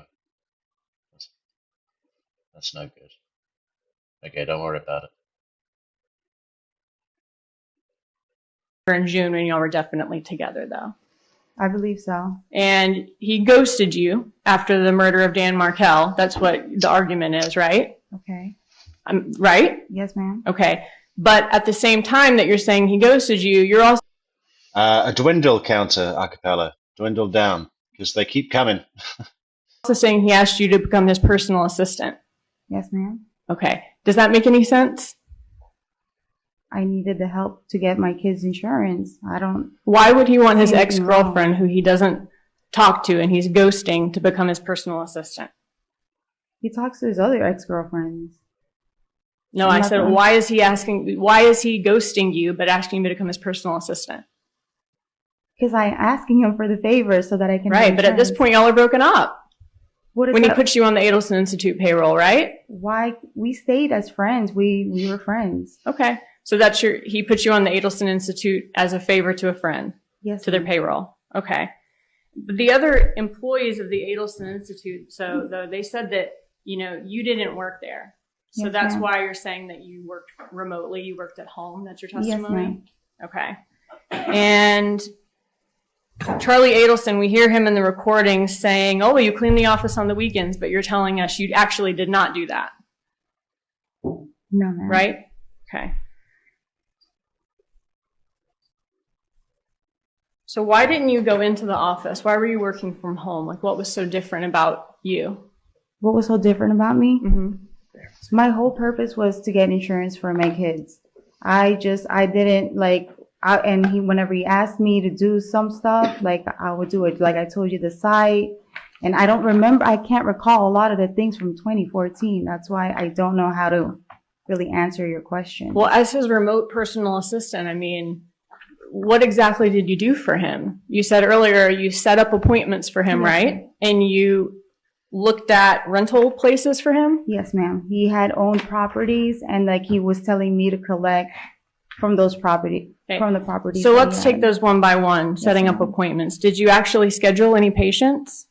No, not scheduled patients on the thing. It's for the site, like his website. So you did not schedule patients? No, ma'am. Okay. What appointments did you set up for him? No, I can't recall. Okay. What type of appointments if they weren't scheduling patients? I can't recall. You don't know what type of appointments you set No, up for him? Okay, but you did not schedule patients. Not that I can recall. So no. it wouldn't have been for his work as a dentist. I'm kind of getting confused about your question. His work as a dentist was he did dental work on patients, Yeah, right? I can't recall the patients that I've called or which ones I've scheduled back in 2014. I'm not asking you for specifics. I'm just saying, what type of appointments did you set up for him if you didn't schedule patients? What other types of appointments? I didn't do the appointments. I did it for the site. Like his appointments with other, like if other Yes, Margaret, I will do if we play another one. things that he needed to do, not for patients in the office. Okay, so you were not scheduling patients. You were not, this isn't the office website you're talking about? Yes, the office website. Okay, what type of appointments are you putting on the office website that are not patients? He just needed to, well, like to take the pictures for his office and his website. Right. Yeah, that's what I was setting up the appointment for. Hey, would anyone mind going and leaving a like on the video if you haven't already? That'd be great. And yeah, we do have a goal at the top of the channel if anyone wants to help us realize our goal. Or is it finished? It might have already finished. Shit. Did it finish? Or buy me a coffee, buymeacoffee.com/True Crime Metrix. You set up an appointment for him to get his website done Yes. by a company that does websites. Yes, like my friend that was doing the website, yes. That is the appointment that you set up. Yes. Okay, and that is one. Yes, ma'am. Okay. Okay. And so you earned over $800 a month, over $17,000 over the course of a year and a half for setting up one appointment with him one time to get his website set up. I don't remember all of the specifics of stuff that he's asked me to do. Okay. That's the only one that you can think of. I mean, like right now, yes. Okay. Well, your defense is that you're not involved in this murder, right? Yes, ma'am. Okay. And you said it seems like Charlie Adelson is, obviously, huh? Yes, ma'am. And your children's father obviously is too, right? And you're caught in the middle of it? Yes, ma'am. All right. And if you're collecting money from Charlie Adelson for no legitimate purpose, that looks suspicious. It looks like he's paying you or keeping you happy for your part in this murder, doesn't it? No, ma'am. Okay. If you're doing something to earn those payments, then that no longer would seem suspicious, right? Well, I just don't understand when it's like you're talking about like the checks, right? Right. If you're doing something to earn that money, that would no longer seem suspicious. I'm not understanding your question. My question is, you're telling this jury that Yes, you did something you set up some type of appointments for him, but it was not scheduling patients. The only thing that you can tell us today that you ever set up for him, though, is one time you That I can called recall. a website company to have his website, him to have an appointment with them for them to set up his website. Isn't that true? That I can recall, yes, ma'am. Okay. And in that message, that's one of the ones that your attorney showed you it was an investigator Isom when he was on the stand the other day. Yes, ma'am. That was actually in August of 2014. That was a month before you started getting paychecks from the Adelson Institute, wasn't it? What was the message? About, hey, I called this person and he'll do your website. That was in August of 2014, wasn't it? That's what the text message showed. Okay. So that was before you ever received a paycheck from the Adelson Institute. Wasn't it? July, August. If August is before September? I believe so. Okay.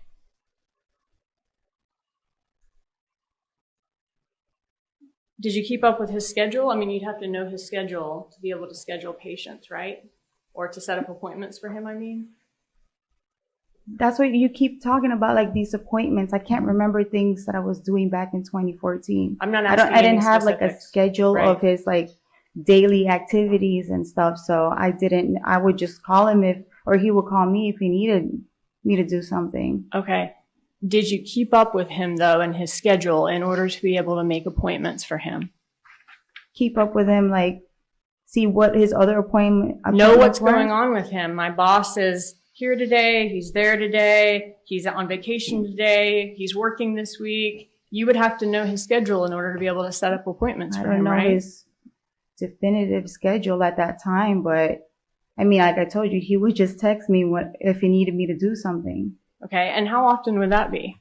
I don't recall. Okay. I never did. You would have some idea. You would have some idea of what's going on with his work schedule if your job that you're getting paid $800 a month for is to set up appointments for him, right? Like I said, I don't know how often he would text me. Whenever he would text me and he would ask me to do something, then I would do it. It was like odd jobs. It wasn't a specific, oh, call this patient or do this. Okay. I mean, isn't it true you had no idea what was going on with his schedule to set up any type of appointment for him or his work, right? No, I would just text him and be like, okay, are you going to be free for this, X, Y, and Z if I needed to, but not that I can recall. I want to ask you about this text from October 2014, which is a month after you started collecting paychecks from Able Institute. You send a message to him where you say, how are you, by the way? How's work? And your love life? Didn't you say that? That's what the text said. Okay.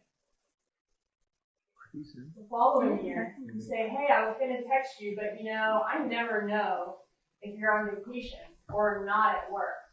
Didn't you say that? That's what the text showed, yeah.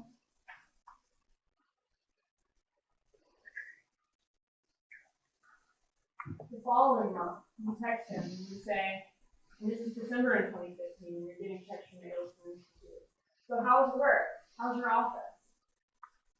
Okay. So that's you did. Yes, ma'am. Okay.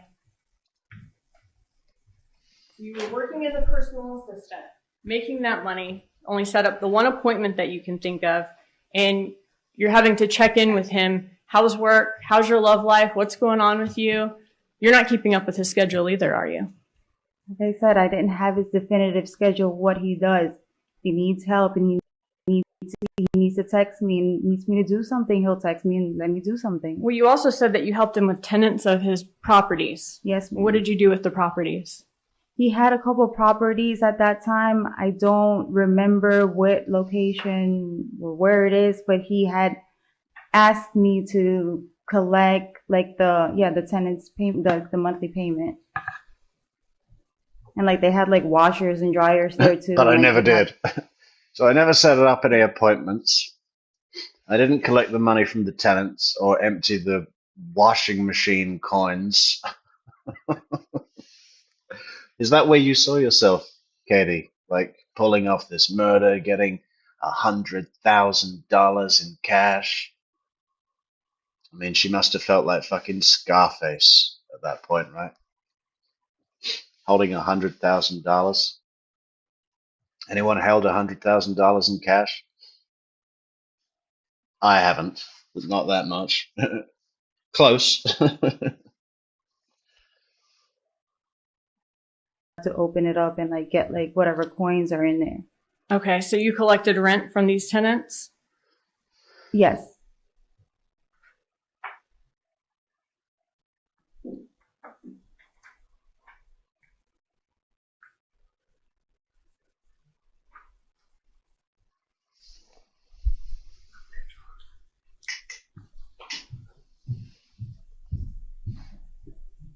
Do you want me to look?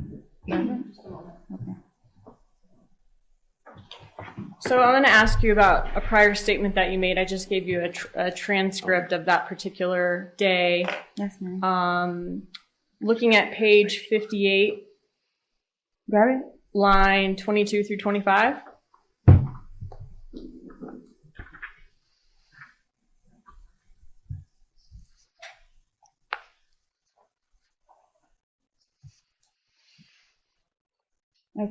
Okay. When you were asked in October of 2019, would you be responsible for collecting rent? You said initially he wanted me to try to collect rent, but those tenants were so difficult, so I just didn't do it.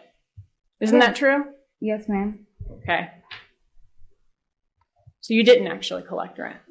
No, he wanted me to collect it. Well, obviously here it says that I didn't. Right. And today, though, you're saying that you did. I said he wanted to. He wanted me to collect. I don't even remember what I just said. Right. I just asked you if you collected rent, and you said you did. Well, and that was a lie, wasn't it? I just said I didn't in this testimony. Okay. And if you said that you collected rent from him today, and you previously said that you did not collect rent from his tenants. He wanted you to do it, but you never did it. That's a lie, right? I should have told you to refresh my memory instead of saying that. Okay, was that a yes? Yes, ma'am. Okay. Oh, that hurts. That's a bad one. She's just admitted to lying to the jury under oath. I think it's all over, Katie. I think you're done. I think she's realizing that too. Look at that face. What is that face looking at? It's looking at a life sentence.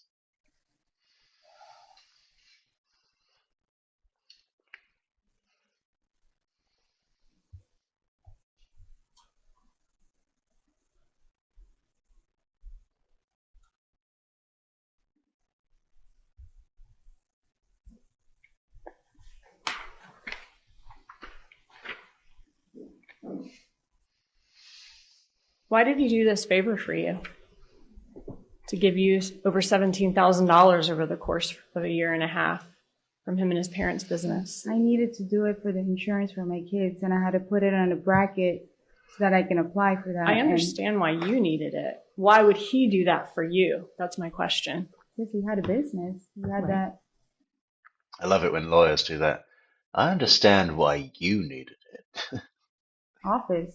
Right, but you're not doing a service for him though, right? You only set up the one appointment and you didn't actually collect rent from the tenants. So why would he do this for you if you're not actually earning that money? Objection, speculation. Overruled. I asked him for that favor for the insurance. I understand why you needed it. I don't know. My question is, why did he do it for you? I don't know, ma'am. Isn't it because he's keeping you happy because you did a really big favor for him in July of 2014? No, ma'am. And you did hang Keeping that you over happy. his head though sometimes, didn't you? The extortion never went up, and Katie was always broke. I wanted to keep her happy. She was protecting me. Charlie, what are you doing? What are you doing? How did you think that went well? Dan Rashbaum told you you did well. You're paying him $2 million, son. Okay? Part of the service is telling you did a good job. Hang what over The fact that you done a really big favor for him.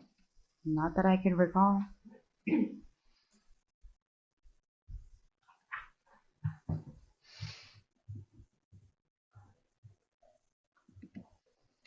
Here, this is part of the conversation you're gonna have with him. You say, I know you're busy, but every time I speak to you, it's like you have an attitude. I know you're overwhelmed by everything that you're doing. This is in April of 2015. Don't worry about it. I'll just ask him myself. And then you send him a website. And then you say, that's the website. Next time, don't be such a dick to someone. I know you're busy. Every time I speak to you, it's like you have a little attitude. And even though I know you're overwhelmed with everything that you're doing, it's rude how you sound. Don't worry about it. I'll ask Jerry myself. Aspen after surgery.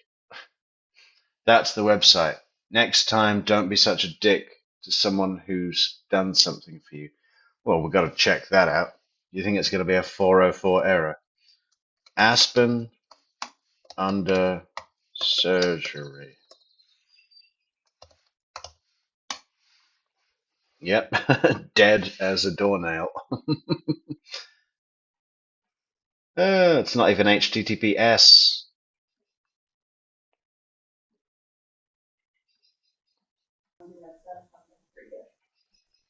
Right?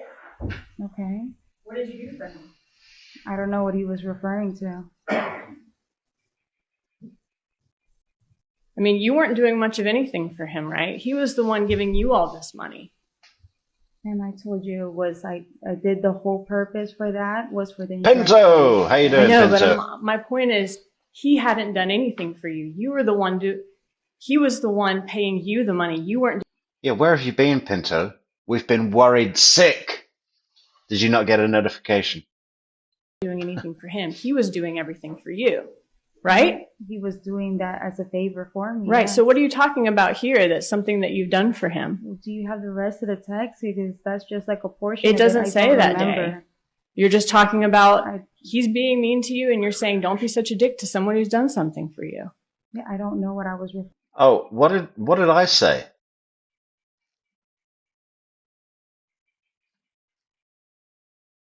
I said Aspen under surgery.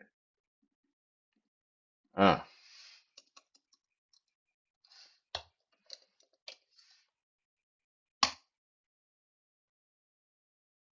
Oh. Whoa. Okay. Let's check it out together.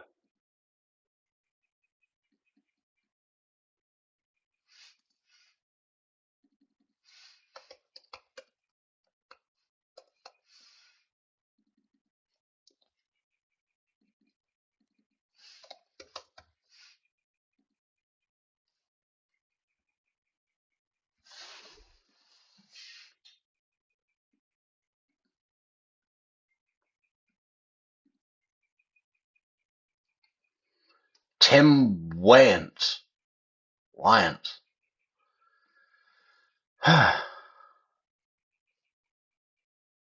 Tim, founder of Aspen Rehabilitation, graduated cum laude in 1999 with his master's degree in physical therapy. His career started as a hospital-based therapist, developing his skills in intensive care, acute care, wound care, cardiac care, outpatient PT, and finally achieved the distinguished position as head of the spinal cord injury rehab program.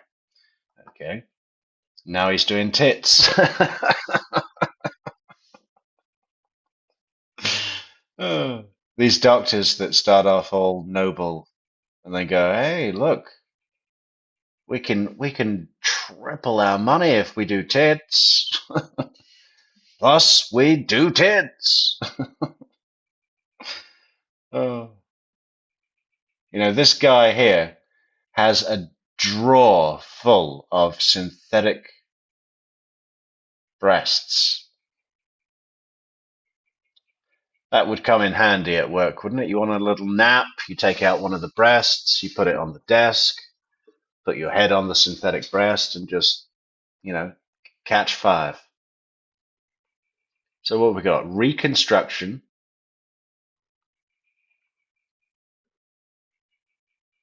Oh, man.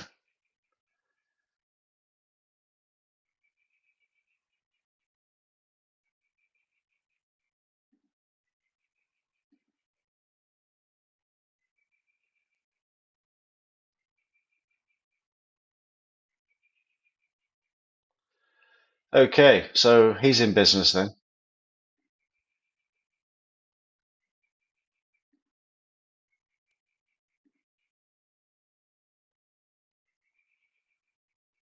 Okay. Oh, hey, thanks, Ryden. And Ryden says 15 minutes to reach our goals. Thanks, everyone. Well, if this one runs out, we'll just start a new one, but we'll put the price up. We'll put the price up.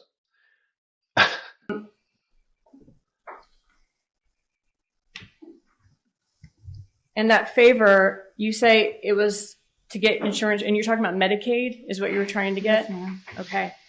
And when you get insurance through Medicaid, I mean, the taxpayers are paying for that, right?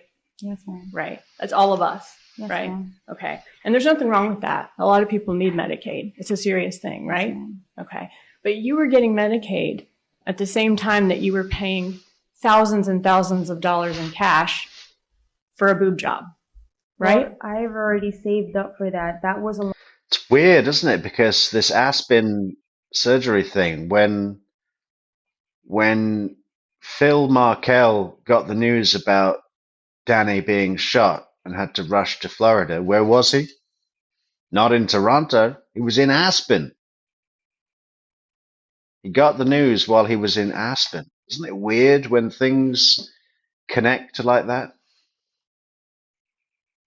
long-term, like pay, like for the insurance was the long-term for my son because he has a disability. I understand you said that, but I'm just saying you And were you- getting Medicaid at the same time that you were paying thousands and thousands of dollars in cash for a boob job, right? That I've saved up for, yes, ma'am. Okay. You say you saved up for it, but you had a habit of depositing money into the bank. We saw all your cash deposits by day, and you deposit, I mean, sometimes multiple deposits every day in the bank of different cash in different banks. Yes, ma'am. Cash. Okay. What are you doing today, Katie? Well, I thought I'd wake up and, go to 5 different banks and just deposit various small sums into these accounts. Oh, it's so obvious. It's so easy. And yeah, it might not raise suspicion. If no one's looking for you for a murder, if all you're doing is, depositing, if you had a really good tax-free cash tips night at fucking Club Fate, and you're pulling down, 9, 10, 11, 12 bills a night, and you want it in the bank because it's better in the bank, but you don't want to be putting $2,000 in cash in the bank like regularly because then the IRS go, hey, look, activity. It might work to just, hey, I'll just go and put $300 in there. I'll go and put $200 in there. I'll put $150 in the other one, and then we're done. That's fair enough. Fucking A, bro. I'm gonna fucking fuck up where the fuck you fucking with me. Thanks so much, Pinto, for the coffees. That's wonderful. Still in German? I don't know. Oh yeah, it is. Pinto's coffee app is stuck in the German language, and nothing else on her phone is in German, apparently. Thank you, Pinto, for the 10 coffees. That's very kind of you. Thank you. What were we saying? Yeah, it might work if you're not being looked at for a murder that you were paid a considerable amount of money to set up. The first thing that they're going to do is check your bank accounts. I mean, what the fuck? That money should have never seen an account. In fact, she should have gone and put that money into a physical asset. Get rid of the liquid. Get rid of the liquid. Or hide it somewhere. Store it with someone you trust. It would have been difficult. I'm sure she could have had a place in her mother's house that she knows her mother would never look in or go in. You visit your mother, you pick up another $1,000 when you need it, and you just run it like that. I think what she wanted was like to feel it in the account, to have that security. Something's wrong with Soap. What is she doing? Why don't you sit on the bed, Soap? It'll be nice. So you make all those deposits in cash every day, sometimes at different banks, multiple times a day, right? At different banks at the same day? Yeah, you deposit a lot of cash in the bank. You do it, sometimes it's not just like a once a month thing. You do it almost daily. Sometimes you do it at multiple different banks in a day. If that's what the records show, I don't remember what I was doing at that But time. you're saying for this particular breast augmentation, you did not deposit that money. You kept that at home. Yes, ma'am. Okay. And it was just all the other money that you had, you deposited in the bank, except for that. I've already saved up for my breast augmentation. So that's a yes. You deposited all your other money into the bank except for the cash for the breast augmentation. Whenever I would have money with me and I would, from working from the club, then I would save up and then I'd deposit whatever I had. Charlie Adelson, he also gave you other gifts, right? Besides just, that wasn't the only benefit being on the Adelson Institute payroll. I mean, he paid for a trip to Santo Domingo for you, right? And the kids. Okay. And that's the Dominican Republic, right? Yes, ma'am. All right. And that was in 2015 after you and Charlie Adelson broke up? If that's what the record shows, I don't remember what date it was. Okay. 5 minutes on the goal, guys, at the top of the chat.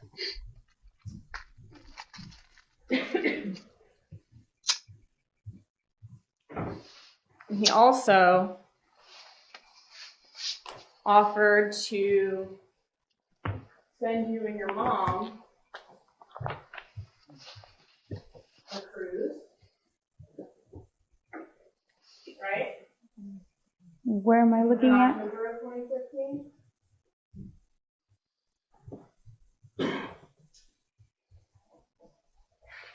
Because I didn't go on a cruise with my mom, so. Okay. You're talking to him about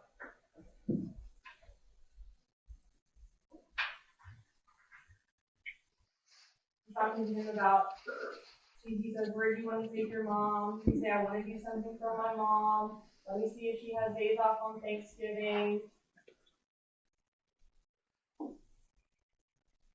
He says, so I think it would be super cool for you to go, just you and your mom, Friday through Monday under the Norwegian cruise. Does that work for you?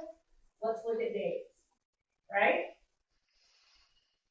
I guess so. But I never went on a cruise with my mom, so. And he says, do you want me to get a cruise for you and your mom in 2015, doesn't it?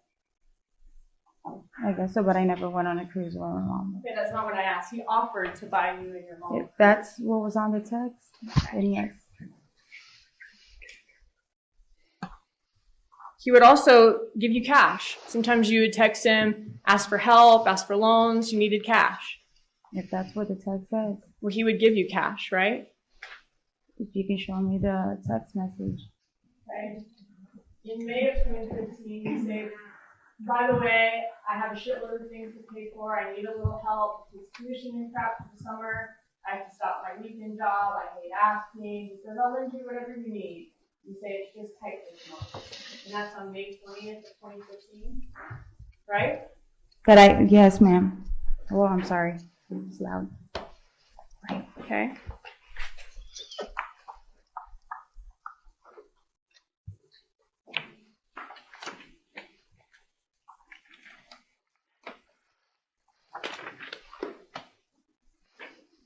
And then when we look at State's Exhibit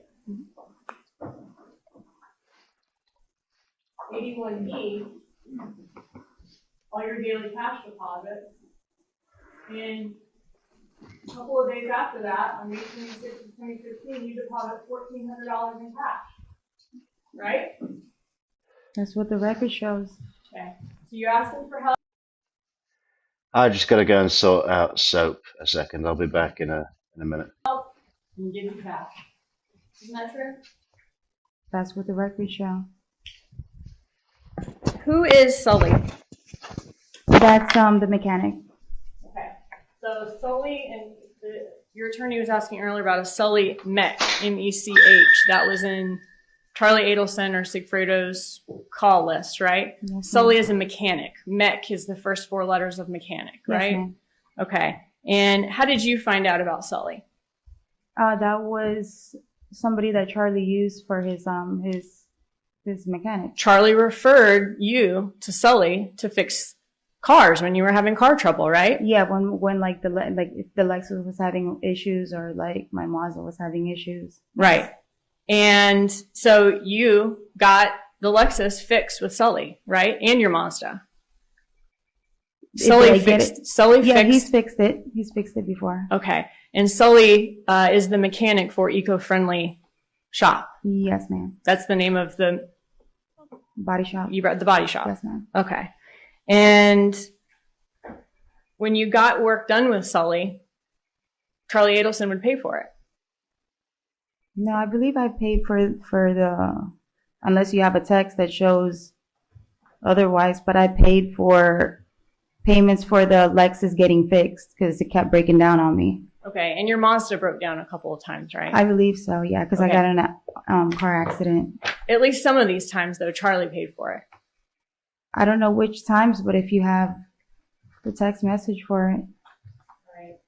Here in October, he's saying, I just got a call into Sully for you. I just spoke to Sully. It needs to be done. It has to be done at Monza. He said it should be about 1,200. You're, upset that it's 1,200. He says, I'll pay it for you. Smiley face. And that was in October of 2015.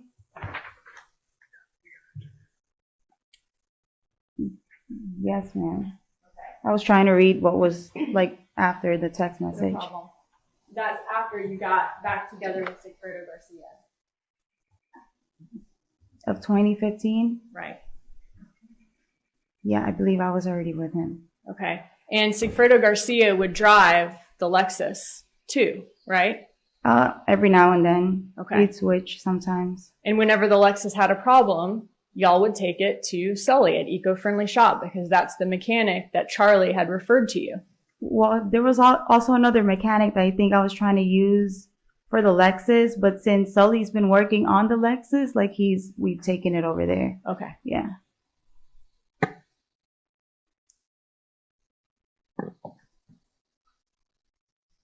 He's also called in prescriptions for you, right? Charlie has? Who has? As a favor?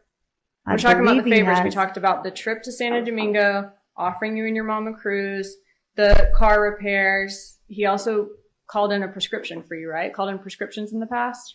Prescriptions? Right. I guess so. I don't recall. That was such a long time ago. Okay. Do you remember him paying for a catered fit meal service for you? If you can refresh my memory. You don't remember that? Can't remember. All right. And then he also gave you cash. When you would ask him for help or ask him for loans, he would give you cash. Do you have any text messages that show? I just showed you the one about... Well, for that one, yes. Right. Okay. And those things that I was showing you, all of those things in 2015, that's after you and Charlie Adelson broke up. I believe so. And you heard June say, you were here during trial, that after they broke up, they were together for 7 years. He didn't give her any gifts like that. What makes you so special that he's giving you these gifts after he broke up with you? I think she did mention she was getting gifts from He said a little something, not a trip, cash. You looked into car repairs? No, I'm asking you. What was so special about you that he's giving you all these gifts after you broke up? I don't know, man. That you're referring that you had records for her too. No, I'm asking you why you were so special that he's giving you the gifts. And you don't know? I don't know. So not just to keep you happy, keep you quiet? No.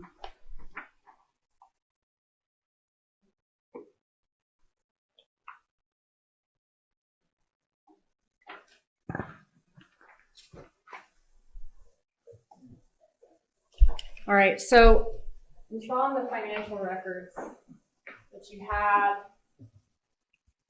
the big cash spike. Yes, ma'am. In August of 2014.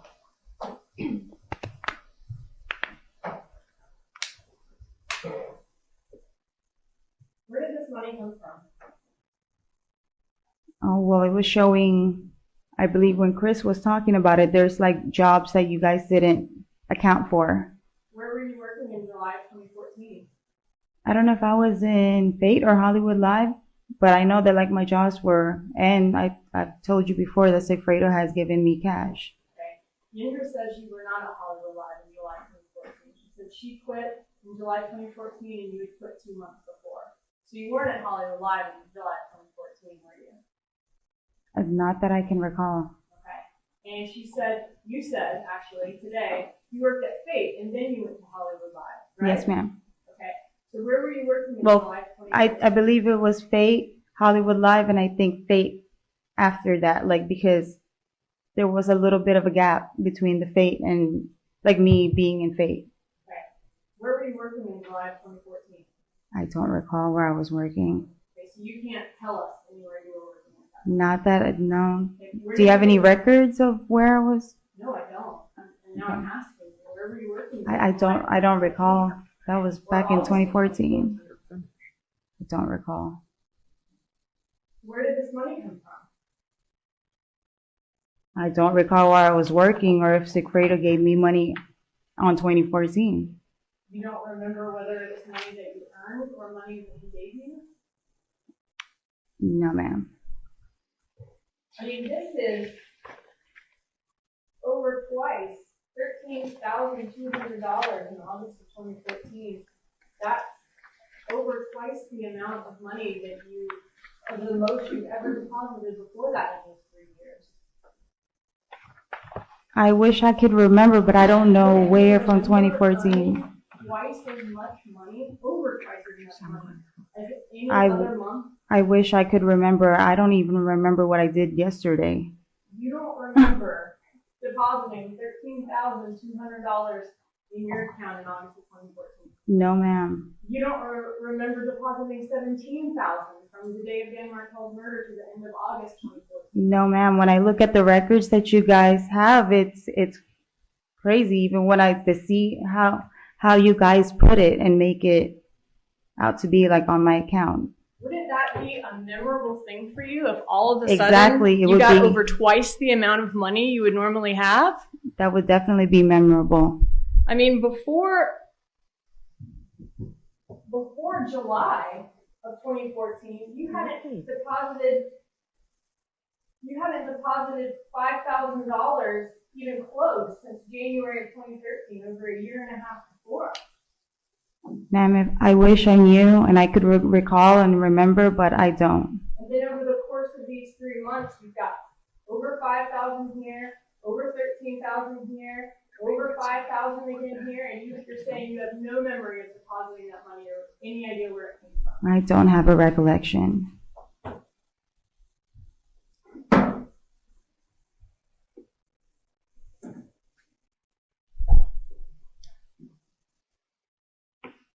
And you don't think that's something that you would remember? I would remember that, but I don't have any recollection of that date. I don't know. I'm not talking about one specific date. I'm talking about those couple of months. I know you were saying those months, but Right. I remember when we were doing the chart, there was jobs that I was working, and I don't remember where I was working, what exact month, and I told you I've gotten cash from Secreto before. Okay, you can't tell us, though, anywhere you were working in July of 2014. I can't remember. I can't Okay, recall. and when you're talking about this money from Sigfredo, Yes, ma'am.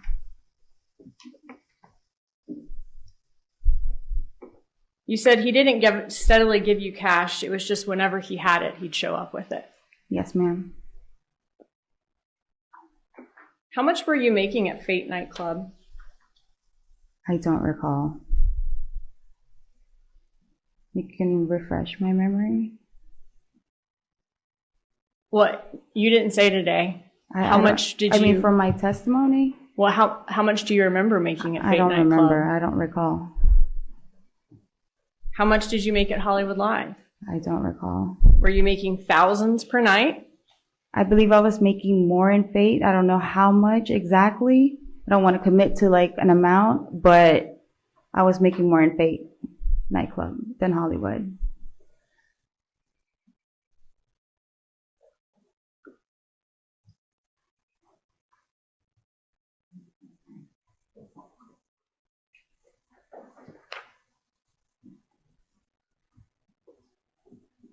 I'm looking at page 36. Lines 22 and 23.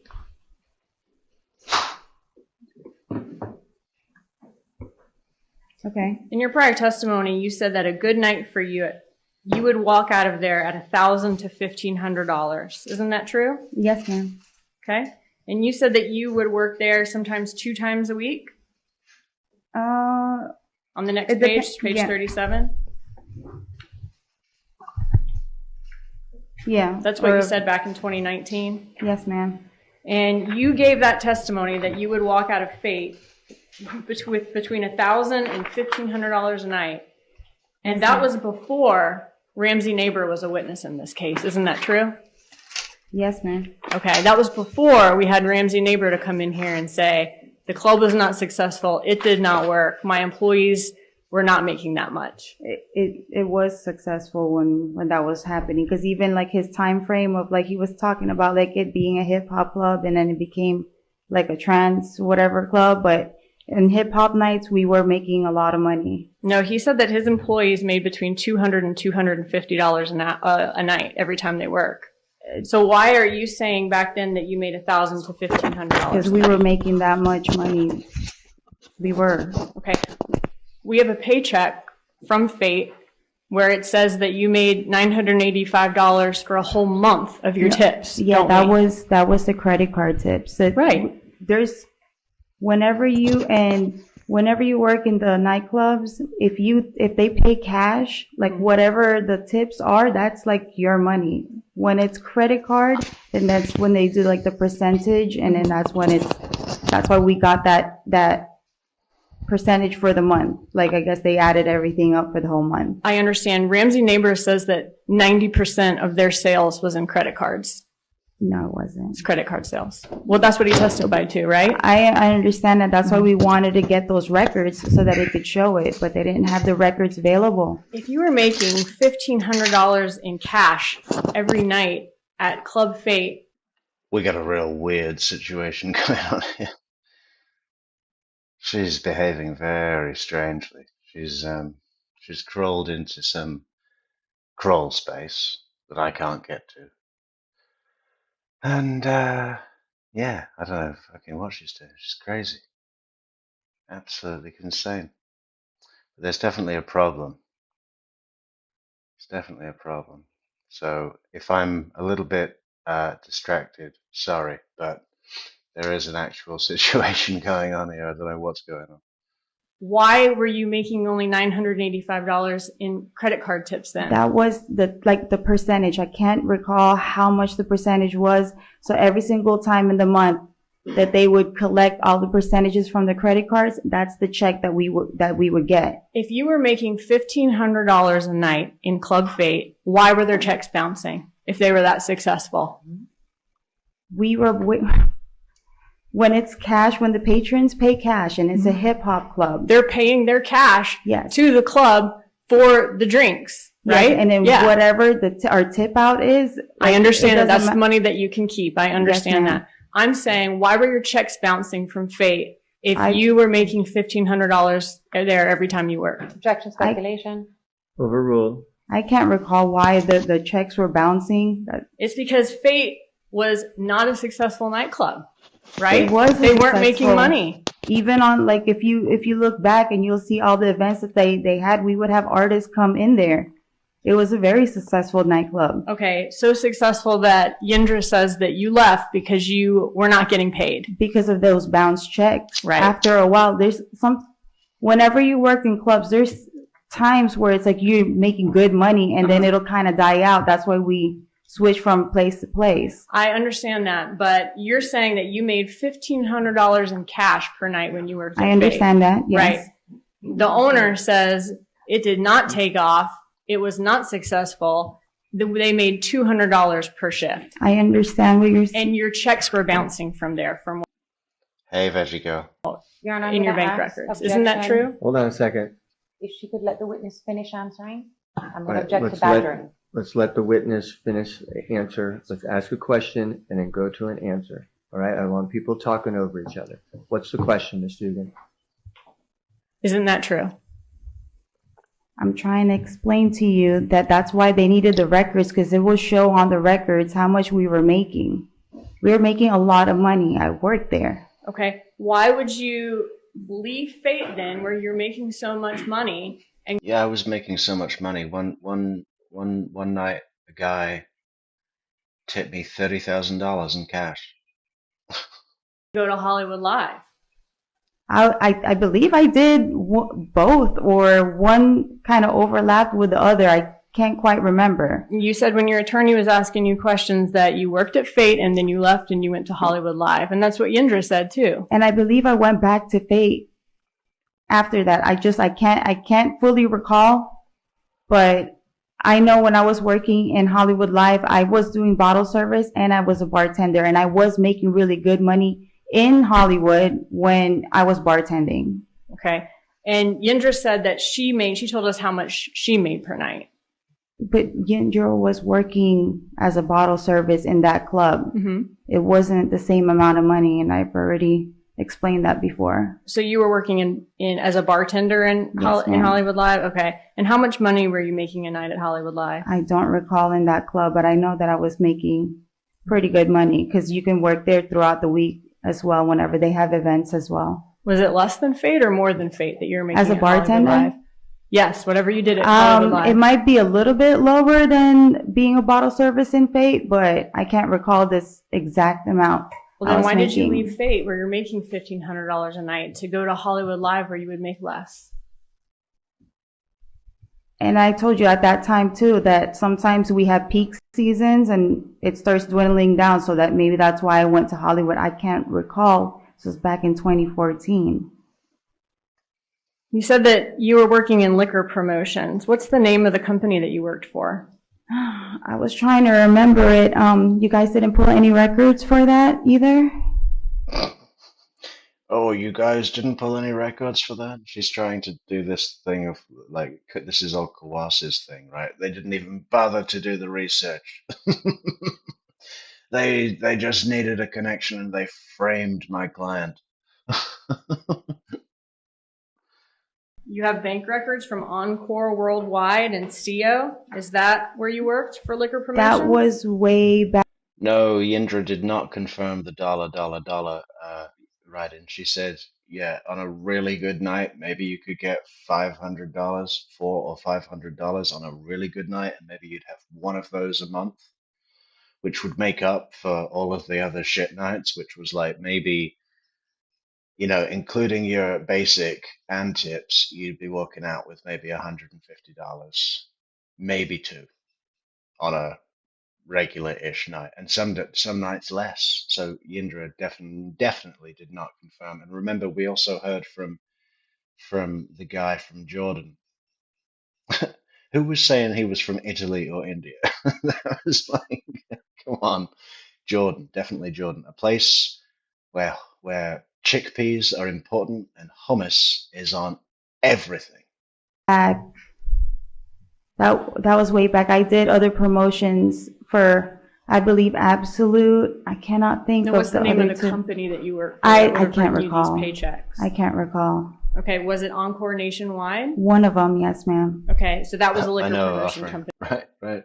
Oh, you guys didn't pull any records for that either? Katie, you're allowed to bring evidence, okay?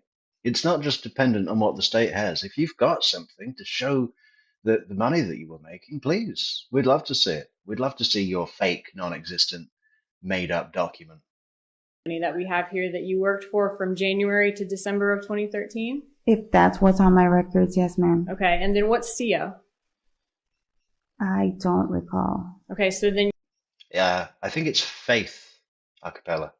But I always get confused and then think it was the other thing. I don't know. I think it was Faith. You stopped liquor promotions in December of 2013. I don't recall the dates. You said Encore Nationwide was the business that you worked for? Okay. So then if your last paycheck is in December of... Have faith in your murder plot. Have faith that you won't get caught. Have faith that the $100,000 of which you get a third is going to somehow last you forever. I mean, that must be what it feels like for Katie, right? She's got 30 grand cash in her hand. Never had anything close to that. I doubt she's ever had 10, right? 30 grand. I am now invincible. I can do anything I want. I can buy my way out of anything. It's not that much money, Katie, okay? You live in Miami, you've got 2 kids to feed, and yeah, that money, it's gone. And now you're back to nothing. You're back to fucking around trying to sell your shit sofa couch cushions on Craigslist before you flee your residence because the cops have, they're closing in and you want to get out of there. But before you get out of there, you've got to fuck around selling your furniture on Craigslist and try and make sure that, everything is clean and the landlord maybe is going to give you some of your deposit back because you really need it because you've got no fucking money. Meanwhile, Professor Markel is still in the ground and never coming back. And the money you got for his murder, you blew it. It's gone.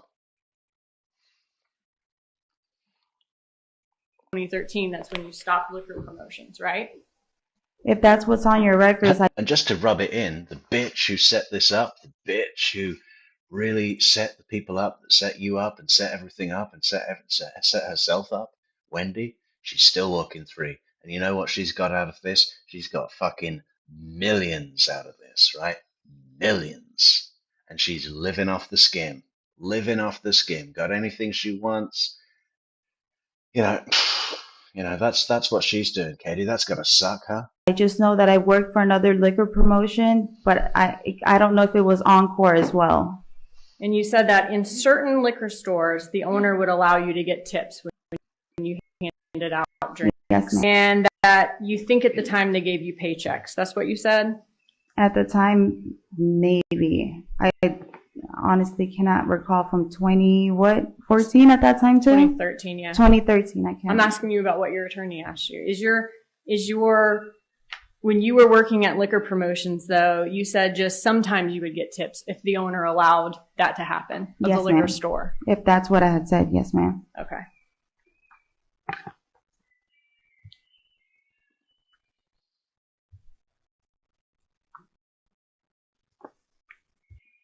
All right, today, you was from your nightclub work, and then how much of it was from Sigfredo Garcia? I can't recall the amount. You don't remember? No, ma'am.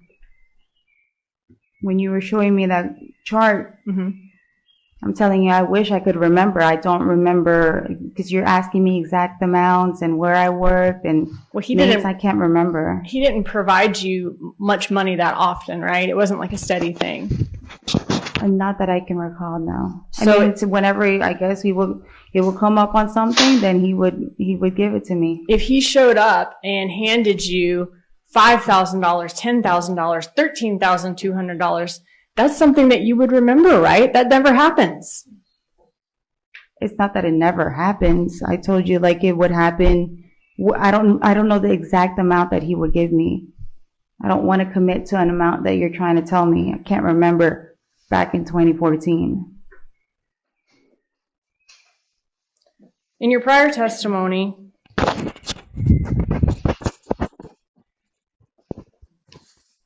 you said that he did not, I'm looking at page 60, lines 18 through 25. You said that he did not steadily give you cash. He did not have a set date that he'd give you anything. Sometimes he would, you were asked, was there ever a time when he'd come to you and your attorney asked, well, would you consider... Oh, thanks for letting us know, Nancy. Club Fate. Now, I guarantee you, in 2 days' time, I'm going to forget that and start telling everyone that it was Club Faith. I don't know why. $1,000 a significant amount of cash? You said yes. Would then he give you a significant amount of cash? And you said yes. So you never said in that prior statement that he gave you anything more than $1,000. Which page number again? Page 60. 60 and in which line? Lines 18 through 25. I just said that there wasn't like a set amount that he had to give me anything. Right. It would be whatever he had. Your attorney asked, did he give, would you consider $1,000 a lot if he would give you $1,000? And you said yes. Right? Yes, ma'am. Okay, so $1,000, him coming and giving you $1,000, that would be a lot from him. For my testimony, yes, ma'am. Okay. And so if he came and gave you $5,000 in July or October or $10,000 or $13,000 in August, that would be very abnormal. It wouldn't be abnormal. It would just, you're trying to say if I could remember that amount? No, I'm saying that before you said $1,000 would have been a significant amount. Yes, ma'am. Okay. So if he was giving you more than that, that's something that you would remember. That would be significant, right? Yes, that would be a significant amount. But you don't remember. You have no idea. Remember. Oh, God, is there anything less believable than that? She's on record saying he would you know, the most he ever gave me was like $1,000, and that was very significant because it was rare. And she's like, so if he gave you $5,000 or $10,000 or $13,000, that would be significant, right? You would remember that. I guess so. So did he? I don't know. We're back to fucking Clarita Labredo again. I don't know. Oh, Katie, you really shouldn't have done this, and I think you know that now, right? After Sarah Dugan has bitch slapped your ass in front of the jury, in front of a crowd, baby, in front of the world, you're an embarrassment. You're an embarrassment to yourself.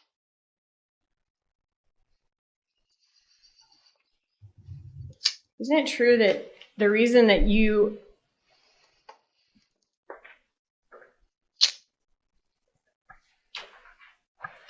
move on?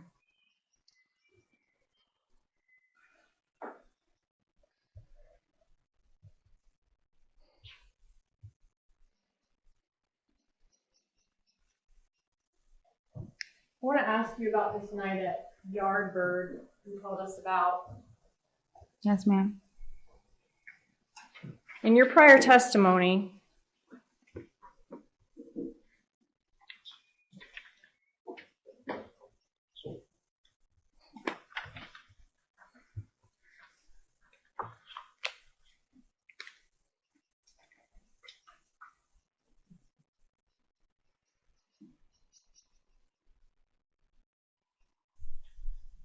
did you have any indication that Sigfredo Garcia knew you were at dinner there, or knew that you had gone there for dinner? No, ma'am.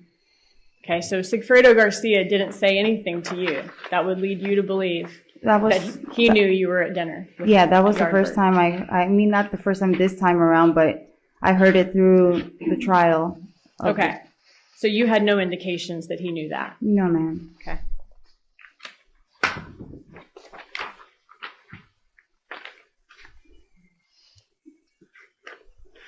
And the whole July 1st jet ski incident, that was, you said, the same day as the voicemail to Harvey Adelson from Charlie Adelson? Yes, I'm ma'am. sorry, from Sigfredo Garcia? Yes, ma'am. Okay.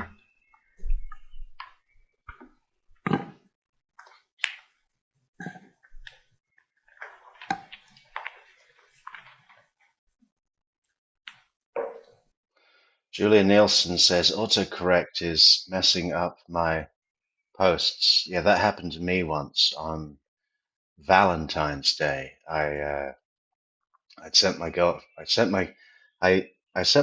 a text. Now I meant to write what was it? You're the sunshine of my life. I love you more every day. But instead it came out, you've ruined my life, you blood-sucking shrew. Fucking autocorrect, you know? They really need to invent something a little bit more intuitive, don't you? I mean, it should be able to think for you. With the AI they have now,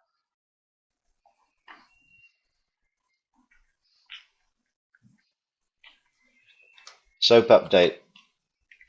She's still sitting in the crawl space. It's like a tiny little chamber, and she's just sitting in there.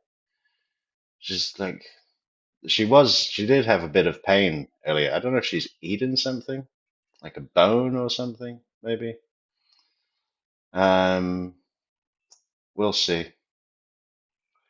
But she also seems to have this like confused neurological thing going on. She just doesn't know where she is. She was just walking around the dining room table, confused, and then she came up the stairs, and she's just sitting in there now.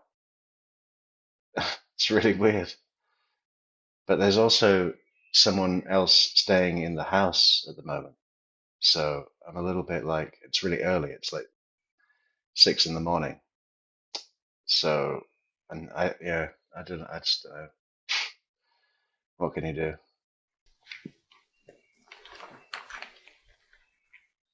All right, so with this wire, Charlie Adelson gets contacted by his mom. She says she was given paperwork, which turns out to be this article about the murder. She says this TV probably cost $5,000. You agree with me that TV sounds like their code for this murder, right? Objection, lack of personal knowledge. Overruled if you know. I don't know, ma'am. Then Donna Adelson tells Charlie that it has to do with the two of them, and the man mentioned an ex-girlfriend, right? Yes, ma'am. And then Charlie calls you. Yes, ma'am. Okay. Why did he call you? I have no idea. You don't know? No, ma'am. I don't know if that's before or after, or when he spoke to his mom, or when they mentioned my name, or when he said ex-girlfriend. Like, it's been going round and round. I'm confused myself. Okay, and you said that in your last testimony, I'm looking at page 154, lines 4 through 9.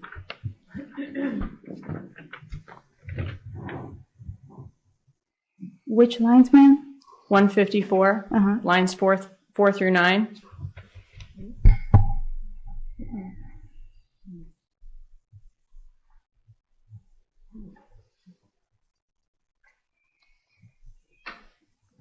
Yes, I was saying that I'm his last ex-girlfriend. That's what you said in 2019, right? Yes, ma'am. That you were his last ex-girlfriend. Yes, to my knowledge, yes. We've had... I don't think there's a 24-hour anything, Pariah. I mean, there's plenty of vets close by. I don't know if they're open on Saturday. We'll see. Had testimony during this trial, though, that he's had several girlfriends since you dated, though, Yeah. between that and the bump, right? Yes, but I was explaining here that I'm his last ex-girlfriend. Like, he was dating June, I think, at that time. Mm-hmm. So I didn't know about Whitney, so I was his last ex-girlfriend. You didn't know about Whitney?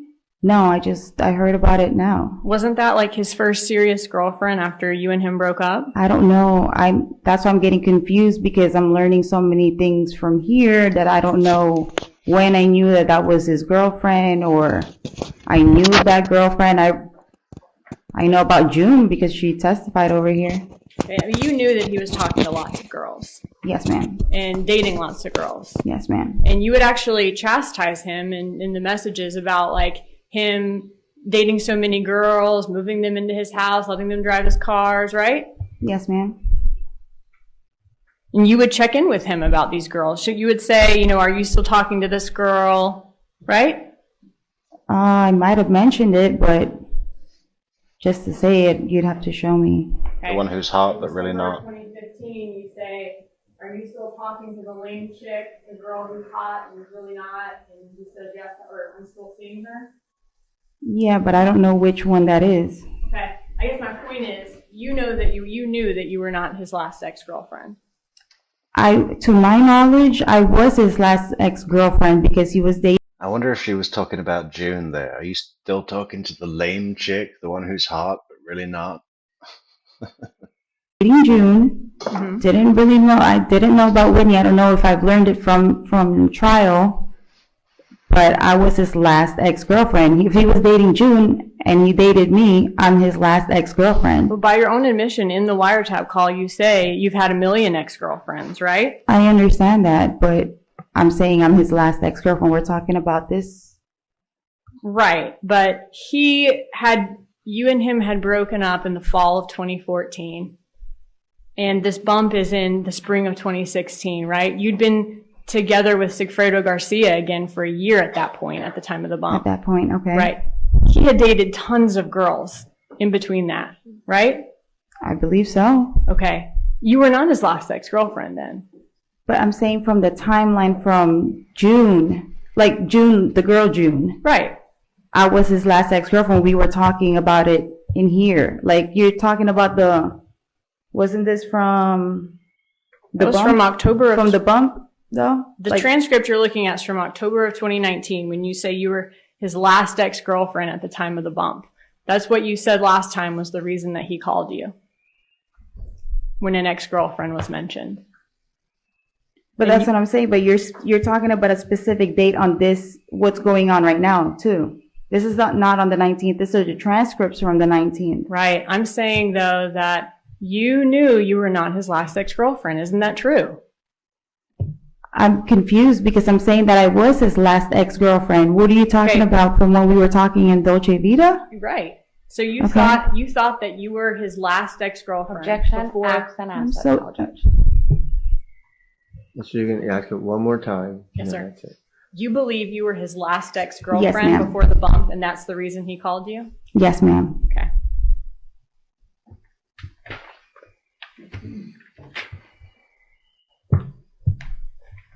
And he called you because he wanted you to deal with this for him, right? I don't know if this is the reason why he had mentioned my name and why he wanted me to call. Okay, well, even before, though, that you knew your name was mentioned, you were willing to help him with the problem, right? I was listening to him. I don't know at that moment if I was saying that I was willing to help him. Okay, I want you to look at that same page, 154, lines 17 through 19.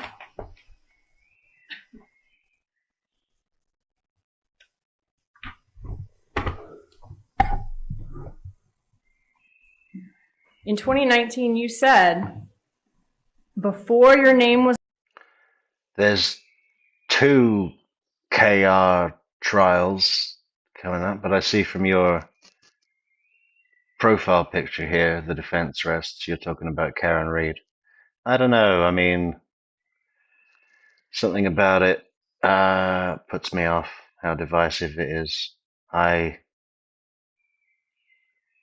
don't know if it's... I don't know if it would make me happy to see people in this chat argue with each other. You know, I think I might just avoid it. And you know, I really want to cover some stuff that's already happened. I'm not super, apart from Donna, of course, and Sarah Boone, super into covering live stuff as it happens. I know everyone loves that and wants to do it on this channel, and maybe that'll happen, but probably not with Karen Reed. Obviously, it's going to happen with Donna, and we'll probably do it more because I think it would be good for the business. But yeah, Karen Reed, very divisive. I don't know if I can be bothered listening to the arguments. mentioned, you were willing to help him with that problem. I said yes, ma'am. Okay.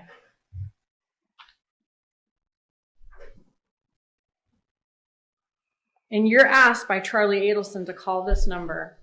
You don't know why he's asking you to do this, other than you're his last ex-girlfriend. And then the person that you get to call the number, coincidentally, just happens to be the shooter. I think the way to look at the Karen Reed, you know what? I mean, I have seen nothing about it. I've watched nothing about it at all. But I know things, small amount of things.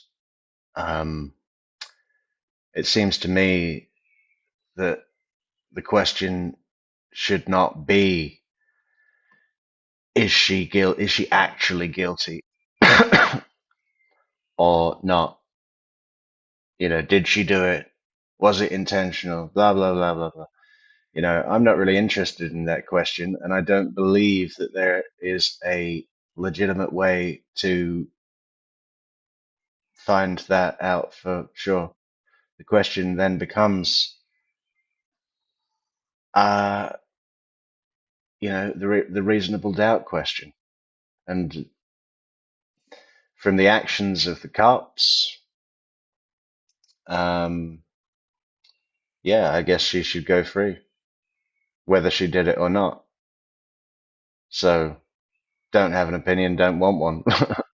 But I just sense that that case is attractive to people that like to fight. You know, there's always those cases that pop up, and people go in there because they want to have a fucking riot, and I'm not into it.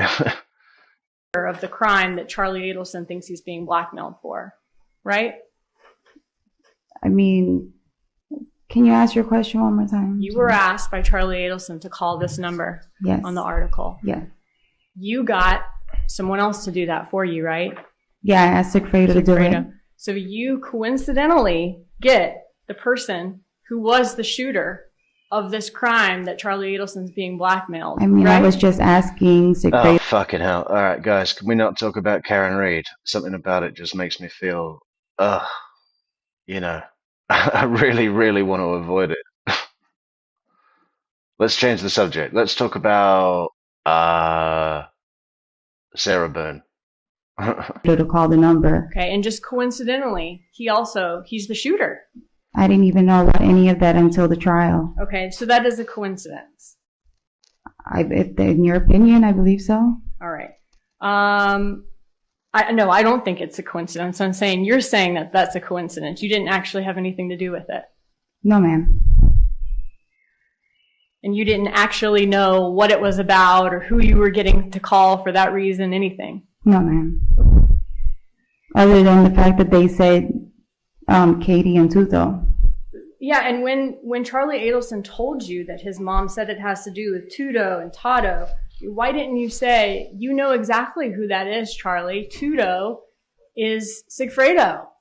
No, he was saying it in different ways, and then that's why I never corrected him. I know, like, they've asked me about that before. I didn't know that I had to correct him and say, well, you know him. Mm-hmm. You know the father of my kids. Like, why are you saying the name different? And he said that though multiple times. He said, I don't even know who Tuto is. He said that on the phone, and he said that in Dolce Vita, didn't he?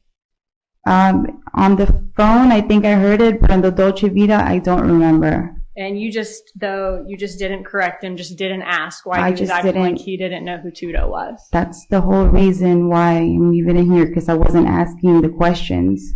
Why don't you ever mention Garcia's name to Charlie Adelson? Why don't I ever mention his name? Right. The Tuto? No, why don't you ever say Tuto or Garcia to Charlie Adelson? Why do you just say he this, he that? I never mention his name to him. Right. Why not? I just don't. Like, I'm not going to be like saying, I don't know. I didn't. Why don't you ever mention Charlie's name to Sigfredo Garcia? I've always referred to him like my friend, or vice versa. Like, I always say my friend. I don't think they want to hear about each other's name whenever I'm mentioning them. So whenever you talk to Garcia about Charlie Adelson, you always say that person or my friend. Or my friend, yeah. Okay. I mean, if you called him and were talking to him about that person, how does he know who you're talking about? Did I ever message him saying that person? In the wiretap call, yeah. You're talking to Sigfredo Garcia and referring to Charlie as that person. I don't recall. Why don't you just say Charlie? I never mentioned either one of their names because, I don't know, I just didn't. I mean, isn't the reason, though, that you never say their names is because you are all afraid that law enforcement might be listening? Well, apparently everybody had a burner phone, so why would anybody even be talking on the phone? Charlie called you. Charlie said that he wanted the problem flushed. That problem was this bad guy that was trying... That's not in evidence. Overruled. That was trying to extort his mom? That was a joke. Okay. That was a joke. He wanted you were the person that he wanted to take care of this problem, right? Yes, because somebody mentioned my name. We've gone over this. Out of all the people in the world, though, he chose you. And you're saying that... Because they mentioned my name. Okay. Today... And Tuto's name. And then mentioned Tato's name. So, yeah, that's why I was confused. All right. What happened in the car before y'all went to Dolce Vita? I don't even recall that. That's what I was asking when they said that there's a 10-minute meet up in a car. Like, where's that video or where's that?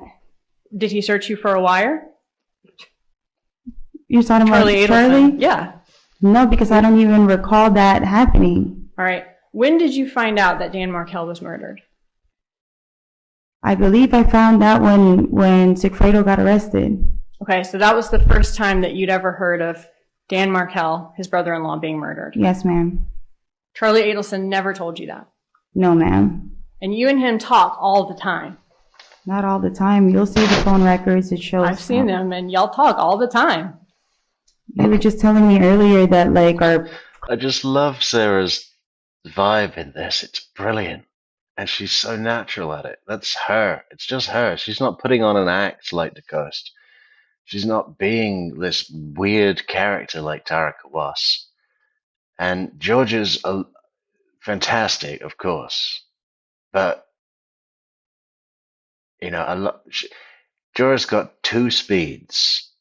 Total majestic character, or this sort of uninterested, unthreatened, you know, almost a bit bored, like going through the motions, but not really like emotionally reactive. I mean, she heats it up. She heats it up with Wendy. It's different now, isn't it? It's different today, isn't it? No further questions, you know.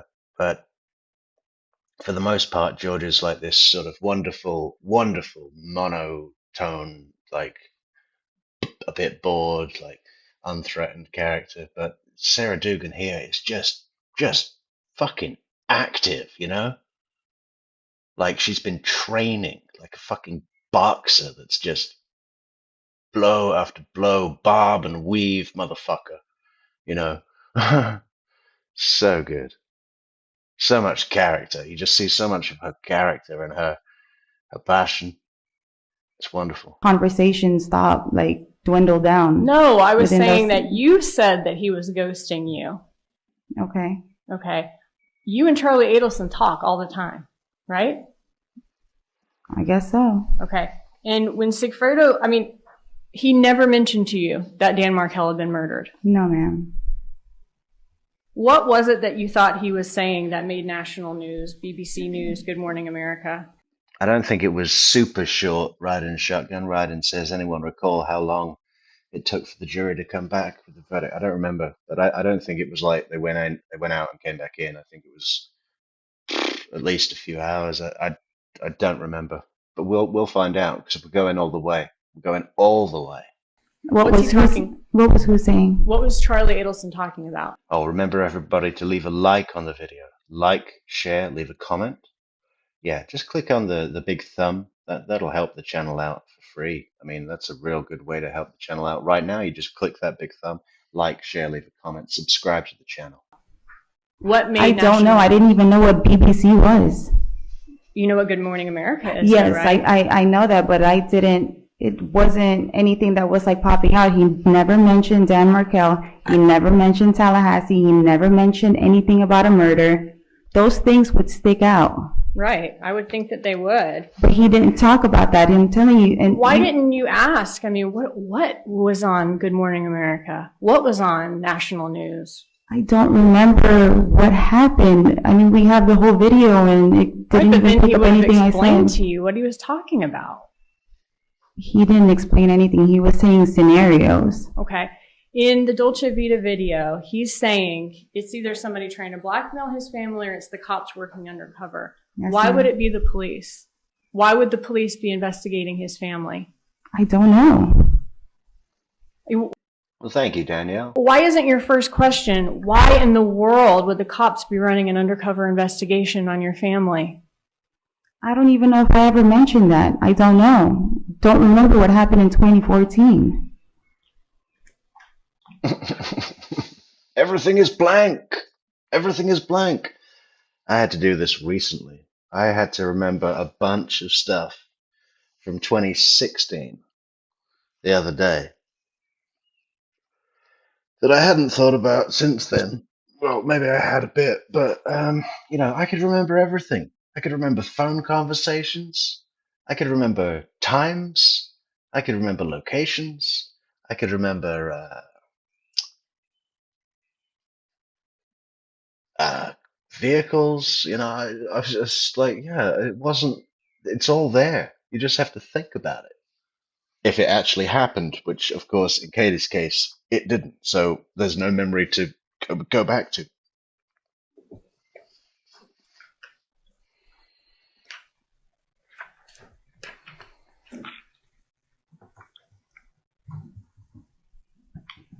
Looking at page 155, lines 3 through 11.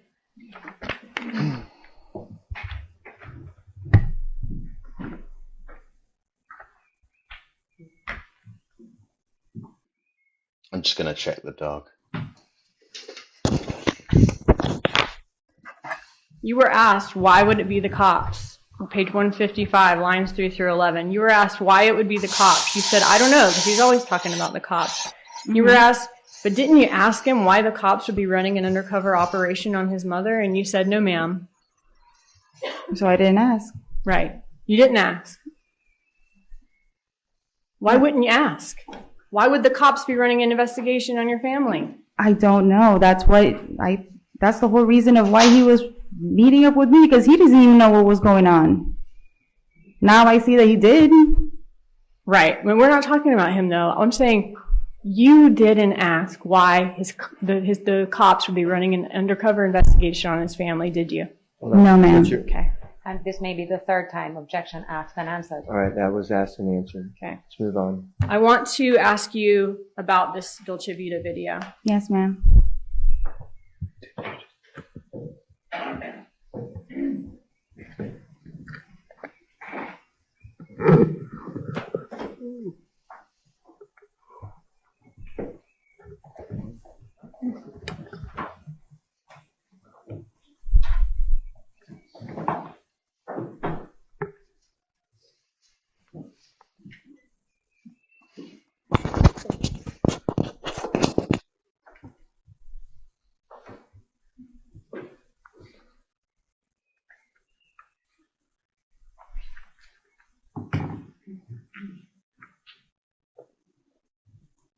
Alright, I'm going to put on my headphones for this.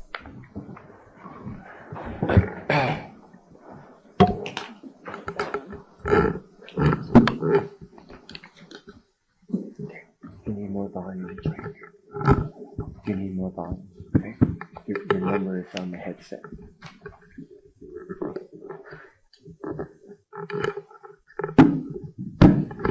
Okay, just tell me. Everybody ready?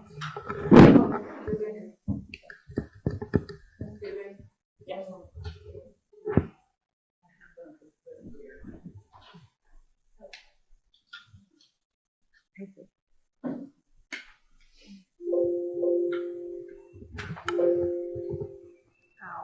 Oh, was I on mute again? I was saying hello, Ginger Snaps, and hello, V-Shore, and hello, Cassandra Doves.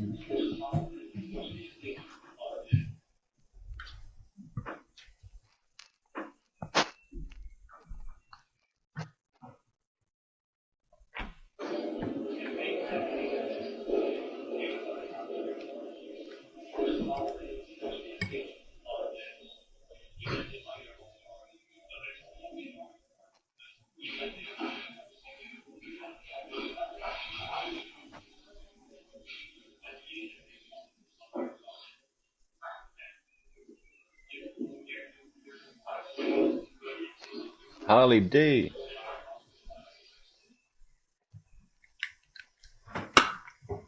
All right, so Charlie Adelson says in that clip. Objection, Judge, as to what Charlie Adelson said? Overruled. This is, she can give her interpretation. It's up to the jury to decide, but she can ask the question. When he says at the very beginning of that clip, if they had any evidence, we'd already be gone to the airport by now. Objection. What did you understand? I didn't hear that. Overruled.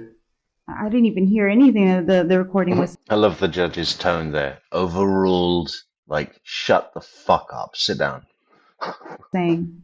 You didn't hear any of that? I didn't hear anything that you, like the line that you just said, I did not hear that on the recording. When that recording started, you didn't hear him say, if they had any evidence, we would have already gone to the airport by now.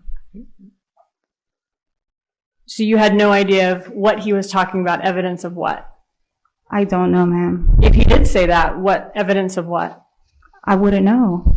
I don't know what I said.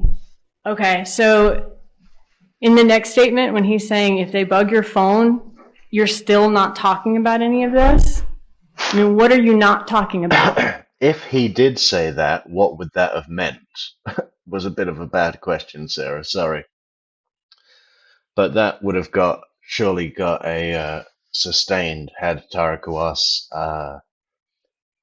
objected to calls for speculation, right? If he did say evidence, what would that have meant? You can't get more speculative than that. Fucking hell. I don't know what he's talking about. You couldn't hear anything that he said? No, ma'am. Okay. Maybe my volume wasn't up high enough. Maybe we should try that one again. Let's try it one more time.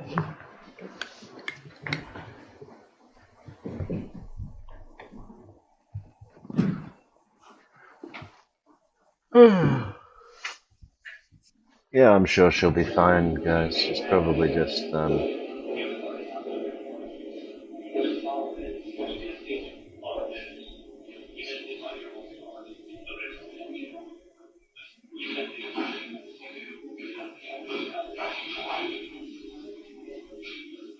Can you hear headphones better if your head is down or something? What the fuck? What is she doing? What? So she can like what? Focus? Yeah, there you go, Ryden. There's a good link, Ryden. If you enjoy the show and want to help support it, you can buy True Crime Metrix a coffee at buymeacoffee.com/True Crime Metrix. Yeah, it's a great way to support the channel, and it's really appreciated. If you there's a link in the description, or there's a goal at the top of the chat. And social networks, fantastic social networks, merch, blah blah blah blah blah, description, blah blah, support the channel, blah blah blah blah, and yeah, or don't, but do leave a like on the video. That'd be great. It really would.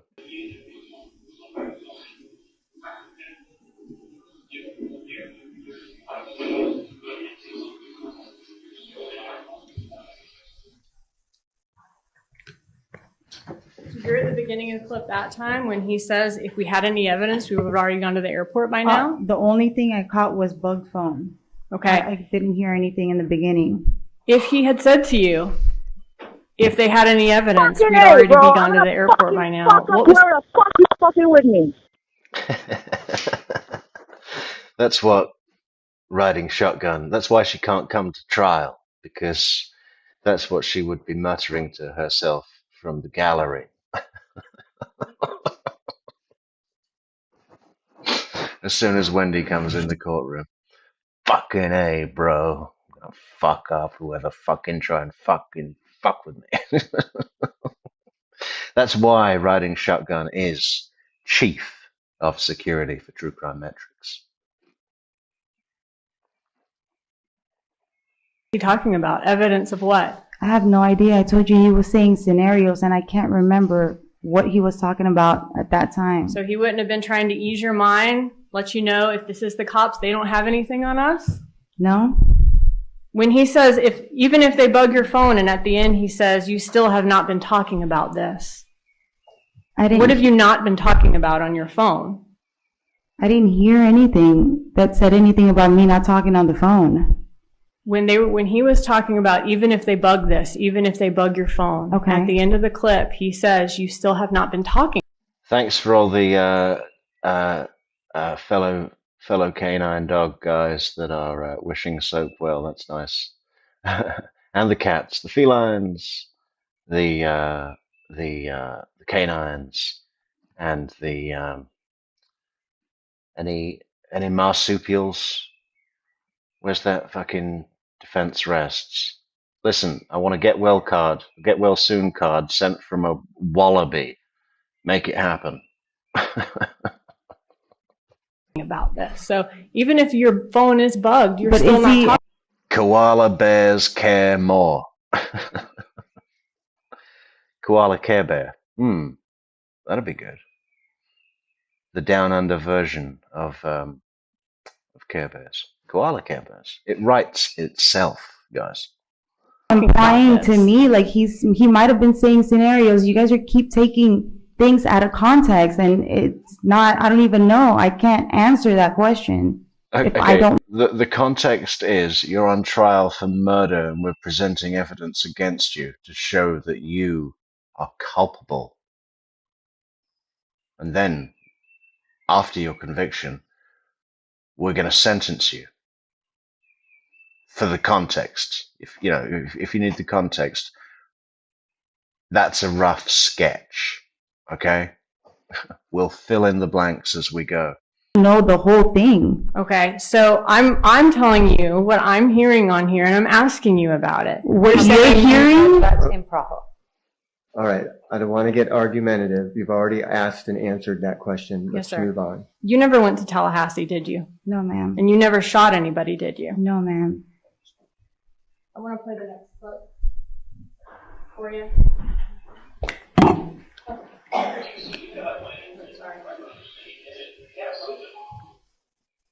By the way, guys, I was saying the other day, when do you think it's going to be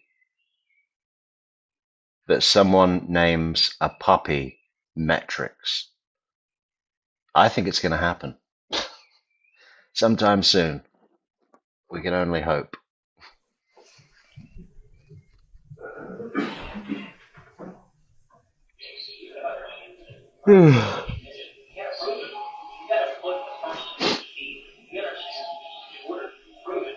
I think it's a pretty good name for a dog. Metrix the dog.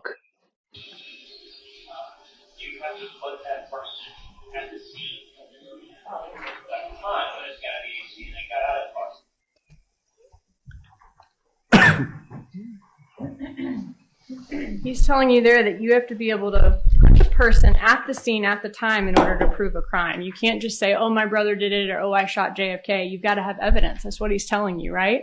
Okay. That's what he's telling you, right? I mean, that's what it said on the recording. What is he talking about? I have no idea. That's what I'm telling you. He keeps talking in scenarios. I don't know what he's talking about. Right. And last time when you testified in 2019, you said that he was just talking in scenarios. You didn't have any specific memory about what? Exactly. Right? I didn't remember anything specific. Right. Your attorney asked you today whether if last time you explained what was in the Dolce Vita video. Yes, what you explained was that you remember him talking about scenarios. You didn't know what they were. You didn't have any specific memory of that. Yes, ma'am. Okay. And you don't know why he's letting you know that, hey, in order to prove a crime, they have to put the person at the scene of a crime. You don't know why. I don't know why.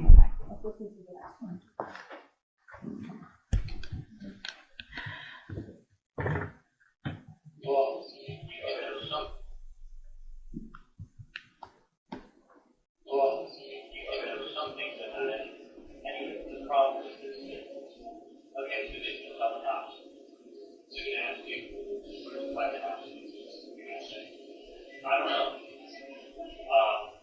You know. Hey. Okay. How would you did you witness it? Just make it up. You did witness this. You only heard a rumor on the street that this person did something. You know that's what? Zero. Then what you do is you wear a wire. Give the person all the and you can get the person to pass on a wire. And you have something. Can you imagine the nerve of Charlie Adelson having this played to court and saying this whole story about the extortion was tea behind what happened to me? That's what he says that he said just before they went into Dolce Vita to have this conversation where he is holding forth, talking confidently, trying to act like he knows all the ins and outs of both criminal operations and law enforcement investigations, right? He loves to look like, you know, that go-kart shit where he embarrassed himself and looked like a little bitch on the phone in front of the guy that runs a go-kart place. He's going to go back to his mother and he's going to act like he is the fucking world's leading authority on go-karts, right? He's going to go, yeah, this thing will do 110 in like 6 seconds. You know, just like, yeah, no, it comes with the a free track map, GPS with the track map, so I can see my oval. I can see my oval and know when to turn instead of just watching the track. Yeah, it's got all that. That's worth about $500. And they said I could rent it out, so it basically pays for itself. You know he's going to say something like that as well, right? Even though that they're not actually going to rent out his thing, because the guy said, listen, we've got a fleet. We've got a fleet and we're expanding our fleet. So, but he's going to go back and say, yeah, no, I spoke to the guy. He says soon as I can rent it out, it's going to basically pay for itself. He loves acting like he's got this clever little spinning the money. He's spending, but he's getting it back because he's clever. You know what I mean? He just fucking rips that up, right? Especially in front of his mother. That's who he likes to impress the most with these little clever schemes. Like, oh, Charlie, you're so clever, you're so cool. I can't remember where I started with that. Oh, yeah, he's so confident in his cause. But of course, just before, when they were in the car, he said, was T behind what happened to me?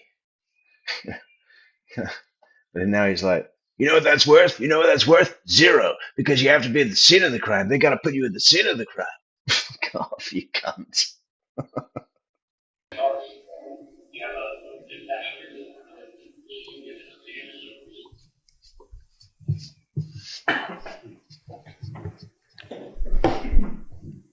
It's another reason he likes these girls so young, isn't it? It's not just the tight hot body thing. It's because they don't know shit and they're impressed by this fucking windbag.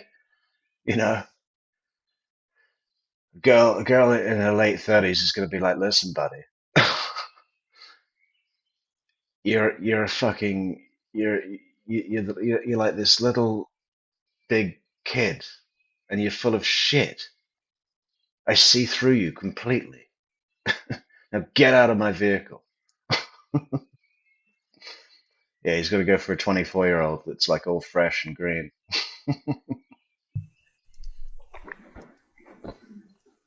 And that one he tells you, if this person went to the cops, they're going to be asked, well, where's the weapon? Did you witness it? No, you just heard a rumor? Well, that's worth zero. You have to get them on a wire. You have to get the person to confess. Outside of that, there's no evidence. That's what you heard, right? Parts of it, yes, ma'am. Okay. And he's saying, right, that if you guys all keep quiet, no one's going to have any evidence of you. Well, Nan, she died. Katie's mum's already dead at this point, I think, right? So she would have been in county. Not that that really matters. I'm splitting hairs. Right? I didn't know what he was talking about. He's saying scenarios over and over. Why is he talking to this about this with you? I don't know. Yeah, because I remember Tara Kawass saying, you will never see your mother again, right? So, yeah, Katie wasn't in prison when her mom died. But I'm splitting hairs, sorry. Wait till I start correcting everyone's grammar. That'll be fun. What is he saying the cops aren't going to have evidence of? I have no idea. You had no clue. No. And you didn't ask either, did you? That's your I testimony. don't remember what we were talking about, or if I asked him. I mean, I hear myself responding, but... Right, but you did say that you never asked why the cops would be running this undercover investigation, right? I believe so. Okay. You were in this Prius that... I think Katie's lawyers just had one goal. Don't fucking make a deal. Don't testify against the Adelsons. You know, why? Because who the fuck is paying them? You know? We just reminded ourselves today that Tara Kawass was already set up and retained before Katie's arrest. When she was arrested, she was taken in, and General Ison allowed her to call Tara Kawass. That means the attorney-client relationship was already in place before Katie's arrest. So while Katie is scrambling around trying to fucking sell a sofa on Craigslist, going to all the fucking drama and hassle of cleaning her apartment or house or whatever so that the fucking slum landlord might give her some of the security deposit back, while all that's going on, she's just, what, going to retain a fucking private Miami lawyer? Give me a break. Oh, well, it could have been her brother. Well, it wasn't, was it? You know, because that would have been easily verified. It's never been verified. And it's not difficult to have a payment go from the Adelsons to the Kawass legal practice are, traceless. Set up a holding company, you deposit money into the holding company, that company pays the law firm, whatever the fuck's do. They do this all the time. They move money, I mean, it's not difficult, and it's absolutely what happened. Don't be silly. I mean, yeah, we don't have it verified. There's no proof that I've seen, but is it really a question on anyone's mind? I don't know what this need is to have absolutely everything 100% verified. So, like, we've got to get the receipts, we've got to see receipts. For one, I mean, there's certain things that you can be sure enough of without having proof. I'm satisfied. There's no mystery about it to me. The Adelsons paid the fucking lawyers. Now, what I'm more interested in is this double bluff thing that happens with both Kawass and DeCoste, where they really, really heavily indicate Charlie, right? I think that's very clever. That's a very clever system, and it's typical of the Adelson spin thing that they do, right? It's like, okay, so we're going to pay a lawyer to represent Katie, but in representing Katie, they're going to heavily point the finger at Charlie,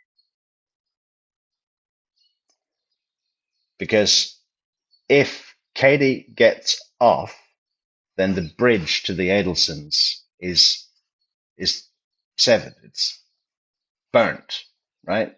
No more bridge to the Adelsons, particularly, or less of one. So that's a big safety achievement for the rest of the family, right? If Katie gets off, that's good for the Adelsons.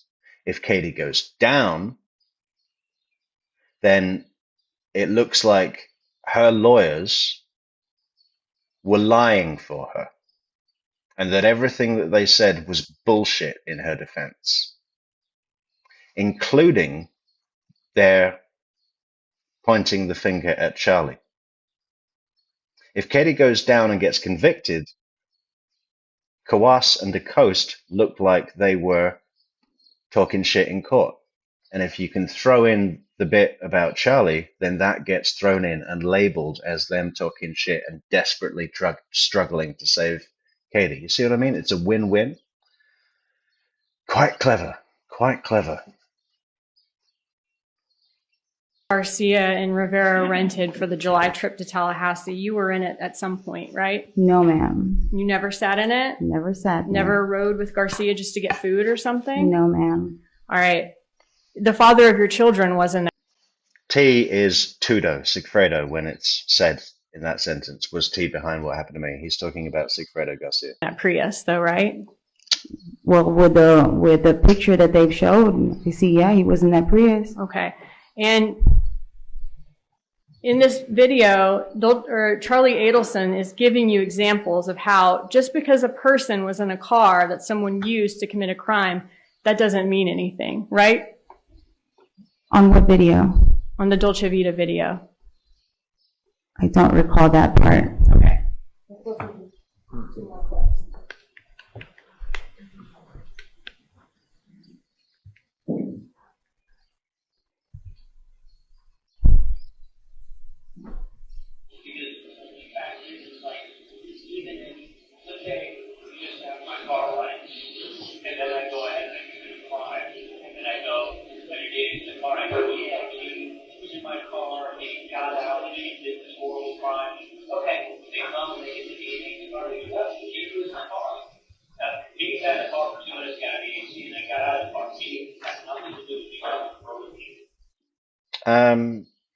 I don't agree. I think Harvey can be pretty pragmatic when he needs to be, right? I mean, talk jury to me says yes, but Chris DeCoste was also her attorney, and Harvey would not want how DeCoste grilled Wendy.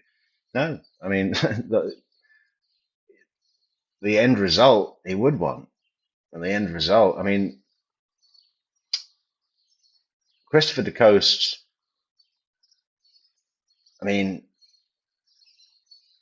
he did semi-point the finger at Wendy in that brutal cross-examination. Well, maybe you were involved. Maybe you already know the truth. You already know, you know. But he was basically saying Charlie went behind your back and took care of this himself, right? Went behind your back, Wendy, being the key thing. But again, I mean, what I said about the two scenarios, if Katie gets off, that's good for all Adelsons. If Katie goes down, it makes all of what DeCoste and Kawass said look like a load of shit. So the way he grilled Wendy and the pointing the finger at Charlie would be in that same bucket of shit. They would lose the credibility of everything they said. So, you know, that's what I mean.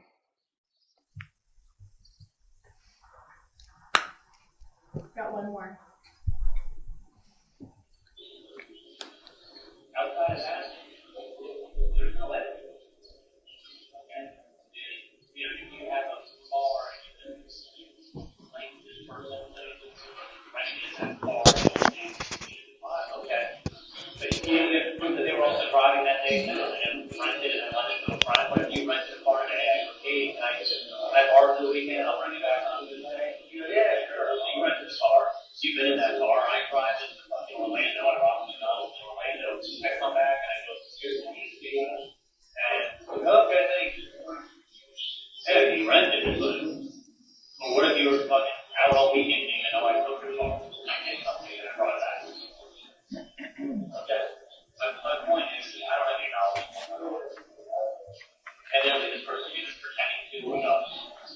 I don't want someone paying for this parents.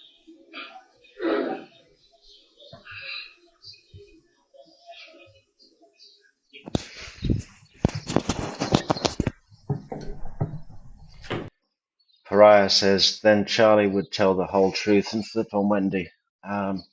Well, I don't think he's going to do that until he's accepted his own fate. And I think he's hoping to get a new trial, right? And he's probably going to try and do that for the next 5 years. You know, he's going to exhaust every possible way out of prison. So until he's let go of hope for getting a new trial or having a mistrial declared or vacating the judgment, whatever, all those options until obviously he's not going to admit anything. And also, but this is how I see it. I mean, if Wendy is really not arrested, Donna and Harvey have 5 years tops to live. They'll be dead in 5 years, most likely. And that would be roughly about the same time. Well, possibly, I don't know. For Charlie to exhaust his options, his appeal, whatever, and maybe come to terms with the fact that he's just staying in the concrete shitbox until he dies, sleeping next to a toilet with no seat and a pillow that feels like a fire retardant gym mat. Once his parents are dead and he's in prison for the rest of his life, he's going to be so fucking angry, man. And I reckon he'll burn it down just to get Wendy. If she's still not arrested and all that, he's going to go and get her. Yeah. But I don't see it happening before he's exhausted his appeals. And to be honest, I don't really see it happening while his parents are alive.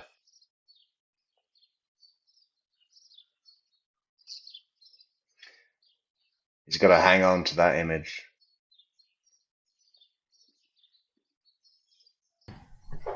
So here in those two clips we listened to, he was saying you have to be able to put the person at the scene at the time, not in the car. Let's say you sat in the car, right? Then I go commit a crime, but your DNA is in there, and I said Katie was in my car and she did this horrible crime. Okay, they get your DNA in the car, and okay, Katie was in the car. No, that means Katie sat in the car for 2 minutes and got out. Katie has nothing to do with me robbing Burger King. Veggie Girl. I think I've seen that, but I don't really remember. I mean, but I gather that it didn't come to any verified conclusion. Veggie Girl says there was some kind of in-camera meeting held with Judge Hankinson and Katie's lawyers about who was paying for her defense. I mean, I've heard Kawass say in the interview she has outside the courtroom, talking to many cameras at once, just after the verdict or the sentencing, I don't remember which one. She says the family paid. But, you know, she would say that. That's what you heard, right? Parts of it, yes, ma'am. Okay, and then he gives you another rental car example. He said, if you have a car and you can link this person to renting that car that's used at the scene of the crime, you also have to prove who was driving that day. You know, they could have rented it and lent it to a friend. Then he gives you another one, doesn't he? Yeah, exactly, riding shotgun. There's not going to be any deal. There's not going to be any, I mean, maybe he'll get a few extra packets. Maybe he'll get a good position job in the prison industries or something like that. It's not going to be any time off, no. But it will be out of revenge, you know. It will be out of revenge. All this shit about Wendy and Charlie being close, it's not true at all. You know, it's just not. None of that is real. They don't they don't even see each other as people, I don't think. He says, you rent a car and I asked to borrow it. I drive to Orlando, rob a McDonald's and come back. Yeah, you rented it, but you were out. You didn't even know I took your car. Isn't that what you heard? Parts of it, yes. Why is he giving you so many rental car examples? I wish I knew. That's what I'm saying. Like, he's saying scenarios. Don't you think it's kind of odd? Why is he saying all those? If you took a rental car to pick up a TV worth about $5,000 and then stopped for some sushi and pizza at the same time, you might be an Adelson.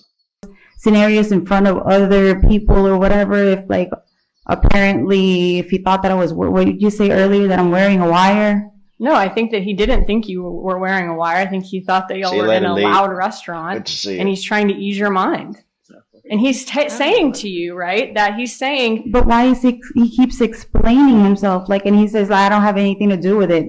Why is he trying to convince me that he has nothing to do with it when I don't know what he's talking? I'm going to stop. I'm sorry. Okay. She's going to ask the questions and you're going to respond, okay? He is trying to ease your mind because the car that Garcia and Rivera rented to drive up here and kill Dan Markel had been on the news, right? I don't know of that.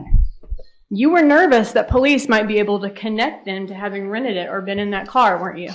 Why would I be nervous? I never even knew of it. You never knew that the car was on the news? I knew from... A few extra pouches of tuna, Shivani, that's about all he could help for. When Sigfredo got arrested, I think they put a picture of that, of the Prius. He was trying to tell you in that video that it doesn't matter if they rented a certain car or were seen in a certain car. Police have to be able to put them at the scene of the crime at the time. Right? That's what he had said on the video, but I don't know what he was talking about. So he's just talking about that. You have no idea why. He's giving different scenarios. Okay. One of the scenarios he gave was, he said, you know, it could be the cops, you know, trying to run an undercover investigation, or it could be somebody trying to blackmail his family. That was the other scenario, right? Yes, ma'am. Why did he think somebody would be extorting money from his family? I don't know. That's what he was trying to figure out. Wouldn't you be curious as to why someone was trying to blackmail his family? Would I be curious? Right. I was curious. That's why I sat there and I listened. Right. But you never asked him, why would somebody be trying to blackmail your family? Why are the cops doing this investigation on your family? I don't know if I asked him at that time or not, because apparently you said in 2019 you did not, right? Well, apparently then I don't because I don't recall. But if that video said, or like it picked up anything that I was saying, then I would know what I was talking about. Well, you said in 2019 that you did not ever ask that, right? And now, though, the video is audible, right? And it's pretty obvious you would have known what was going on in order to listen to all this. All right. Ask a question, Ms. Yes, Stephen. sir. All right, let's listen to one more.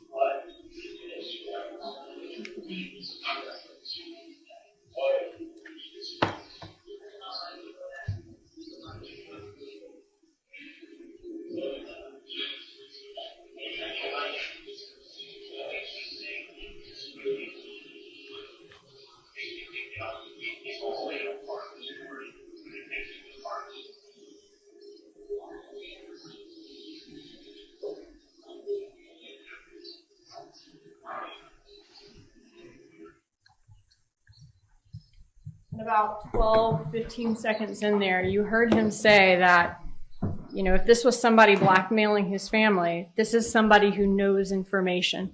That's what he said to you, right?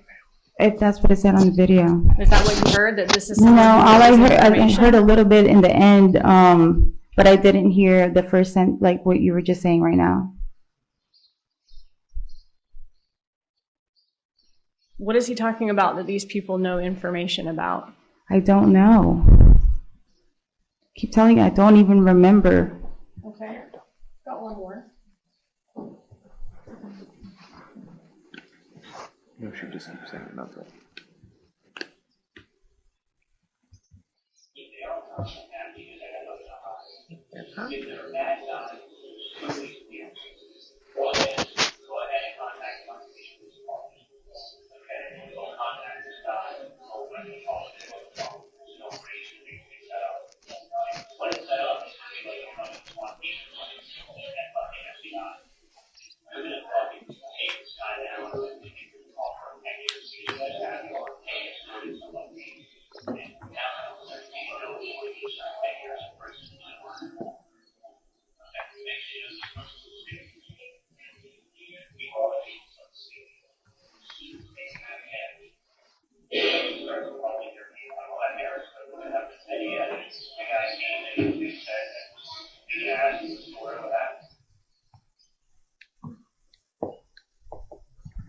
All right, so in that clip, he's saying if this is a bad guy, there's two ways of dealing with it. We can go ahead and call the police. They'll contact him, arrange a setup, take him down. But then he'll be telling everything he knows, or else he's going to serve 10 years in prison. And the next thing you know, that person's singing, and he's going to start calling your name out. And my parents are going to have to say, they're going to be asked the story of what happened. Isn't that what you heard? I didn't hear that, like not all of everything that you're saying, but like I said, I don't know what he's talking about. Well, you heard him say at the end of that clip that they're going to be calling your name out, that My blackmailer. name? Right. No, I did not hear that. With this bad guy who knows he's going to tell the cops information, why would he be calling your name out? I don't know. All right, got one more.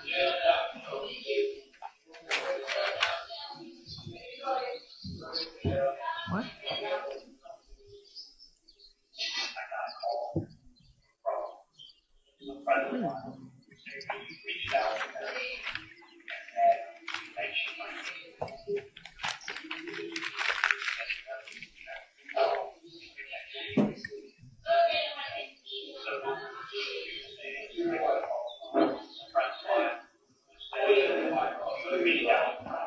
And they didn't mention my name. These people wanted to go to the police because they had nothing to do with what you're talking about. And frankly, I don't know what you're talking about, but the name sounds familiar. Police incarcerated. So I'm going to give you something as a charity to help the less fortunate. But do not contact these people again with their points. And let them know you had to do everything in the world that these people are going to the police because they don't know anything. I don't know anything. Bless you. It may sound a little familiar, and then we can help you out as a charity. And don't ever contact me, my friends, about damn it again. We will. 8 hours, everybody. That's how long it took for the deliberations. Thank you, Julia Nilsson, for finding that. That way, it's fun. You know everything. And you may have a friend, you may not be so cool. What's going on? You may know people, those that against people. And then, one time, and this is charity to help somebody out. Less fortunate, you need fun. And as you want to make income, if it happens again, the whole time you're talking, you just say, I don't know. And all that's going on, I was just called by a very shady woman. He's scared. And I told them that, I mean, we're just trying to help people. But that's it. You don't use anything other than the word help and charity. There's the quote. I love the quote. What is it? These people don't know what you're talking about. And frankly, I don't know what you're talking about. But the name sounds familiar, so I'm going to give you something as charity to help the less fortunate. But don't go to these people again or they're calling the police. The fuck? He's doing that so that just as an insurance policy, so that if it is the cops and he's caught paying someone off that he thinks is a Latin king, it can't be said that that was consciousness of guilt because he thinks he's been real clever in the wording. Only use the words help and charity. These people don't know what you're talking about. And frankly, I don't know what you're talking about. But the name sounds familiar. So I'm going to give you something as charity to help the less fortunate. But don't go to these people again or they're calling the police. Except, Charlie, it's fucking obvious to me what you're doing, so I imagine it would be to the police. And any jury member.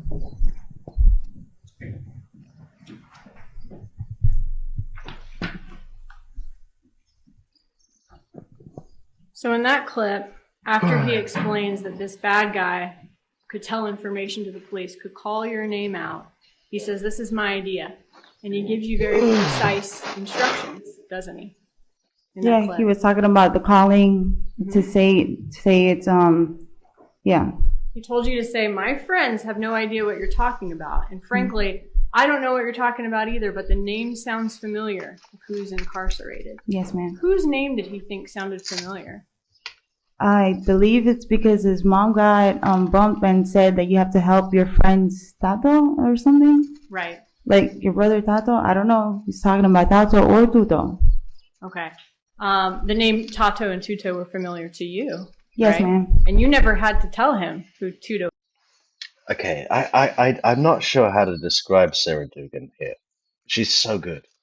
This is a really good example of the technique that she's used throughout the cross, but I really love it. This is a good example. She's like, the name Tado and Tudo are familiar to you. You know, it's this, what, I'm sure you all know what I mean. How do you describe that? What is it conveying? It's conveying, I'm not buying your shit. I know what you're doing. It's obvious, and I'm not buying your shit. I'm not playing this game. The name Tado and Tudo are familiar to you. I got you. I got my eye on you, bitch. And Tato were. He knew and you knew, right? I don't know if he knew. Well, yeah, he did. He knew Tudo's name. Okay. I don't know about Tato. Tato was the one who was incarcerated, right? Yes, ma'am. Okay, and you knew that. I knew he was incarcerated by the feds, but I don't know where he was at. All right, and he said, so I'm going to give you something as charity to help the less fortunate, but do not contact these people again or they're going to the police. The only reason we're doing it is because of karma. And the whole time that you're talking, this is what he's telling you to do, right? Okay. He wants you. Yeah, Charlotte, Acapella says, Charlie seemed to be unable to perceive when he needed to shut his mouth, such as in Donna Charlie phone calls when he continued asking questions that were best unasked with law enforcement listening. Yeah, well, fucking impulsivity. I mean, it's his ADHD or something, isn't it? It's just this compulsion of gotta find out. But even when Donna's obviously trying to say things in a way without saying them, like, oh well, make sure you can take me out for dinner later, so make sure you bring cash with you. And he's like, oh, they wanted cash? I should bring cash? They asked you for money? Like, he doesn't get it, right? Just say, I don't know what's going on, and only use the words help and charity, right? Can you imagine Donna on the other end of the call when that happened? She's just like, what the fuck, man? Obviously, I was trying to shape it in something that we're not going to talk about now. Right? Okay. He really didn't want you to give this guy any information about what you knew, did he? Didn't want to give who? He really didn't want you to give this blackmailer any information about what you knew. There's still room for about 39 people in the stream right now to leave a like on the video. Could we do that, guys? Let's try and get 100% likes on the video. That'd be great. That'd be awesome. Or maybe none of you have thumbs and it's triggering for you. The thumbless audience. Is that what we have here, people? No thumb YouTube listeners. No thumb YouTube listeners. What's the point? What's the point? Please do leave a like on the video. That would be so cool, guys. 39 of you. Let's go. Right? He's saying, don't say anything else. Right? Or are you all sitting there going, well, I have not yet decided whether I'm going to commit to leaving a like. I'm fond of True Crime Metrix, but in order for me to contribute a like, I really have to wait until the end and look at the presentation as a whole in its most complete form before I make my judgment. Is that what you're all thinking? Sad people. Just do it. Just do it right now. No, he's trying to convince me now that how many times I've listened to it. He's trying to convince me to do this. If I was in any way, shape, or form in this with him, why would he throw me? No way, shape, or form, Sarah Byrne. That's another thing liars love to do, isn't it? No way, shape, or form was this intentional. I will swear on the Bible. Get me a stack of Bibles. I'll swear on all of them. I swear on Lucas's life. It was not intentional. To the cops and tell me to because say you this. were the ex-girlfriend who took care of this problem for him. You are his connection to these people. He wants you to take care of it. No, they mentioned my name. They mentioned Tuto's name. Good night, Offering. Thanks for being here. We're about to wrap it up too soon. Right. And then they mentioned about a brother being incarcerated, which was Tato. I know. And then he starts talking about Sigfredo Garcia right after that clip, right? That we just heard. He starts talking to you about Sigfredo Garcia, doesn't he? Refresh my memory. Like, what Charlie was he Adelson saying? starts talking to you about Sigfredo Garcia, doesn't he? I don't know who he was talking about. Okay.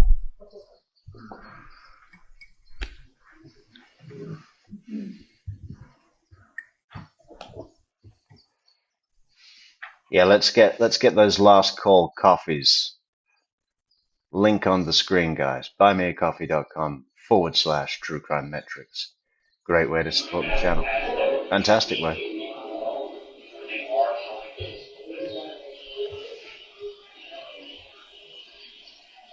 That's all it is. Because the police, we can't take one, and they might want to come in.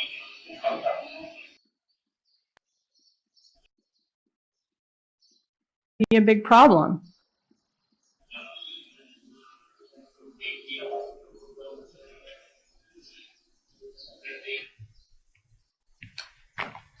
Barbara O'Keefe.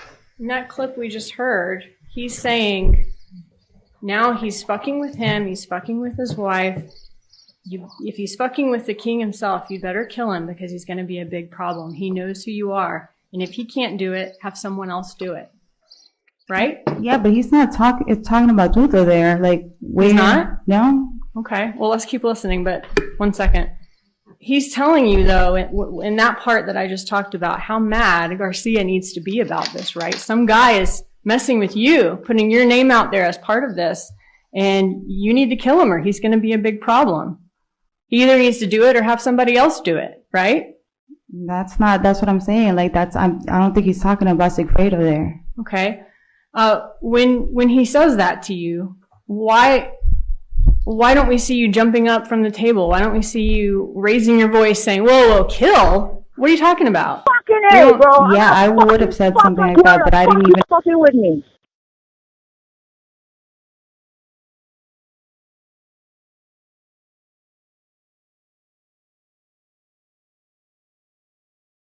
Know what you're saying about kill. Obviously, I didn't react that way because it wasn't something that's like. Well, you heard him say, he better kill him or he's going to be a big problem. Either he can do it or have someone else do it. You heard him say that, right? Part of it, yes, ma'am. Okay. And you didn't jump out and run out of there? No. Okay. You didn't raise your voice and start, whoa, I'm not being a part of anything like this, did you? No, but if he's like saying scenarios and he's talking about stuff, like I'm probably not even, like it's nothing that like made me like, oh my God, like what are you talking about? Like, why are you even talking, period? Charlie said, so help me God, if they fuck with my family, it's going to be Nazi shit. This will be done. I mean, Katie, I don't care what I have to spend. I swear to God. He's telling you. Was I on mute? Did you get my thank you, Kyle? Thank you for the coffee, Kyle. God damn this mute button. Got to sort this microphone out tomorrow, guys. I think I just need to get update the drivers or something. That he needs this guy killed and he doesn't care what he has to spend. That's what he's saying, right? Overruled. I mean, if that's what he's saying, I can't say what he was stating it for. What did you understand him to mean when he said that? Charlie's always talking about different. You've heard people say that he's always talking about some weird stuff. Like that's not something that like, oh, somebody is messing with his family. I get that, and somebody's trying to blackmail his mom or whatever. But it's not to the point where I was like, you know, like it didn't make me like, whoa. I have one question. He said to you, you better kill him or he's going to be a big problem. If he can't do it, have someone else do it. And he didn't care what he had to spend, right? Objection, asked and answered. That's been asked and answered. You seem pretty calm when he's saying this to you. Wouldn't you agree with that?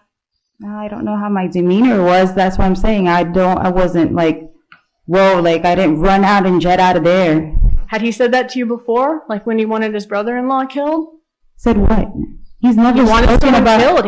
He didn't care how much he had to spend to do it. No, ma'am. He's never spoken about Professor Markel or murder or having anything to do with that. That's why it didn't raise anything to me. I want to show you one thing.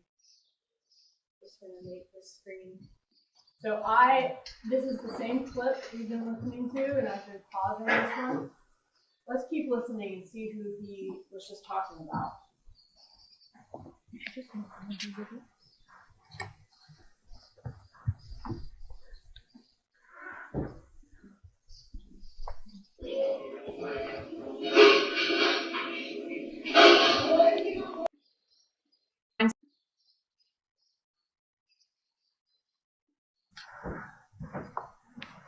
So right after he's telling you he needs somebody killed, he doesn't care what he has to spend, 30 seconds after that, he's checking in with you about Sigfredo Garcia. He says at 6 minutes and 57 seconds in that clip, he knows I have you on salary. You think he'd be happy to know that. I didn't hear that. You did about not a salary or nothing, no. He says he doesn't have any bad feelings towards me, does he? Our paths never crossed. That I can assume that maybe he was talking about Sigfredo. Right. He says, I didn't know the two of you would be working out. He's talking about Sigfredo there. I believe so. Like with what he's saying at that part, yes. Right after what we just talked about, he's saying this guy needs to be killed. If he can't kill him, find somebody else to do it. He's going to be a big problem. He's fucking with me. He's fucking with his wife, right? Objection, asked and answered. Overruled. He's talking about Garcia right after that. I don't know if he was talking about Garcia. You He's just- talking about Garcia now that the part that where you're saying that, oh, our paths never cross or whatever. I can assume he's talking about Sigfredo, but at that time, I don't think he's talking about kill and all of this and saying that it was him. Why didn't he just say his name? You do admit, though, he's talking to you about Garcia right after he's telling you that he needs to have someone killed, and if he can't do it, find someone else who can do it. Objection, asked and answered. Asked and answered. All right, so Should have played all the other calls as well. You just one little call that I was so upset already. He's been annoying me with this different scenarios right for all the other calls. Today, And I was you're pretending not to be that person. You just don't know anything about anything, didn't ask Judge, any questions. Objection. Improper question. She's pretending to be someone today. All right, I will strike the question. Ask another question. Today you're saying you don't know anything and you didn't ask any questions, right? yes, ma'am. Why were you talking in code on the wire? I guess that's what everybody's implying is code. I know I made a comment saying, like, I'm so tired of this code shit or whatever because I'm either around my coworkers, I'm around my children, I'm around other people. So he's probably around his coworkers. You told Sigfredo Garcia that Ethan's clothes cost $65.70, right? Yes, ma'am. Those were actually the last four digits of the undercover phone number. That was a code, right? And I just did not want to say it over the phone, somebody's phone number, because I was either at work or I don't know where I was. Why would giving a phone number cause an issue for somebody at work or one of your kids? He's trying to call some number that they want me to figure out if it's somebody blackmailing their family. Why would I say that phone number out loud? Right, but you're not saying the whole story. You've already told Garcia the story when you're at home. On the phone, you're just giving him the number. Why couldn't you just say the number? I just said it that way. You didn't say the number because you were afraid law enforcement might be listening and you knew exactly what it was about, right? Why would I think they were listening? I wouldn't use my phone. All right. You say that you said that you got a burner phone, and you got a burner phone the day after the police went to his job, right? I never got the burner phone. I said Sigfredo got the burner phone before he got arrested. Didn't you think it was crazy that Garcia wanted you to use a burner phone? The feds just went to go question him. And at the same time, I didn't even know that they were doing The feds. You know, if you're trying to look like a law-abiding citizen, is that what you're saying? The feds. at the same exact moment that they were banging on my door. If you had nothing to do with the murder, why did Garcia get you a burner phone, not just him? I don't know. He's the one who got it. Because he figured that it was somebody banging in his door, and then I guess that's why we wanted to talk. But you'd have the same phone number your whole life. Weren't you curious as to why he wanted you to use a burner phone now? No. You didn't ask? No. The feds just came to his job. Okay. And after getting the burner phones, you fled your home. I never fled. You never stayed at your home again. I packed up my stuff a couple days after, but my family wanted... You had someone pack up your stuff. No, I packed it. If they had the cameras over there, they would have seen that I went there. I packed my stuff, and then I had one of Sigfredo's guy friends to go do the U-Haul for me because I can't lift anything. You said that you had no idea that this murder of Dan Markel occurred that summer of 2014, right? Yes, ma'am. Okay. So Sigfredo Garcia never... Where did he say that he was going when you took him to the comfort rental car? I never took him. Okay. It's just a coincidence then that of all the places... I never knew his whereabouts or whatever around that time because we weren't even together. Okay, just a coincidence then that of all the places you could be in Miami and that he could be in Miami, you're using a cell site that services comfort rental at the exact moment that he's renting a car, and you go straight there, time on the rental car, and you go back home. I never took him to go get a rental. Okay, so that is just a coincidence, you're saying? If that's your opinion, yes, ma'am.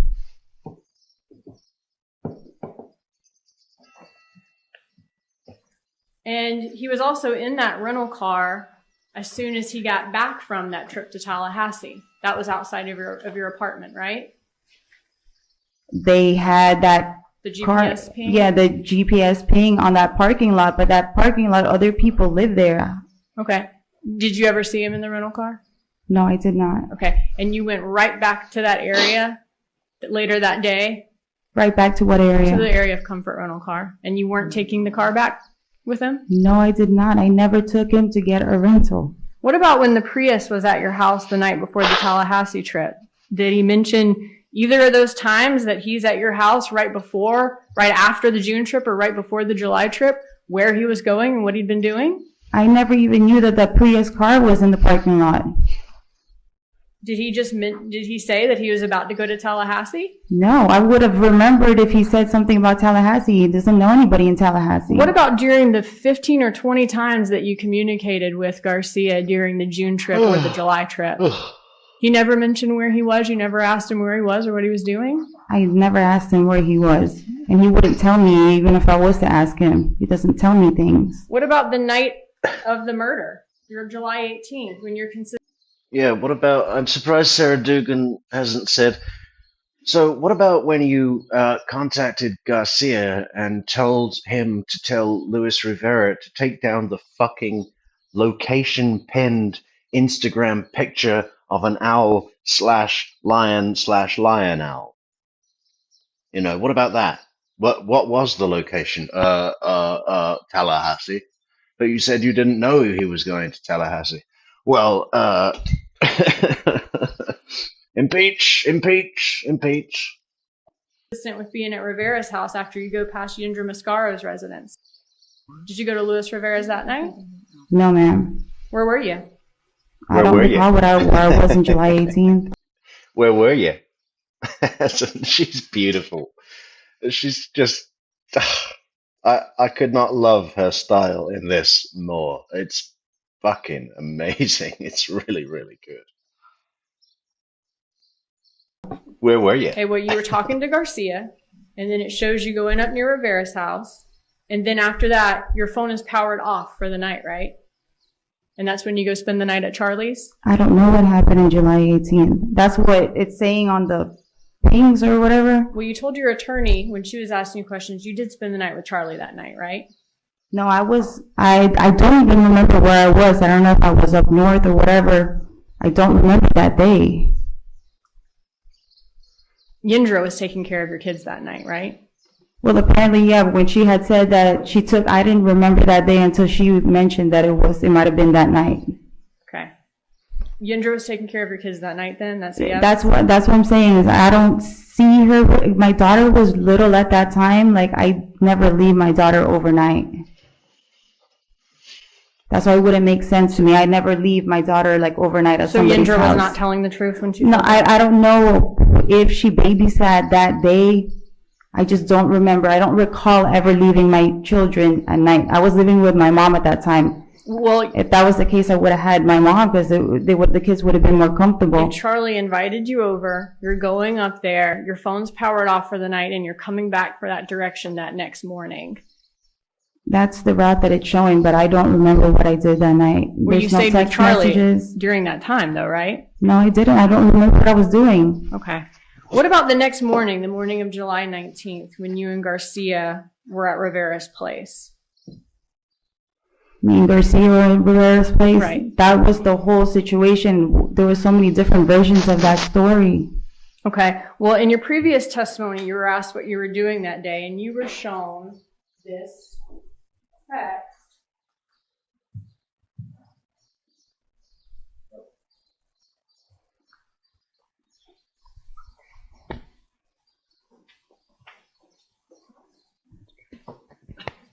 You were shown this text.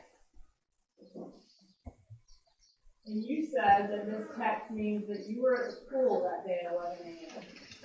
You said that in your previous testimony, right? I didn't know at what time, but I was at the pool from the text. Like I was shown the text, and I guess I don't know what the timestamp was at that time. Okay. This message does not say you were at the pool at 11 a.m., right? It says you just got back from the pool at 4:54 p.m. Yeah, but what time did I go to the pool? You said you Probably at the pool. at 12:18 p.m.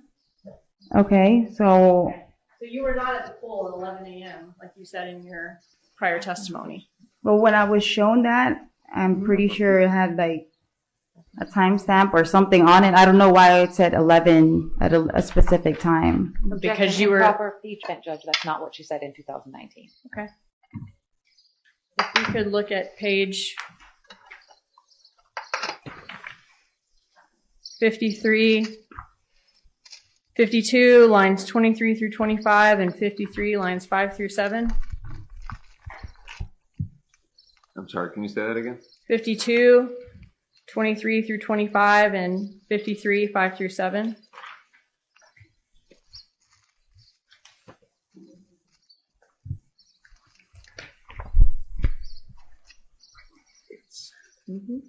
Objection, improper impeachment. That's what it says. I just said that. It said, okay. All right, hold on a second. Ms. Dugan, you take a look at it first. Okay. You were asked, where were you that day? You said you took Ethan to the pool. You were shown that message. You said, do you remember what time? And you said, I believe it was 11. That's not correct. You're not reading. You're right. I'm looking at page 53 at the top. Say, I believe it was around 11 in the I morning. believe it said around 11. All right, that's proper impeachment. Okay. Wow.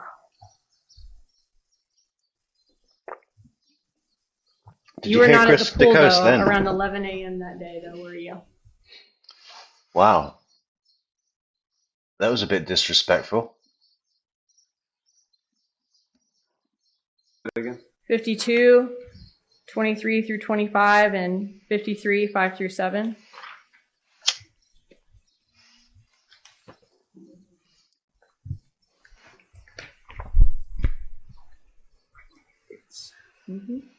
Objection, improper impeachment. That's what it says. I just said that. It said, okay. All right, hold on a second. Ms. Dugan, you take a look at it first. Okay. You were asked, where were you that day? You said you took Ethan to the pool.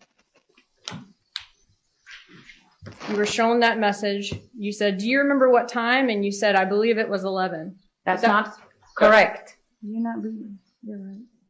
I'm looking at page 53 at the top. Say, I believe it was around 11 in the I morning. believe it said around 11. All right, that's proper impeachment. Okay. Wow. So the judge ruled that it was proper impeachment, and Chris DeCoste went, wow. Like, in disbelief at the judge's corrupt, crooked ruling. I was surprised he didn't get reprimanded for that. You were not at the pool, though, around 11 a.m. that day, though, were you? For me to have said this day because I didn't remember what I was doing, and for me to come up with that time, it's because I was shown something. Well, these are state the that. messages about you going to the pool that day. I see your messages now, but at the time when we did this, and I was shown what time I went to the pool, I wouldn't have just come up with it at 11 o'clock without seeing a text message with the time. You said in 2019 you took Ethan to the pool around 11 a.m. I believe because that it- means that you wouldn't be at the money drop around 10:30 and 11 a.m. Right? Mischaracterization of what she said in All right, that's 2019. sustained. Mr. You can Okay. move on. This has been asked and answered. All right. You We called. need to be mindful of the time also because I Yes, have sir. to give time for redirect. I'm almost done. You called Luis Rivera during the June and July trips. You called his old number, right? That 934 number you had in your phone as Tato I called the number, but I never spoke to Luis. when you couldn't get in touch with Garcia. You called that I number. believe so. And you didn't talk to Garcia because that wasn't his phone at the time, right? What, the 934 number? Right. Yes, ma'am. Okay. You never talked to Luis Rivera on the phone, usually. Not that I recall, no. Okay. You did talk to him though. You called him those 2 dates and then you talked to him the day of the money drop, July 19th, right? It said that he had called me. Right. You called him, he called you and then you called him back, right? I believe so. That's Okay. what the call log says. And you spoke to him. You tried to call him in June and July because you knew that he and Garcia were together in Tallahassee during that time. I didn't know that they were here. Well, then why Georgina Biggs, such nitpicky defense. Yeah, it is. would you call Luis Rivera? I don't remember why I called him. I called him in June and in July. Yeah, on the June trip and the July trip. If he was with Garcia, maybe I was trying to get a hold of Garcia. Those were the only times all summer, though, that you called that number, though. I don't That's recall what the that. expert said? I don't recall that's the only time. If you were always trying to call Rivera whenever you were looking for Garcia, you would have called it more than 2 times the whole summer, I right? don't recall that. And then on July 19th, the reason that y'all were talking that day, you and Luis Rivera, was because that was the day you were supposed to deliver money, right? I never delivered any money. You said, so the only time that you call him is during his June and July trip to Tallahassee and the day of the money drop that summer. And your phone locations are consistent with being at his house. But those are just all coincidences. You didn't have anything to do with this murder. That's what you're saying? Yes, ma'am. Aren't you mad at Garcia and Charlie for doing this and you're innocent and you're having to answer for it? Am I mad at them? Yeah. Yeah, I'd be upset. If you were mad at Garcia, I mean, just not long ago, just this month, you said on a recorded call to him, I can't talk to you, I can't touch you, I can't see you, I can't feel you, and you were crying about it. Yeah, he's the father of my... Oh my God, she doesn't do herself any favors here. He's the father of my kids. I'm gonna love him forever. My kids. I'm gonna love them forever. No further questions. And the $17,000 cash spike during the 6 weeks after. I think that was Tara Kawass that just exhaled there. Like, Katie, what the fuck did you just say that for, right?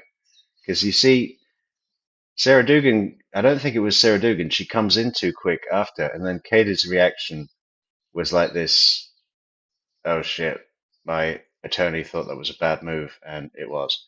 Let's try and see that again. 318.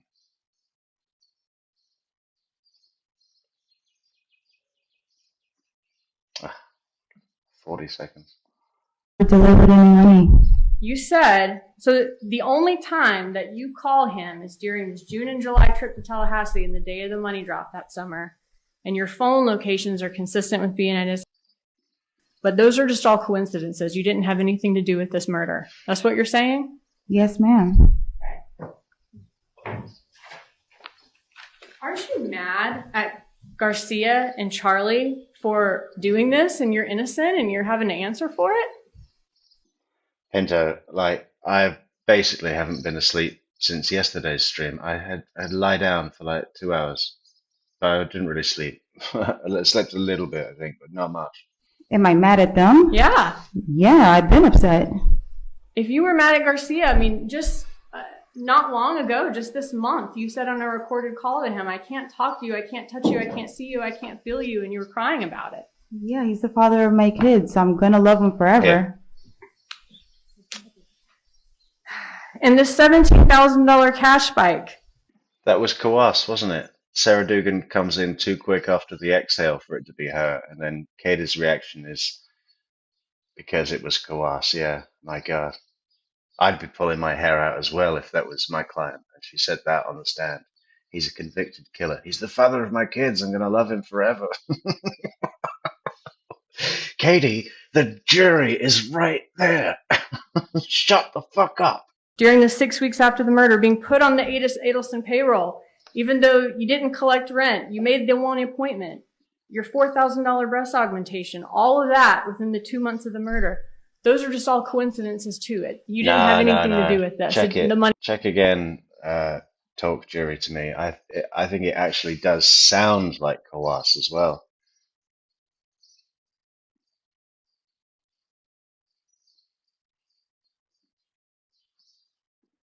I'm gonna love him forever.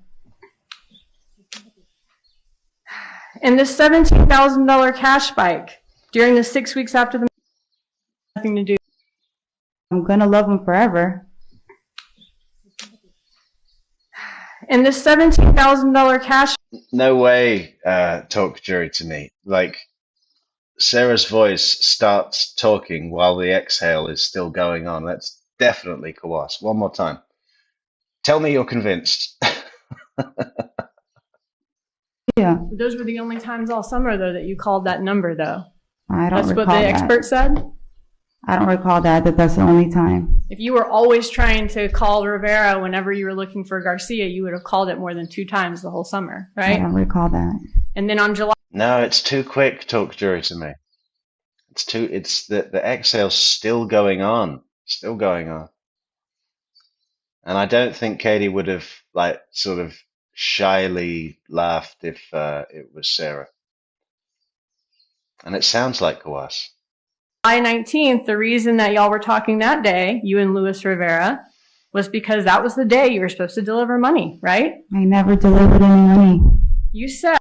Yeah, but DeCoste and Kawass leave their mics on all the time. They've got hot mic all the way through. Remember when they said that thing, like some comment about Georgia? Georgia was over by the witness stand showing something to a witness, and DeCoste was like, "Oh, I can't wait to."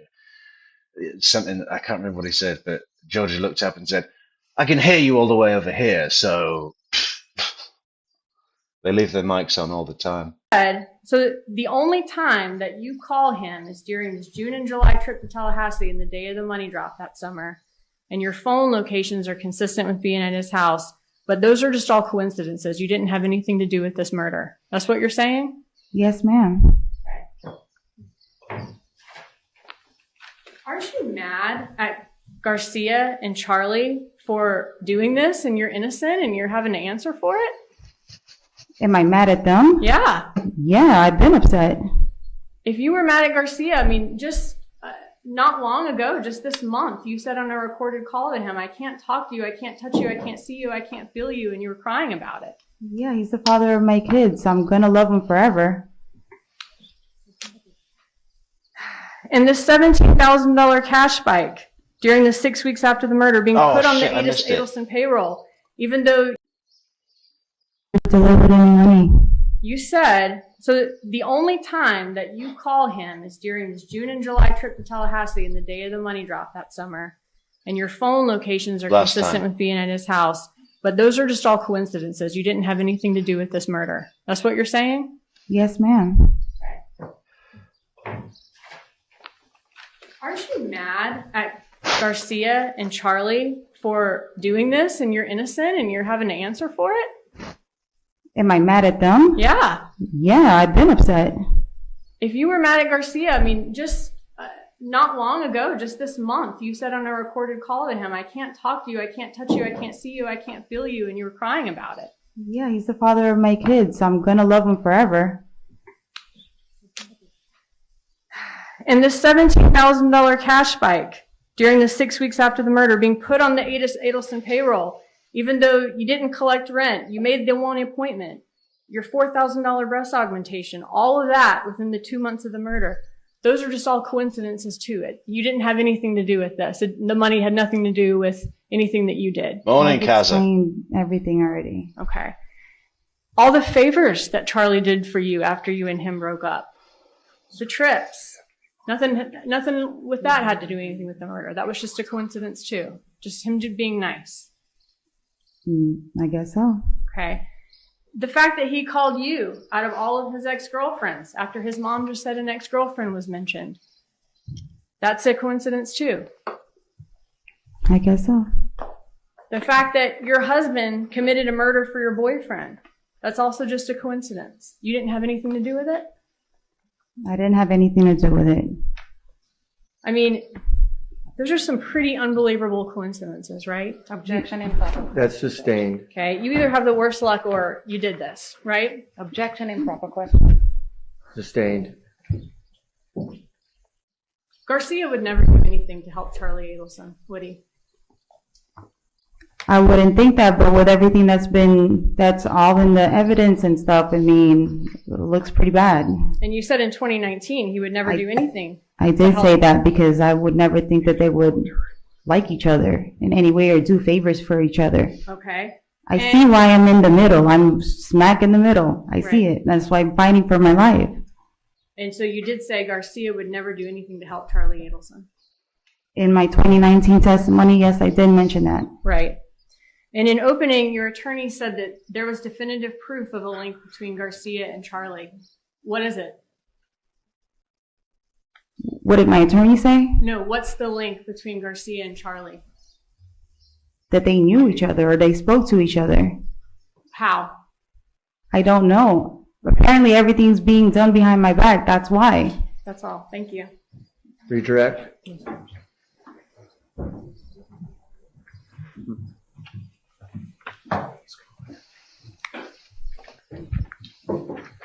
Ms. Magbanua, Yes, ma'am. let's talk about your memory. Yes, ma'am. Right. Miss Dugan was not present at Dolce Vita, was she? No, she was not. And as much as she's trying to insert her opinion as what is being said, it's just that, right? Yes, ma'am. You have ears, correct? Yes, ma'am. So does the jury.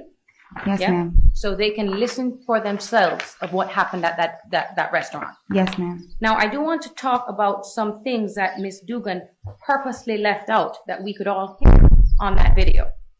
Like the time when he said, if they are the cops, I'm happy because I have nothing to hide. Yes, ma'am. You remember when that was played, Miss Dugan skipped over that part and went to what she thought she heard afterwards, right? Yes, ma'am. And that's because that makes no sense. Of course. If you are all involved in a homicide together, why is Charles Adelson telling you that if it's the cops, I'm happy? That makes no sense. No sense. Okay. Because if you were all involved in a homicide and it was the cops, what would happen?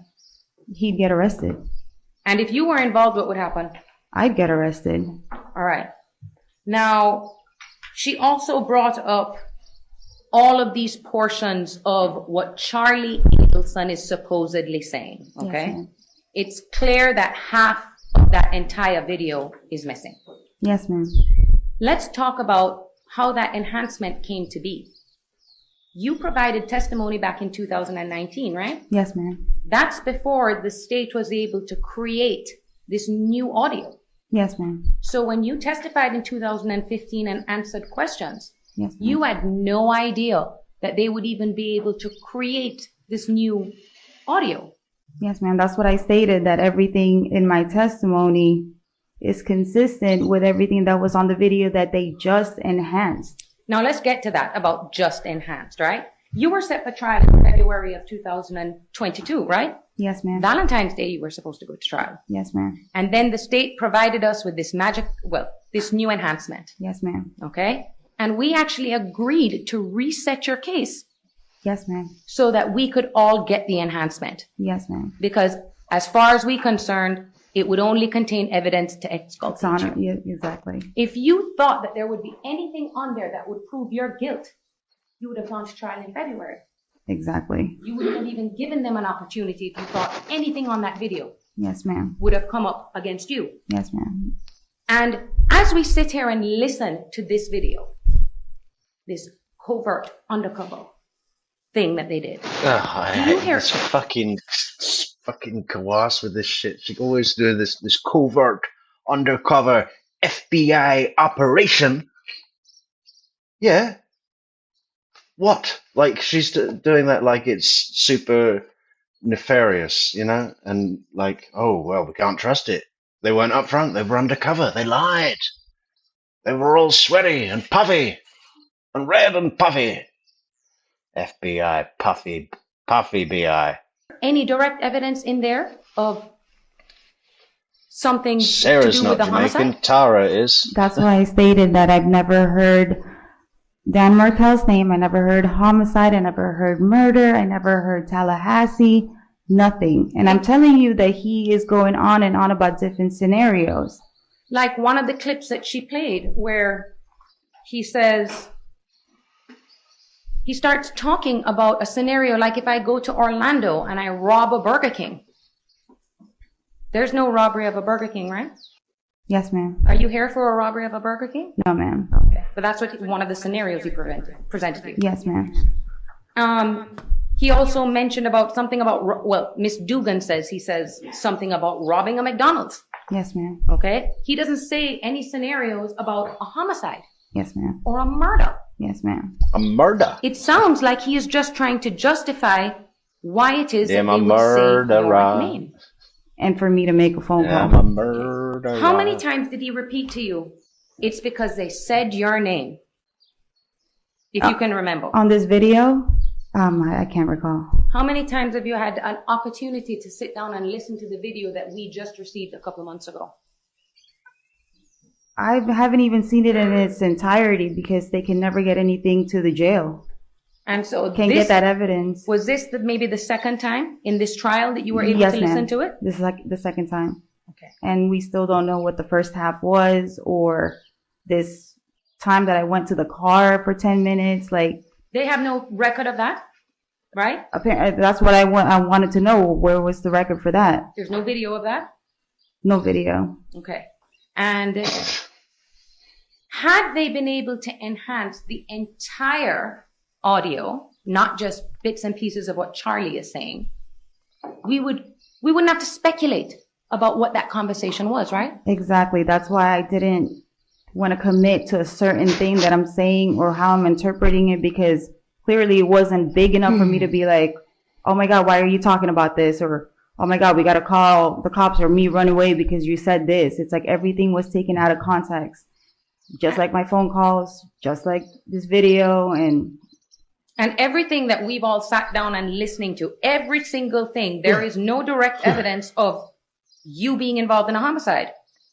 no, because they've had this video forever. I would have been arrested a long time ago. Let's talk about that. These wiretaps and this Dolce Vita, that was all known to them in May of 2016, right? I believe so. Before Sigfredo was arrested? Yeah. Yes, ma'am. They released your probable cause affidavit, right? Yes, ma'am. And said it's because of probable cause to arrest you. Yes, ma'am. So they didn't have probable cause to arrest you until Luis Rivera was arrested, right? Yes, ma'am. Obviously, if they had some direct evidence in those wiretaps, they wouldn't need Luis Rivera. Yes, ma'am.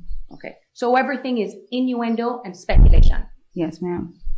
You would expect if you are Speculation. wiretapping people who are involved for over 400 recorded phone calls that there would at least be one thing in there, right? Yes, ma'am. In the Dolce Vita video, you can hear that you're talking. Yes, ma'am. Okay? Your voice isn't raised. No.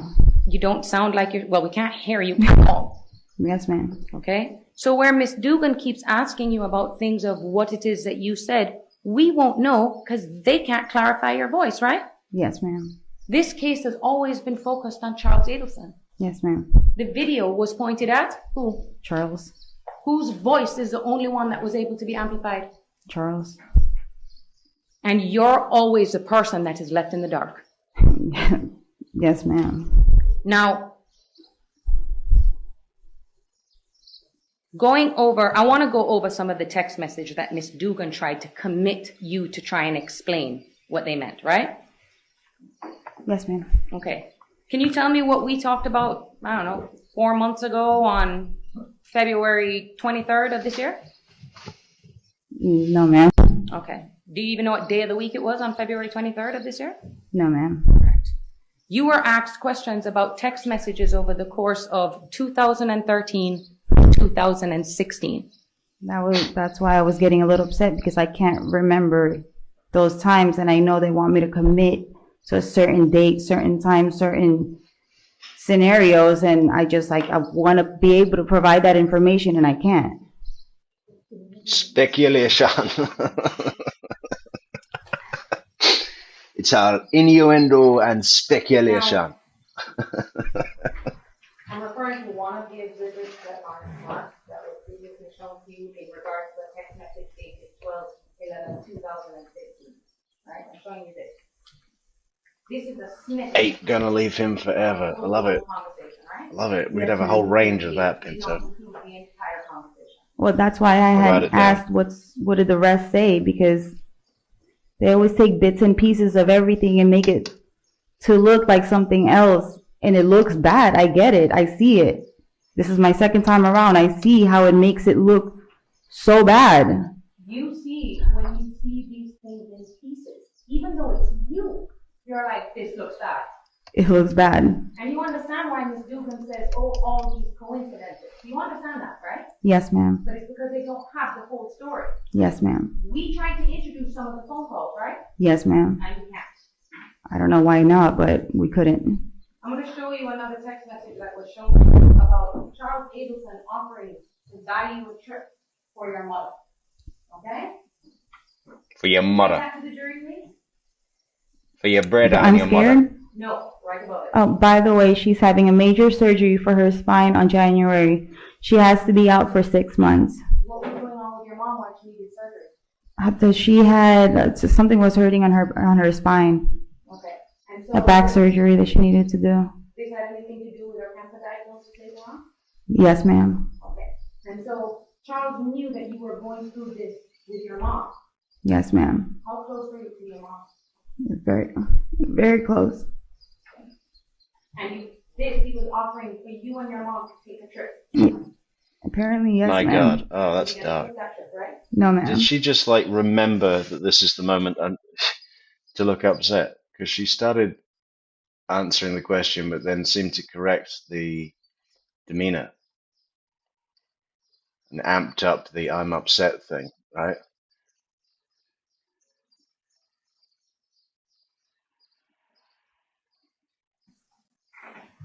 Now, I'm referring to one of the exhibits that are marked that was previously shown to you in regards to a text message dated 12/11/2015. Right? I'm showing you this. This is a snippet of a full-blown conversation, right? Yes, ma'am. The state did not include the entire conversation. Well, that's why I had asked what did the rest say, because they always take bits. The girl you said was hot, but she's really not. Jerry friend, or whatever she is. So that is June, isn't it? Hey, are you still dating the lame chick, the girl you said was hot, but she's really not? Jerry friend, or whatever she was? I am still seeing her, he says. That's June, because June met Charlie through Jerome Oped, right? So she's talking about June. That's funny. I never knew that before. Look at how he spells Katie. Fucking idiots. Bits and pieces of everything and make it to look like something else, and it looks bad. I get it. I see it. This is my second time around. I see how it makes it look so bad. You see, when you see these things in pieces, even though it's you, you're like, this looks bad. It looks bad. And you understand why Ms. Dugan says, oh, all these coincidences. You understand that, right? Yes, ma'am. But it's because they don't have the whole story. Yes, ma'am. We tried to introduce some of the phone calls, right? Yes, ma'am. And you can't. I don't know why not, but we couldn't.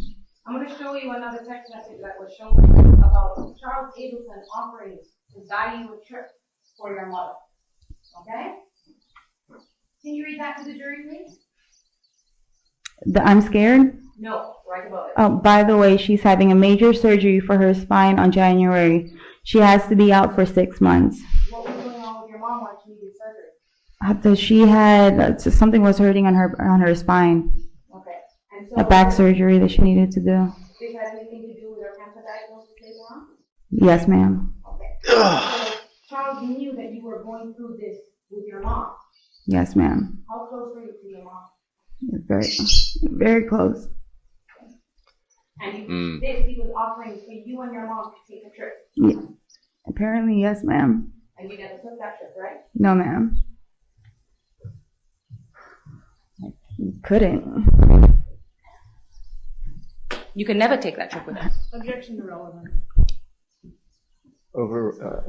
Just, if you can answer the question, overruled.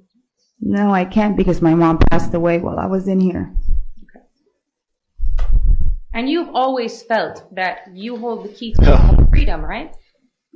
That'd fucking hit it home, wouldn't it? You know? Fucking hell. They said that themselves, that I hold the key to my own freedom. That's sustained. Your Honor, Jury to disregard that statement. it goes to our state of mind. That your objection's overruled.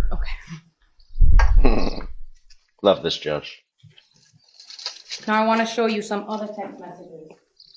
Fucking A, bro. I'm gonna fucking fuck up where the fuck you fucking with me. I'm showing you.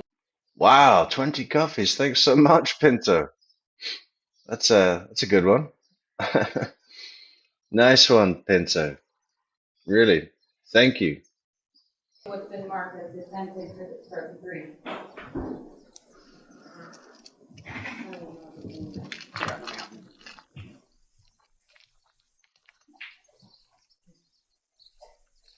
Okay, do you see the date of this text message?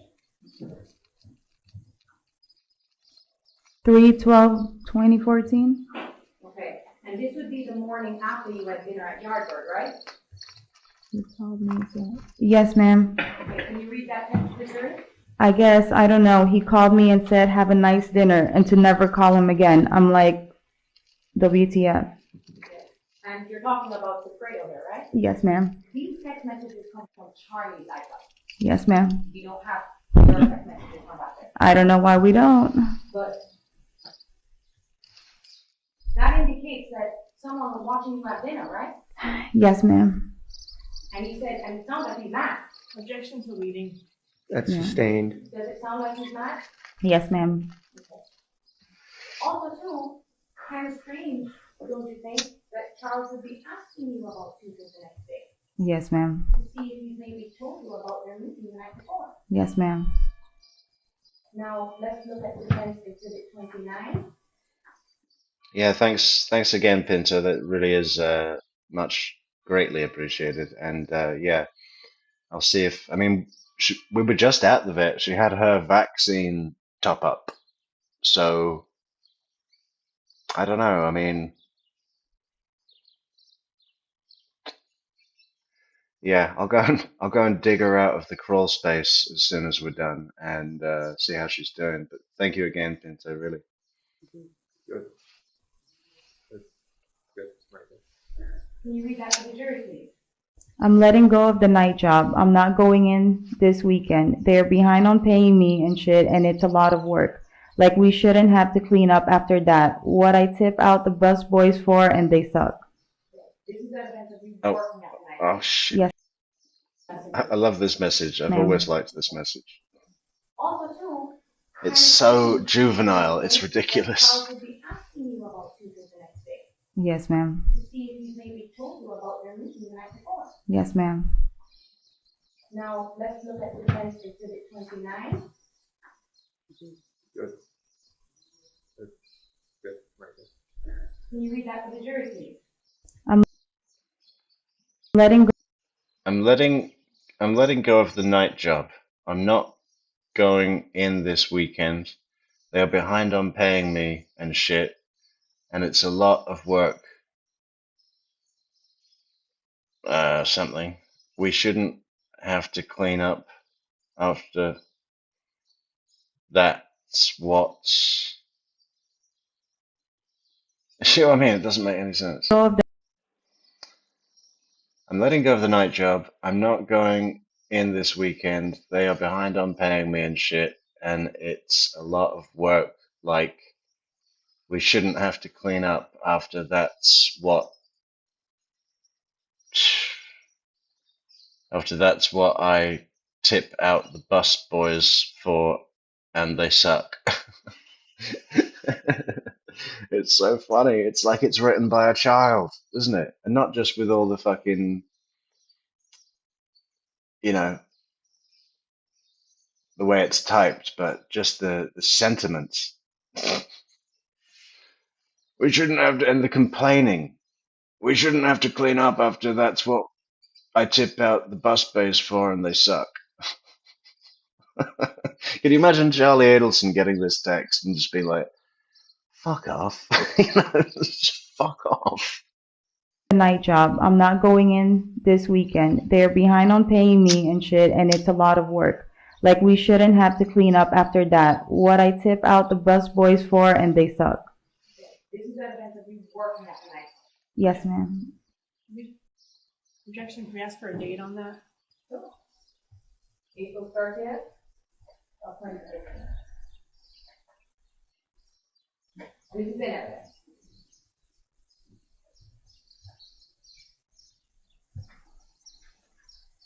I'm also going to show you it's already put into evidence, which is the next 5 from November 6, 2014. What does that say?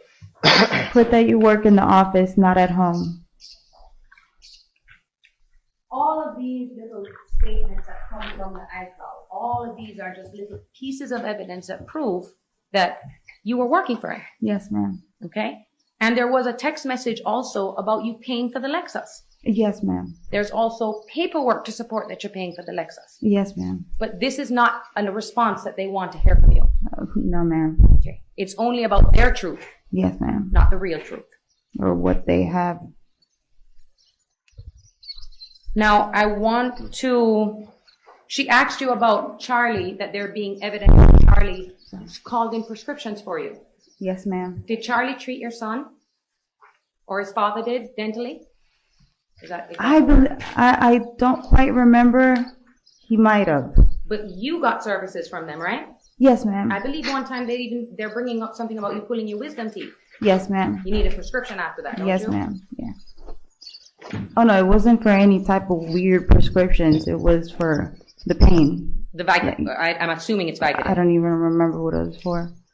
But yeah, from like an extraction.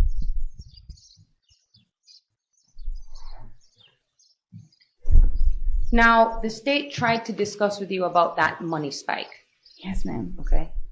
And she wants you to pinpoint where that money came from. Yes, ma'am. Do you remember where that money came from? No, I didn't. Didn't even know that it was spiked up like that on that exact month and from their chart. You could easily look at this jury and say it was on that day, right? No, ma'am. I'm saying you could do that. Yes, ma'am. Okay, if you wanted to make the evidence look better for you. Yes, ma'am. Okay, but that's not what you've done. No, ma'am. Even though you keep saying, I don't remember. You've said I don't remember a lot. Yes, ma'am. Let's talk to the jury why it is so difficult for you to remember what happened in 2014. Well, if I remembered everything, I'd incriminate the fuck out of myself.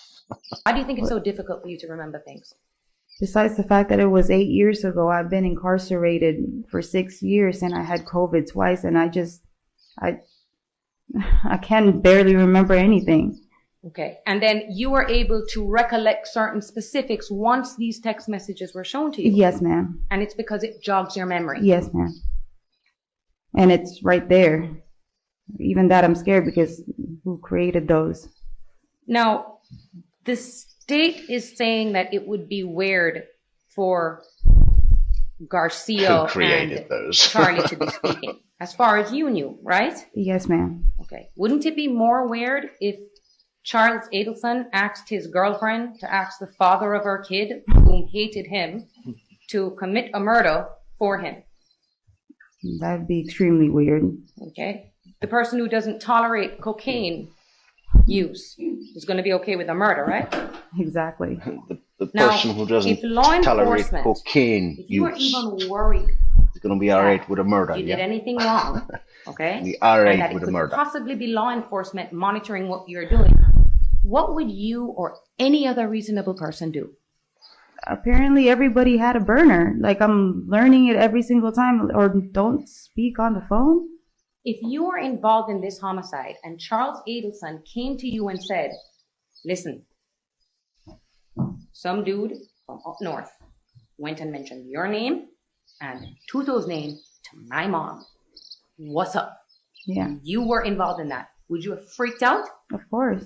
Would you have agreed to call someone who could have potentially been the FBI? Yes. You would have if you were involved? Oh, no. If you were involved, you'd out. probably say, don't ask me to do that. Exactly. You do that. Exactly. And he kept pushing for me to do it. That's the part that I don't quite understand. He kept telling me. And Do you realize that, guys, that ever since, when was the hearing? February 26th? And I think, no. It was a later one, wasn't it? I think since, was it the 4th of March or the 5th of March that Donna got moved to solitary, right? So every day, we're now coming towards the end of April. It's been 6 weeks, say. Every day. Imagine all the things that you've done in the last 6 weeks. Donna Adelson has been sitting in a room by herself, eating shitty food. I don't think she's even allowed a book. Man, that's tough. That's rough. Yeah. Allowed out for like half an hour to walk around a bit. Oh man, that's rough. he kept saying to you, it's because they said your name. And she had it in her head that the court was going to let her go out on bail and live in a nice rented house with Harvey. Allowed out from 7 a.m. to 7 p.m. I mean, that's just a normal day. What restrictions? We don't need restrictions. I'm too old to be restricted. My ear canals need to be unrestricted so they can heal for trial. Otherwise, I won't be able to hear the testimony through my shallow canal. Yes, ma'am. He also says to you, because they brought this out, go in there and say that this is charity and give them the money. Yes, ma'am. Is that because he says if they take the money, then it's not the cops? Yes, ma'am. He also insinuates that, hey, we're helping out the cops by finding out who this person is, right? Yes, ma'am. He even mentions in there that when we kind of bring him out, we'll then call the FBI. Yes, ma'am. He was trying to convince you that he had nothing nefarious going on. Exactly. Okay? And he just kept... No, what's obvious about it, Tara, is that that was his little, he convinced himself that that was his little insurance policy in case they were being listened to. Unfortunately for everyone involved, it wasn't enough. Oh, well, yeah, well, we'll definitely go to the FBI. Yeah. No, if it's anything like that, then we'll definitely go to the cops. Either you'll go to the cops or we'll go to the cops. Because yeah, if the police come knocking at my door, I'll tell them everything I know and help them any way I can. Good citizen. Come on. Fucking baby. repeating himself over and over. Just never lived in the real world, has he? All his little schemes, all his little clever tricks and everything, it's all come from a position of privilege and sitting in a fucking lily white world in an ivory tower, you know? I mean, come on. You get down in the gutter, you ain't got shit, bruh. Not one bit. Not one bit. Again. And over. That's why I wish they heard the other, however many other calls. Or if there was an actual full recording of what was happening at that table. Yes, ma'am. Okay. Miss Dugan keeps saying that you... Right, and can I just say, I love the way that you write this message. Obviously, I'm grateful to everybody that helps out, but I really, those messages that are like, what was it that people say? They say, 108 watching, but only 72 likes. What the fuck? I get it. I get it. I get it. But to me, that's bad sales. That all that does is highlight like, well, we're inadequate. There's people watching that hate us. It's I've never liked it, and I get they're trying to help. I get that it's coming from a good place, and I'm grateful. But I just really love the way you do this. Listen to this, everybody. Listen to how good our chief of security is. Thanks for the likes, everyone. It helps this channel grow. If you haven't hit that like button yet, please do. Thanks for tuning in. It's just positive, right? It's just up. It's great. It's got an explanation. It's got a request. It's got a condition. It's got a thank you. It's a wonderful riding shotgun. And that's why you're security chief. Didn't say this or didn't say that, or your voice didn't get loud. If you were involved, your voice probably would have gotten louder, right? I mean, I would probably be pissed off and reacting a completely different way. Because you'd be suspecting that, oh my God, I'm about to go down for a murder. Exactly. A murder. I have 2 kids. Exactly. I'm about to go down for a murder. Oh, sometimes I can hit that accent and sometimes not. She's got a particularly different one. Maybe it's because she's a girl. Woman. Lady woman, okay? You wouldn't sit there and let him talk his mouth off, right? Or continue to use the phone. Why?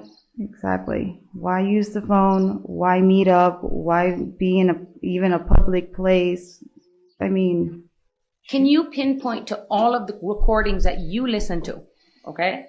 Is there ever a time where there is something about anyone, you, talking about being worried about getting called by the police?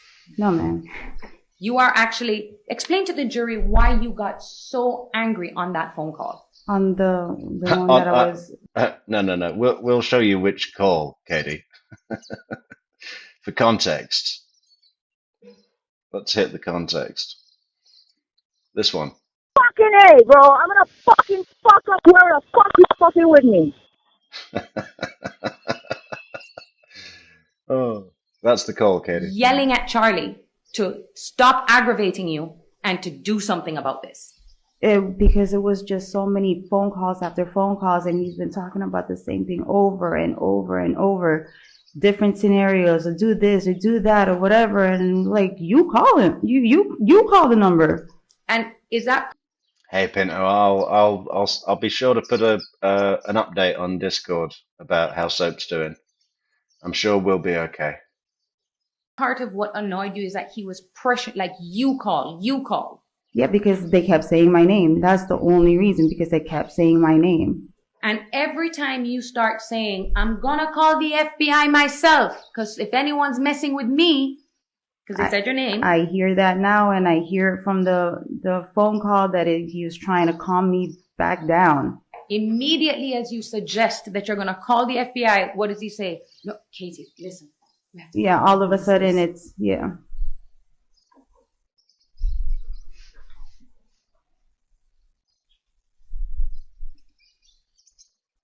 The other things about them talking about, you hear them saying, they can't put you in a car. And if that segment is in relation to his scenario talking about a robbery, right? I believe so. Like he's explaining to you probably why, hey, listen, the FBI might be suspecting us of something, but don't worry, we're not involved in anything. That's why I was getting kind of confused, and like how she was saying, like what was being said, because I could barely hear it and I can barely understand it. And like I said, I don't want to commit. I know how it is with this whole thing, committing to certain things, and then they go back and they make it look bad. It already looks bad. And I don't even know like which clips. I don't know if it's a consistently happening like that, or that's what happened right after it, because we were seeing different clips of the video. And you trust that the jury can listen for themselves? Yes, the ma'am. Entire video in its entirety? Yes, ma'am. That's why we waited for this video to come out, so that my jury will be able to see this. And we were hoping we could hear you Yes, ma'am. But coincidentally, we can't. I don't know why. I never moved from the table. I was the same exact spot. And we just can't hear you. Now, the state also brought up the fact that Charlie does favors for you. You know, Katie, what we can't hear you, but what we certainly don't hear you do is offer any loud, shocked objections. We can hear Charlie perfectly. We can hear the content of what he's saying to you, and you're non-reactive. So the fact that we can't hear you, for instance, jump up and say, "What the fuck are you talking about?" That's something in and of itself, right? The fact that we can hear Charlie and we don't see you react at all, that's, you know, we don't need to hear you. We should have heard you. We should have seen you storm out of there, say, "You crazy, kill who? Kill, no, we don't kill." You know. And pays for things for you? Yes, ma'am.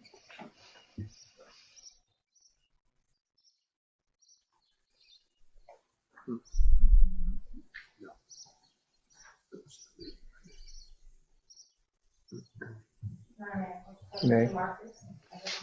Yes.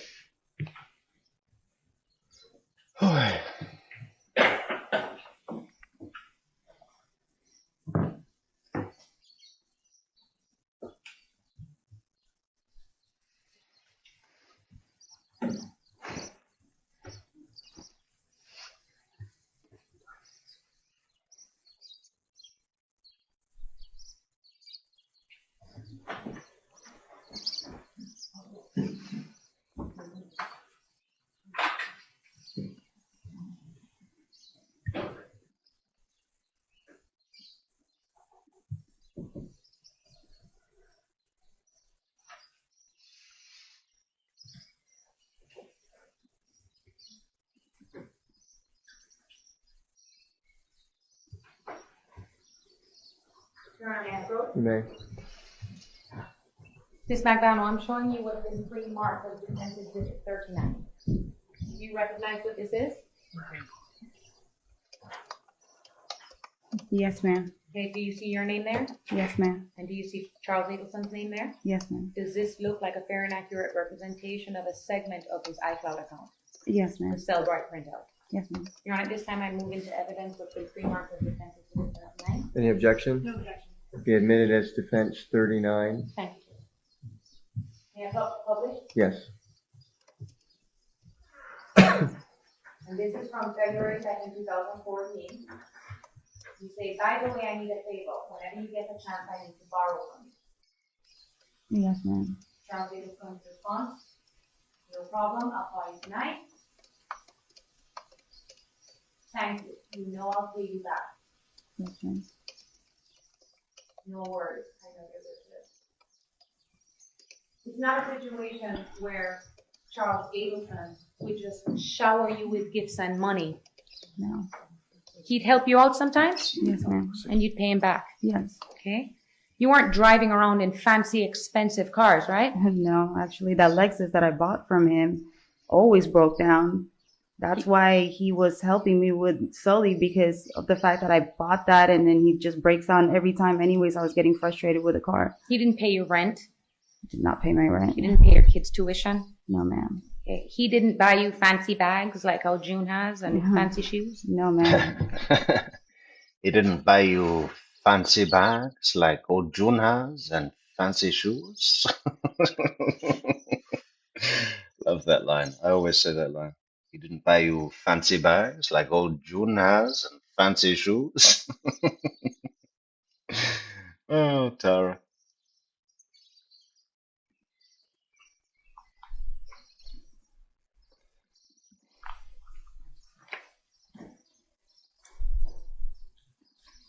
Okay, Judge, I'm going to just take they're two separate exhibits. Let me show it to the state. I'm going to go ahead and give them to Tracy so she can mark them. Okay. And then I'll ask a few questions so that when I do this, I can.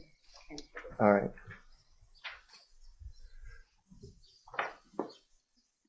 Now, you had mentioned previously, and Ms. Dugan brought it out, that there were times that you were speaking in code on the phone. Yes, ma'am. Okay, you can hear it, right? Yes, ma'am. Now, back in 2019, when you were on the oath and you were asked about this, you admitted that you were talking in code, right? Yes, ma'am. And you said to the state exactly why it is that you were speaking that way. Yes, ma'am. Does Charles Adelson, whenever he talked, for example, about marijuana, how does he refer to it on the calls? In code? The bonsai trees, Yeah, the right? bonsai tree, yes. Okay. So it wasn't unusual to him, No. to you, that he was kind of behaving that way. And that's the thing. When he starts talking, it's like you kind of like pick up like kind of how his, you know, like his way of talking, his little lingo, and then it's like you're talking kind of like back like him, but you're not really, it's not like because you're doing a code or you're coming up with this elaborate scheme of how to talk on the phone. You wouldn't talk on the phone to begin with. Since the date of your arrest, have you heard a peep from Charles Adelson? No, ma'am. Okay. Has he done Yeah. anything? Cut loose. I was cut loose. Totally, pussy boy, huh? To help you? No, ma'am. Okay. Have you even spoken to him? No, ma'am. No, ma'am. And you've known from the date of your arrest who the state wanted. Yes, ma'am. Okay? They made it very clear. Yes, ma'am. And you know they wanted you Objection, motion to eliminate. The next question is, do you know they wanted you to cooperate? All right, you can ask that. You know they wanted you to cooperate. Yes, ma'am. Okay.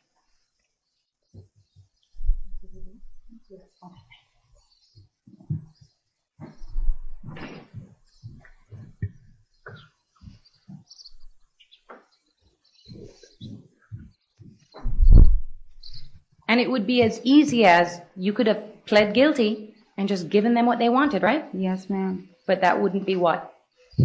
Truthful. Okay. You'd have to lie about your involvement. Exactly. Or whatever they wanted me to say. Okay. And you've tried to explain yourself to the government over and over again. Plenty of times. Okay. And your story has never changed since day one. Never changed. Not like Luis Rivera's. Definitely not like Luis. Okay. And you know that this is a very tough time for you right now, sitting here having to answer all of these questions about your personal life, right? Yes, ma'am. Okay. And there's a camera behind us. Yes, ma'am. So you've had to go through this before and have all of your personal business all over, everywhere, right? Yes, ma'am. It's not easy. No. And you still elected to get up and do it again today. Yes, ma'am. Why? Because I want them to know the truth. It has to come out for me. All this speculation and all of this evidence and how everything's been, I've been living this for 6 years. And I just, if I didn't come up here and I didn't talk to my jury, I don't even know. I don't know what the outcome would be.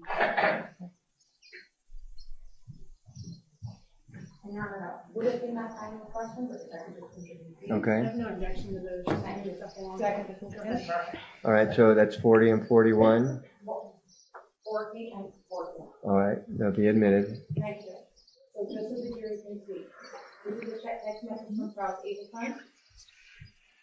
I decided to stop lending money to anybody that was not in a medical emergency. It just adds a lot of stress to my life, and almost nobody gives an F. And that's in October 28th of 2015. Charles Adelson apparently lends a lot of money, right? And then this one, we talk about one of the kind of car goes down. 11/18/2014. Oh my God, I have a bad news. FML.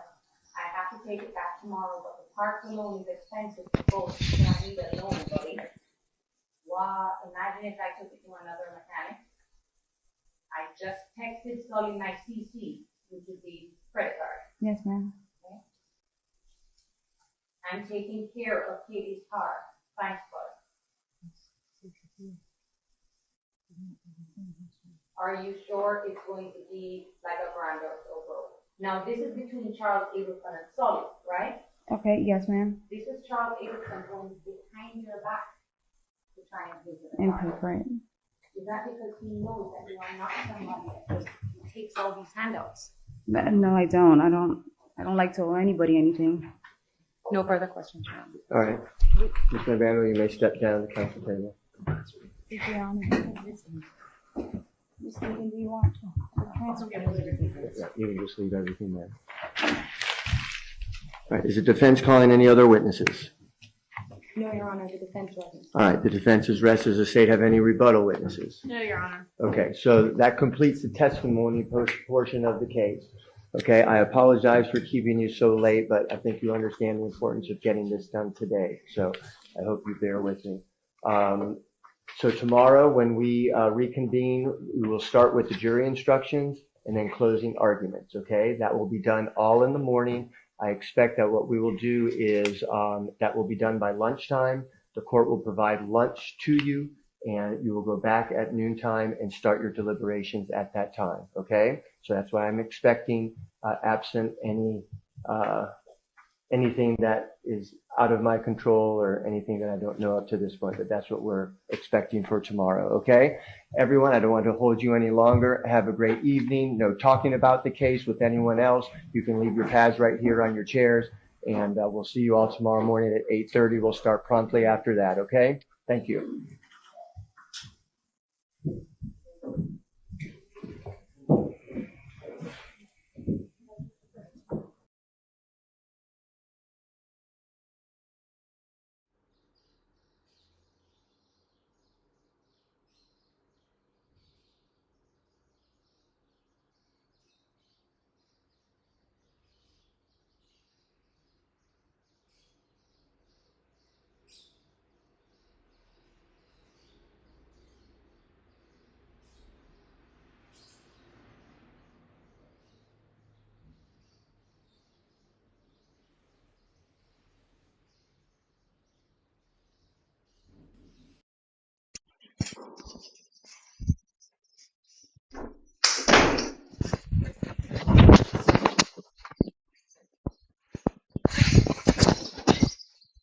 Oh, I missed the last bit. Okay, so soap's out of the thing. But, you okay, soap? Yes, you sit down like that. Maybe you would like this. Yes? This is very good. Okay, let me just wrap up this stream. Okay, so closing arguments. No, jury instruction. That's quite interesting as far as I remember, surprisingly. But I think it takes a while, so we might do that, we might not. The closing argument's obviously going to be good. When are we doing that? What day is it? We're doing it tomorrow, or today, for me, later today, or tonight. Saturday. Okay, so you sit down like that. That's nice. Okay, good job, good job. Yeah, no, thank you to everyone here and in the chat and everywhere, and the supporters and the commenters, the super chatters, the super coffee go-getters, the bulletproof Metrix moderators. We've got a great thing going here, guys. Great community, great people, great opinions, funny opinions, righteous opinions. Fantastic. Okay, guys. Yeah, thanks so much for comments. Thanks so much for being here. And let's have a look at these comments. Brian says, yet the truth comes out again in Charlie's trial. So what's the truth? Hooker. Exactly. Acapella says, she just wants us to know the truth, guys. She does, because she's a truth teller. Pinto says, Katie. F. Fuckba. Ayau Kuruba. something. I must have missed that, Pinto. Please keep us updated on our girl. I will do. I'll put it in Metrix Pets. I just Nan says, I just Googled it, and Tallahassee Democrat article states Sigfredo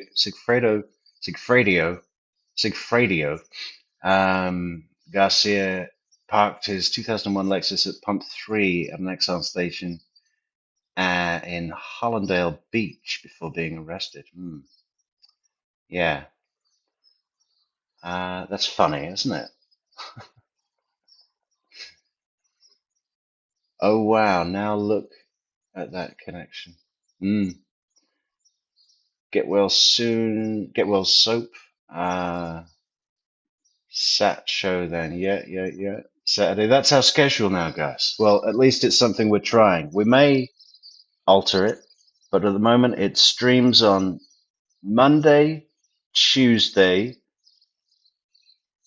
Thursday, Friday, Saturday, and sometimes Sunday Fun Day, maybe 2 a month. That's what I'm thinking for the schedule, because I know everyone's like, is there a stream tonight? Is there? So we need to set it in stone. Set it in stone. Kazati. Right, we're gonna say adios. Good morning, Europe. Good morning, Vietnam. Okay. Okay. Good night, guys. Love you all.